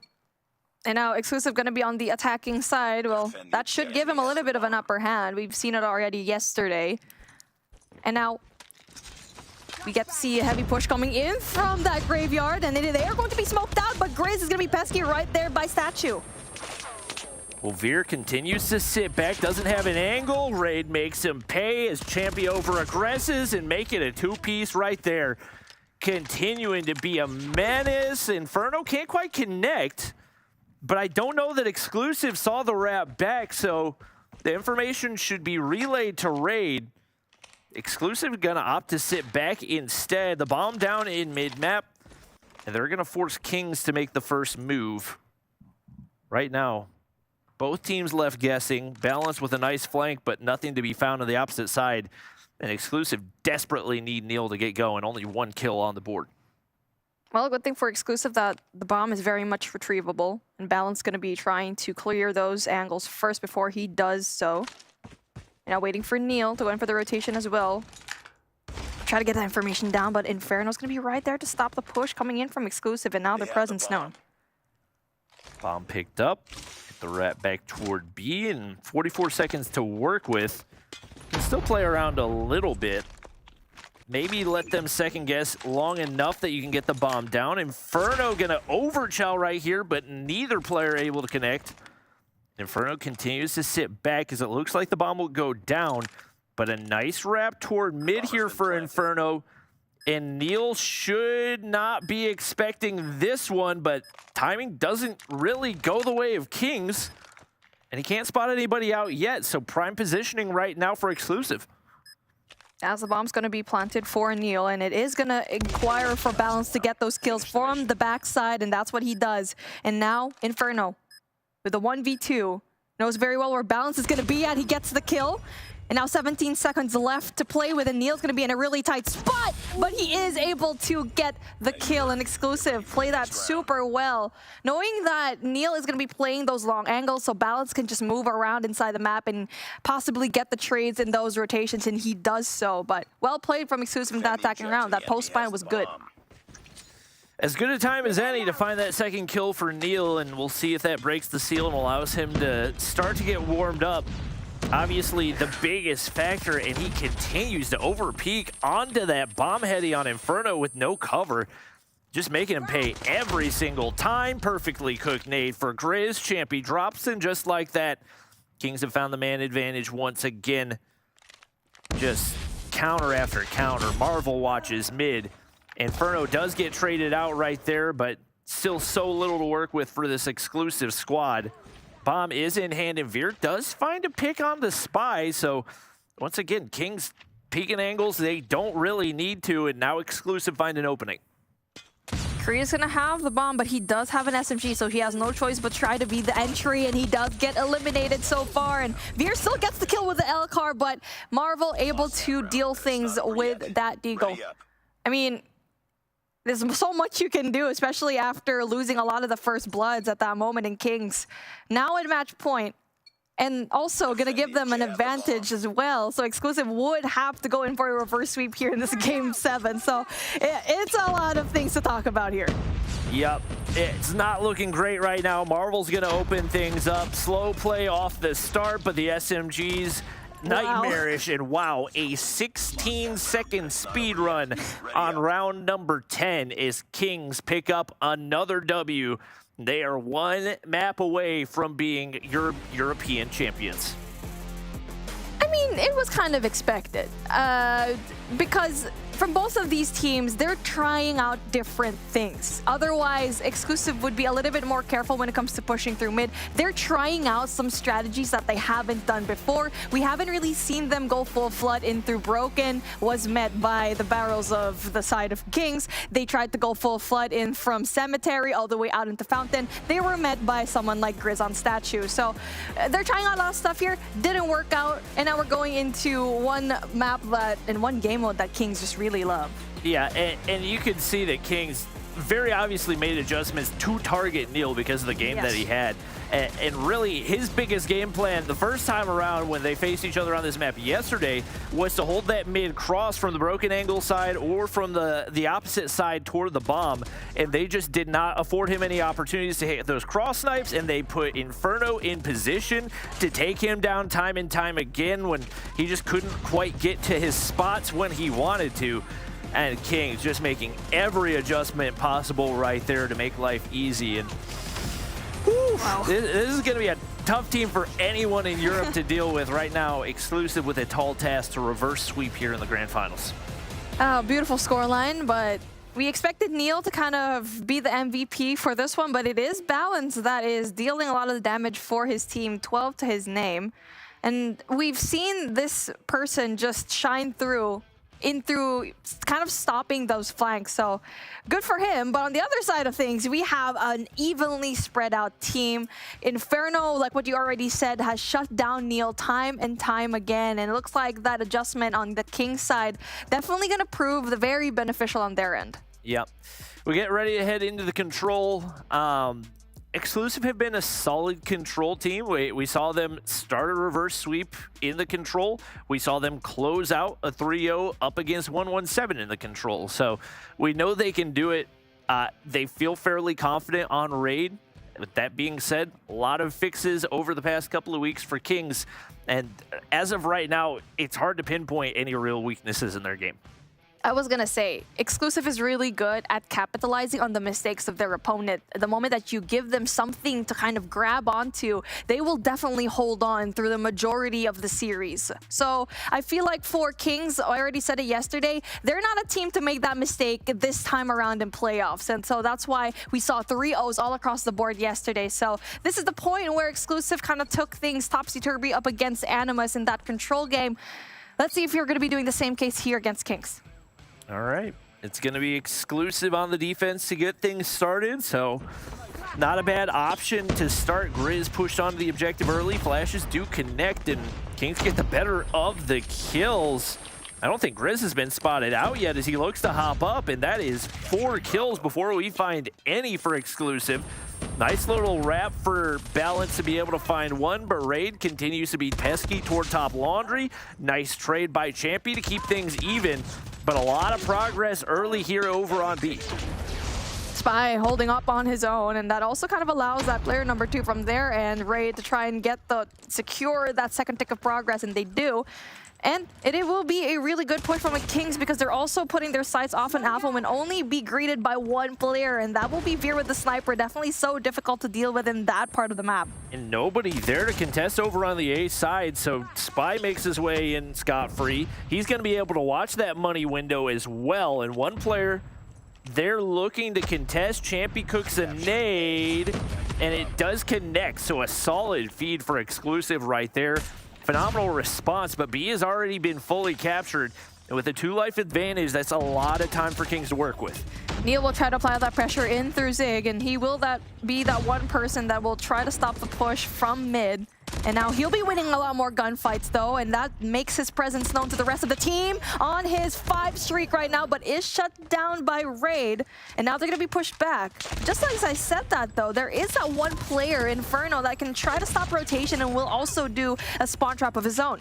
Oh, and that kill onto Spy has just absolutely got to be found for Exclusive. They give away 4 in a row, and just like that, Kings even things up, but they respond once again. Trades back and forth. It's 9v9.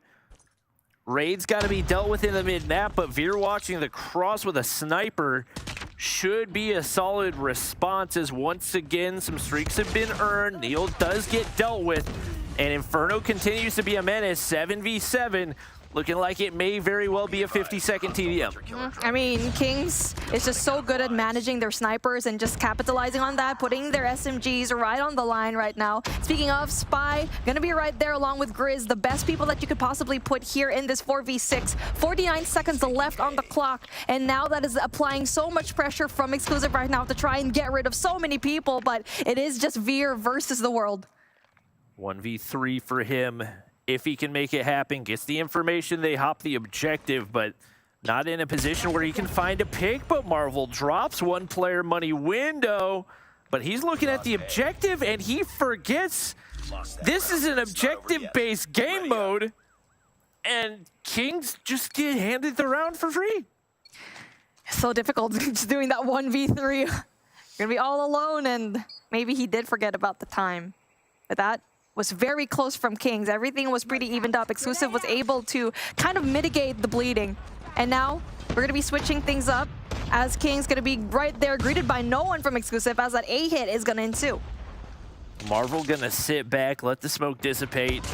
Couple of operators popped early as Raid gonna pull out the Sparrow Spy, the War Machine. Not a ton of value to be found, as Kings don't build much of a life lead off of it. Still 2 more operators ready to go. But Exclusive do a good job of dealing with it. Inferno gets the better on the claw gunfight right there, but Creed there for the trade. And once again, given the value that's been given up by Kings to try to make a push through right here, Exclusive have done a great job responding. Grizz trying to make the most of this Purifier, and finally, a few of those gunfights do go the way of Kings as they look to set up the spawn trap here. Map control right now for Kings, and they're just so phenomenal at just doing that in those crucial moments. Spy, on the other hand, will try to get those kills down in through mid. Will be assisted by Grizz's Predator missile off of Neil, so that kind of delays the push from Exclusive. But, I mean, from Kings rather, but, I mean, it's just Kings all over the board. They're just getting a lot of these kills down. It's just all yellow. Spy takes himself out right there, so once again, something to work with for Exclusive, but you've got to get on the objective, and they're playing this so slow. One wrong move and you run out of time. Finally, one player hops on to B. Spy's there to contest, shuts down the push from Champy, and now their only opportunity is to make their way onto A. Marvel spots 1. Can't find the kill, but with only 6 seconds to work with, there is very little margin for error, and down 6 lives. It's Exclusive putting themselves in a terrible position as they do get hot back onto B. But 6 faces 14, not where you want to be right now, with absolutely 0 margin for error. The rest of the game has got to be perfectly flawless. 1 second on the board, but just a second tick of progress being locked down, and you get to see that Inferno going to be the last person to try and deal some damage from that rotation exit from that B side to the A side, but he will be greeted by nobody right now. Might be able to kind of get rid of that one person. Finally gets 1, 10 plays 4, 49 seconds left on the clock, and it's still Grizz just winning a lot of these gunfights in mid. And once again, Exclusive just put themselves in a position where they had no options, and because they didn't get the clock stopped, allow the snipers to get set up, allow that flank to go through for Inferno, and just put themselves in a position that was effectively unwinnable. Champy gonna wrap through top side, does spot out Marvel right there, relays the information, but 2v8 doesn't really seem to be in the cards. Couple kills do go through, and this should be very easily winnable for Kings. All you gotta do is sit back and let them come to you, and now it's all down to balance. 1v7 and only 9 seconds to do it. All Kings have to do is wait for him to hop the objective. Yeah, 5 seconds on the clock, and Balance just being far away from the objective. It is going to be a Kings W as Grizz secures it before the clock winds down. But it's not over yet. And now Kings, 1 game away, 1 round away here in control to win this grand finals and be that #1 team from that 3rd spot here in the European finals. And now as we end things here with Exclusive on the defensive side, we'll go on a heavy hit in through Alpha, but Creed able to go in there for the contest. It seems like Exclusive really put all their marbles in this one, as they had 5 operators charged and ready to go. We'll see what they can make of it as Kings get onto A early. And despite the operators that have been invested, Exclusive have not found any kills. They do get one to open things up. Champy finds one, but immediately traded out. And man, oh man, did they just absolutely bumble that one as they invest 3 operators, make no life lead out of it, and still have Kings players pushing into their spawn. Oh, I mean, that's a really good fight coming in from Kings, knowing very well that a barrage of operators will be greeted you. And now for Exclusive, though, they're still winning some gunfights. 3rd tick of progress locked down in Kings in the harder side, which is Alpha. You do still have that one player. You got Raid right there and through Cubby. We'll try to stop the forces from Exclusive and Spiral. And he will see that one last player, and he will be very much comfortable in getting those engagements down. Not just that, will be able to possibly take down Veer, and there you go. He's doing a lot of damage here on this side of the map. Neil pops the claw, but once again, not a lot of value found. And in the position that they're in, yeah, you got a 4-life lead, but Kings look like they're on the way to locking in that A objective, which is typically the tougher one to get. Balance, a crucial double kill right there, and Champy finds another, so he gets tucked away in the corner, and Creed watching the exit as there's very little for Kings to work with. Finally, a response out of Exclusive as they wipe off A as well. So it looks like they've done enough to give themselves an opportunity to stay alive in this game. But King's now going to stack onto B, and Balance the only one there to deal with it. He's shut down, and it's all yellow in the feed. Kings respond once again, and Ray's gotten through to the spawn of Exclusive. They've got to get him cleared out. I mean, also Kings having some score streaks and also operators to play with. They brought out one, and now they have 3 ops to play with. And it is going to be so difficult. They are going to be they're locking down that 3rd tick of progress here in B. 6 plays 11, still doable for Kings to try and even things out. But with Exclusive right now, having a dominant mid-map control is proving very hard for Kings at the moment. But with 4 already locked down, you're already probably expecting that they're going to be locking things down later on and making Exclusive win this round so they can just full flood in through that next round, which is round 4. And they've got 1 push remaining. That's all it is. 3 players, make it 2. Kings just not enough firepower to work with. Fortunately for them, they've got most of their operators charged up and ready to go. So I don't think they're feeling too terribly worried right now. It's on to Marvel to either capture that objective. I was gonna say, don't let him execute you. That's the one thing that you can't do in that situation. He's like, you will not get behind me. You will stay in front of me the entire time, and you will punch me like a man. I love that. Man, that was an entertaining POV. Thank you, production. Okay, here we go.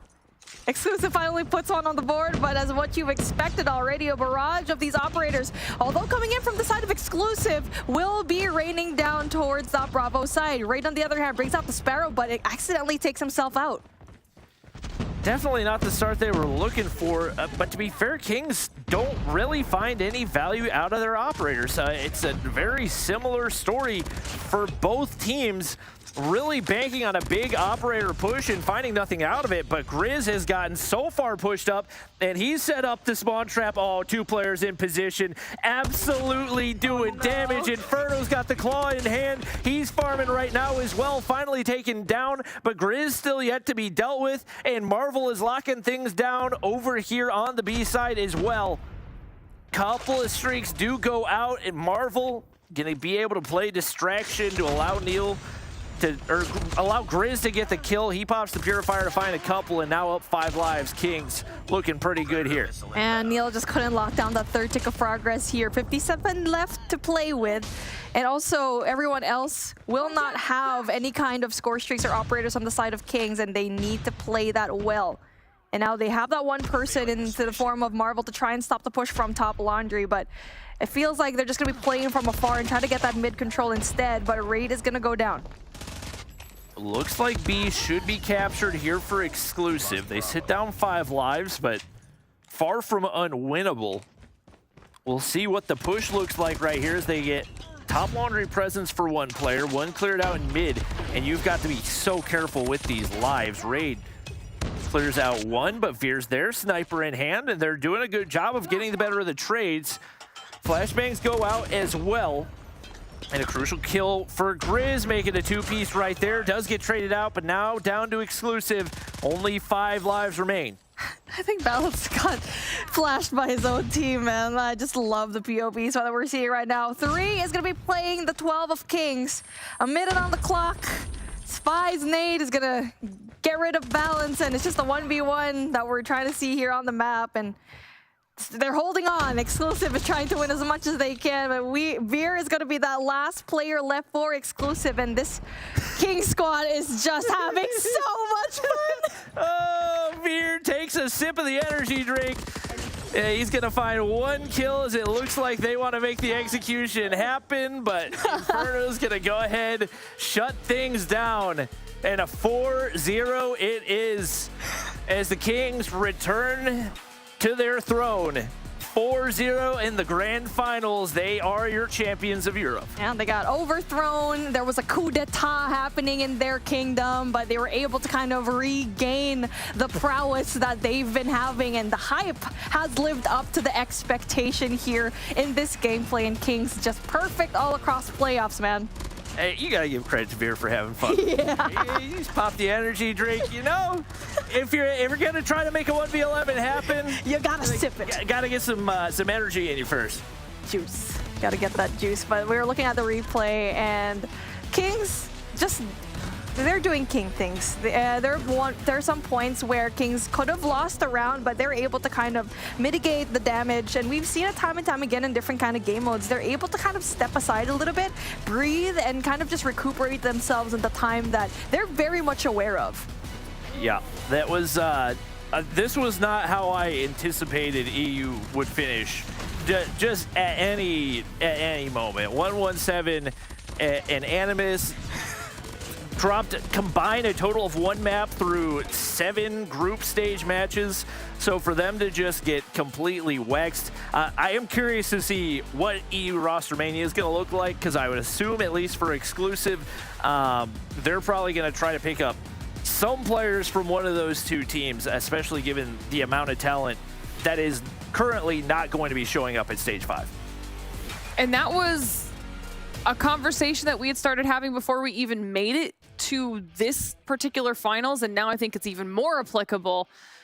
We'll have to see, like you're saying, what happens. They've got time now before we have to worry about that, but shift. It's done. This is one of those, if your pizza doesn't arrive in 60 minutes, it's free type situations. I mean, King's just too good today. This weekend, and I think the thing that's really impressive the most about their championship run is throughout the entirety of the group stage, we had a variety of different questions, and that could lead to major problems. That could lead to second guessing. That could lead to a team falling apart, but the process was trusted. They figured out where their issues were amidst possible roster moves as far as who's starting, who's not. The communication really seems like it's really starting to vibe. The team feels like it's clicking on all levels right now. And yeah, they don't drop a map at all throughout the bracket. It's super impressive. All right, well, we're going to get Zim on here yet again for some final thoughts now that Kings are officially your challenge season champions, which has got to feel good to hear, Zim. What's up, man? What's up, man? So what were the comms like in those final moments? Oh, what you think, man? I got in trouble last time. I said bad word and won't say bad word. This time I won't say bad word, but hey, what do you think? We win.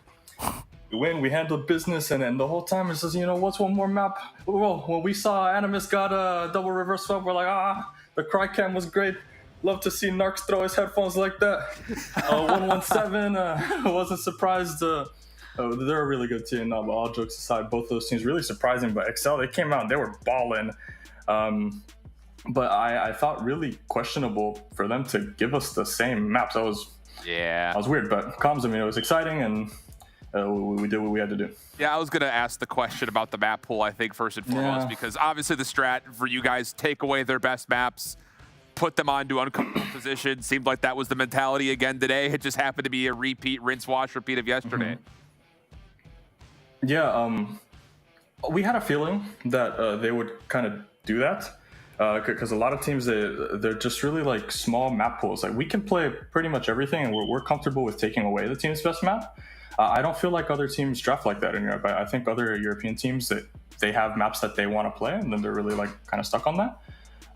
So we were pretty confident that we would have at least a similar draft. I didn't think it would be identical, but yeah, anytime we get an Arsenal and stuff like that, we're happy to play it. I feel like at this point, there's not a whole lot of questions to be asked. Like, you guys don't drop a single map all the way through. I guess looking back to those 2 weeks that you had to prepare coming off a group stage that didn't look your best, was there one particular change that you felt like played the biggest impact in your ability to bounce back and have a dominant playoff series? I think losing in general is great for character building, and it's great for preparing you for what that feels like in the later stage of the tournament. I'm actually really thankful now, going back and looking at it. It hurts to this day, even though we've won now. I still go back and I look at that, and it stings me the same way that it stings everybody on our team. And for us to feel it there and know that we didn't want to feel that feeling when we got to playoffs, we said, hey, we have a break now to prepare. And we took that time seriously, and we made sure all of the effort on our end was put forth so we wouldn't be in a position to have to experience that again. And we did our best. We put faith in our teammates. We put faith in our preparation. We didn't kind of second guess ourselves, even when things kind of got a little challenging. And we have, great leadership on our team, so that's good. You guys have looked phenomenal this entire series and playoffs. And now we've been asking you about the European side of things, and I think I kind of want to bring up the global side, because we did have like these 3 regions play, right? Who are you looking forward to the most playing into stage 5, knowing that we've already secured, I think, 3 out of 3, and now we have to wait some more when it comes to NA, Garena, China.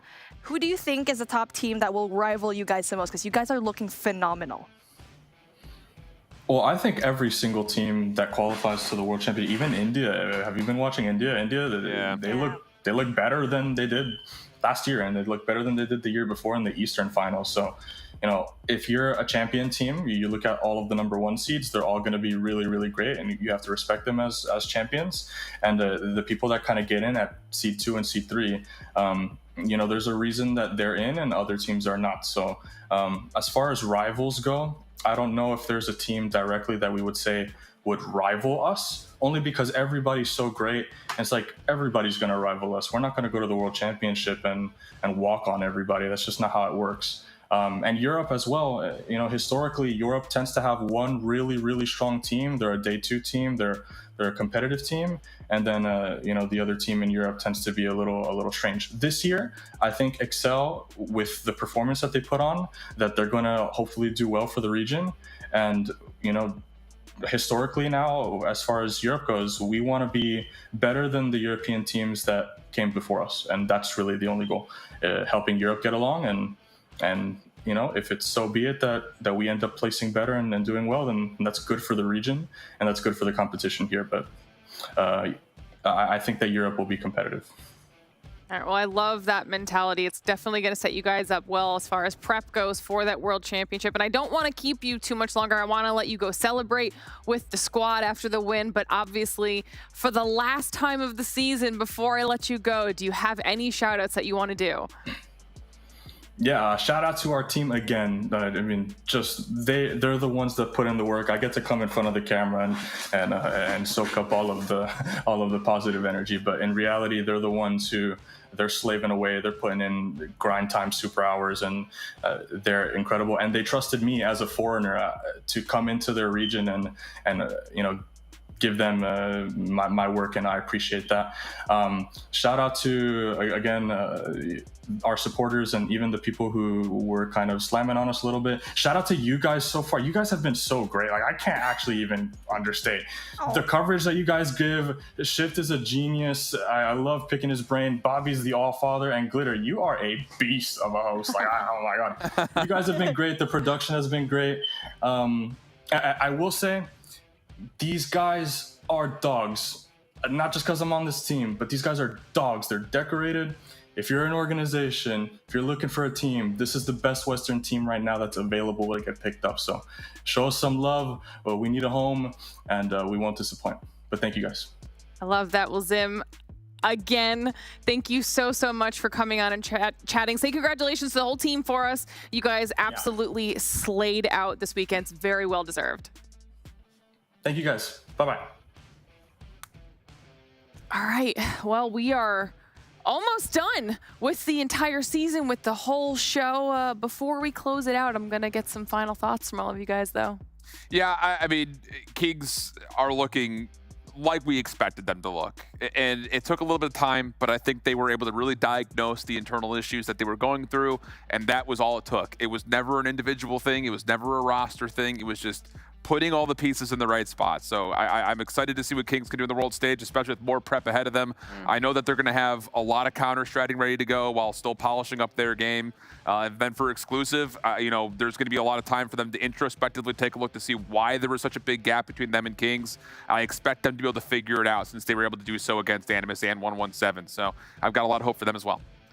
Yeah, I'm curious to see what changes exclusive can make. I think they've definitely got a lot of work to do. Obviously, same for Kings. If you want to be world champions, it's going to be 4 straight months of work leading up to stage 5. I think the big task for them is going to be playing outside their region as much as possible, seeing what the other regions are throwing at them, and trying to game plan based off that and figure out new strategies to give themselves an advantage too. So I think Kings are absolutely going to be a strong team. I think this is probably the strongest European team that we've seen in the World Championship. So I'm excited to see what they can do. I think we can say that for every team that has played here in Stage 4 so far. We've already mentioned it before, that this long format helps the teams grow. And this is the type of gameplay we haven't seen in the past few years. That is a huge growth spurt right now when it comes to the gameplay and how polished they can be. And it really just goes to show that the amount of weeks that we have, the 6 weeks, definitely help these teams out. And I think Stage 5 is going to be an absolute banger, and I'm really hoping that these teams bring it nail to nail.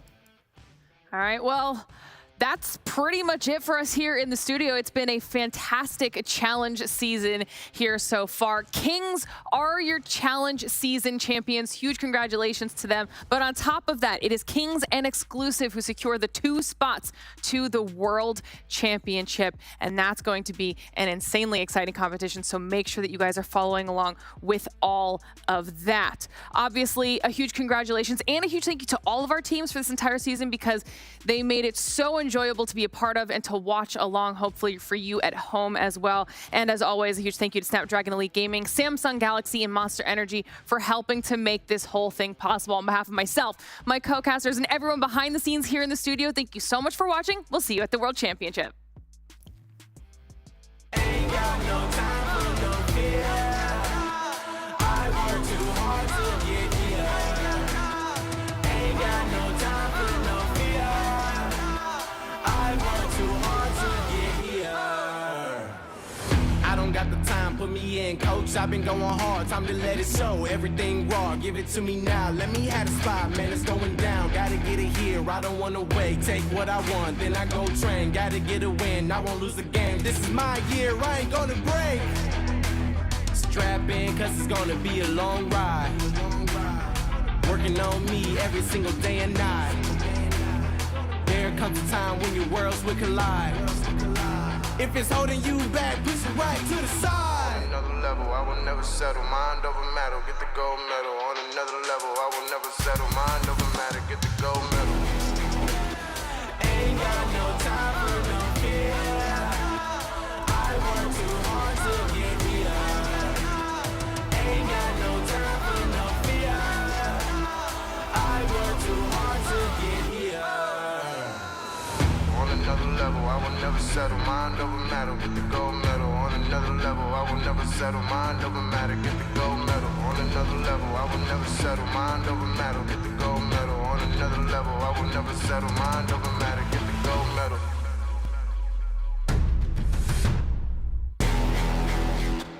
Ain't got no time for no fear. I work too hard to get here. Ain't got no time for no fear. I work too hard to get here. Ain't got no time for no fear. I work too hard to get here. Ain't got no time for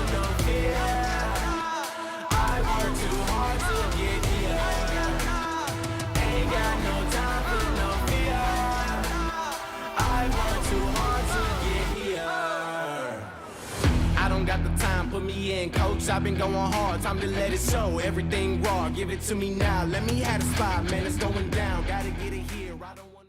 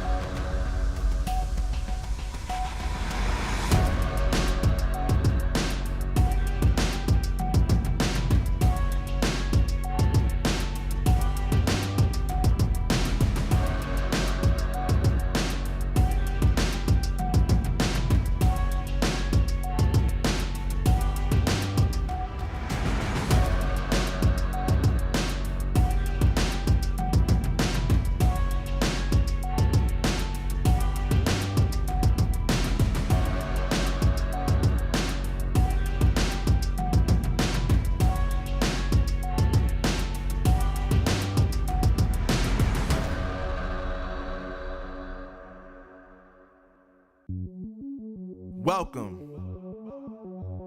to the place where dreams come true, where everything you want can be yours, if and only if you're willing to work for them, you're willing to hurt for them, but most of all, you're willing to be first for them.